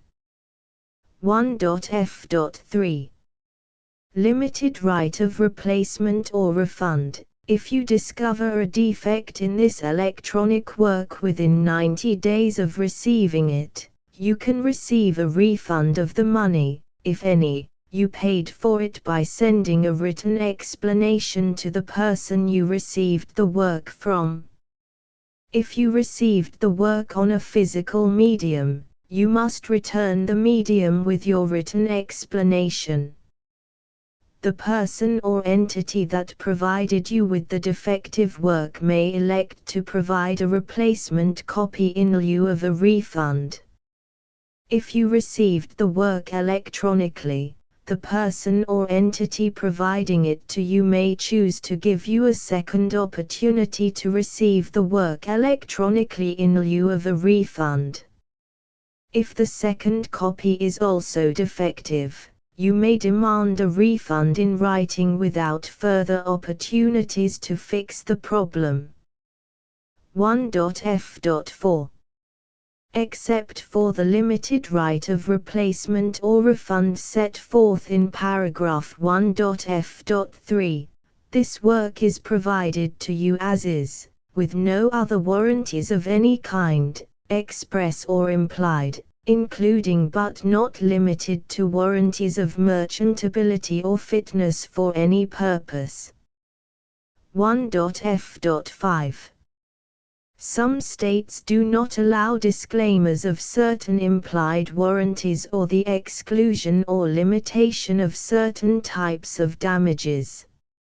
If any disclaimer or limitation set forth in this agreement violates the law of the state applicable to this agreement, the agreement shall be interpreted to make the maximum disclaimer or limitation permitted by the applicable state law. The invalidity or unenforceability of any provision of this agreement shall not void the remaining provisions. 1.f.6 Indemnity. You agree to indemnify and hold the Foundation, the trademark owner, any agent or employee of the Foundation, anyone providing copies of Project Gutenberg trademark symbol electronic works in accordance with this agreement, and any volunteers associated with the production, promotion and distribution of Project Gutenberg trademark symbol electronic works, harmless from all liability, costs and expenses, including legal fees, that arise directly or indirectly from any of the following which you do or cause to occur. A. Distribution of this or any Project Gutenberg trademark symbol work. B. Alteration, modification, or additions or deletions to any Project Gutenberg trademark symbol work, and C. Any defect you cause. Section 2. Information about the mission of Project Gutenberg trademark symbol. Project Gutenberg trademark symbol is synonymous with the free distribution of electronic works in formats readable by the widest variety of computers, including obsolete, old, middle-aged and new computers. It exists because of the efforts of hundreds of volunteers and donations from people in all walks of life. Volunteers and financial support to provide volunteers with the assistance they need are critical to reaching Project Gutenberg trademark symbol's goals and ensuring that the Project Gutenberg trademark symbol collection will remain freely available for generations to come. In 2001, the Project Gutenberg Literary Archive Foundation was created to provide a secure and permanent future for Project Gutenberg trademark symbol and future generations. To learn more about the Project Gutenberg Literary Archive Foundation and how your efforts and donations can help, see sections 3 and 4 and the Foundation information page at www.gutenberg.org. Section 3. Information about the Project Gutenberg Literary Archive Foundation. The Project Gutenberg Literary Archive Foundation is a non-profit 501(c)(3) educational corporation organized under the laws of the state of Mississippi and granted tax-exempt status by the Internal Revenue Service. The Foundation's IN or Federal Tax Identification Number is 64-6221541. Contributions to the Project Gutenberg Literary Archive Foundation are tax-deductible to the full extent permitted by U.S. federal laws and your state's laws. The Foundation's business office is located at 809 North 1500 West, Salt Lake City, UT 84116. 801-596-1887. Email contact links and up-to-date contact information can be found at the Foundation's website and official page at www.gutenberg.org/contact. Section 4.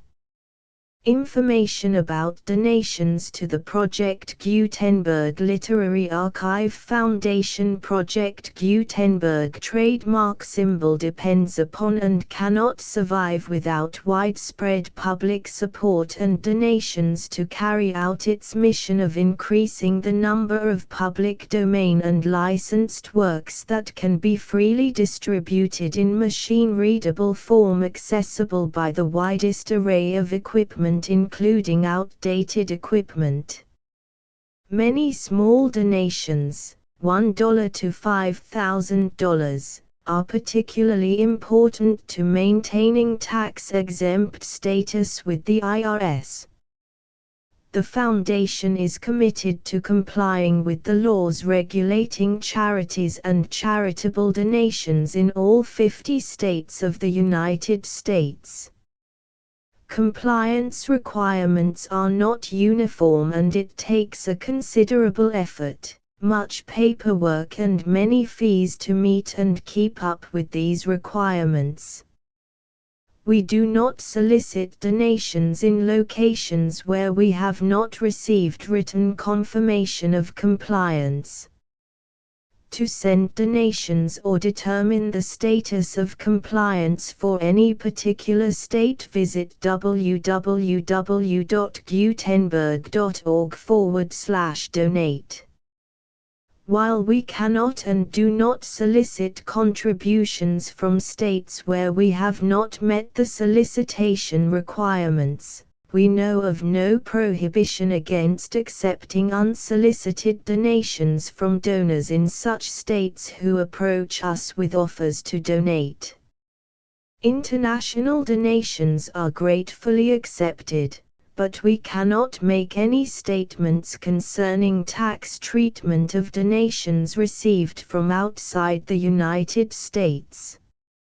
U.S. laws alone swamp our small staff. Please check the Project Gutenberg web pages for current donation methods and addresses. Donations are accepted in a number of other ways, including checks, online payments and credit card donations. To donate, please visit www.gutenberg.org/donate. Section 5. General information about Project Gutenberg trademark symbol Electronic Works. Professor Michael S. Hart was the originator of the Project Gutenberg trademark symbol concept of a library of electronic works that could be freely shared with anyone. For 40 years, he produced and distributed Project Gutenberg trademark symbol ebooks with only a loose network of volunteer support. Project Gutenberg trademark symbol ebooks are often created from several printed editions, all of which are confirmed as not protected by copyright in the US unless a copyright notice is included. Thus, we do not necessarily keep ebooks in compliance with any particular paper edition. Most people start at our website, which has the main PG search facility, www.gutenberg.org. This website includes information about Project Gutenberg trademark symbol, including how to make donations to the Project Gutenberg Literary Archive Foundation, how to help produce our new ebooks, and how to subscribe to our email newsletter to hear about new ebooks.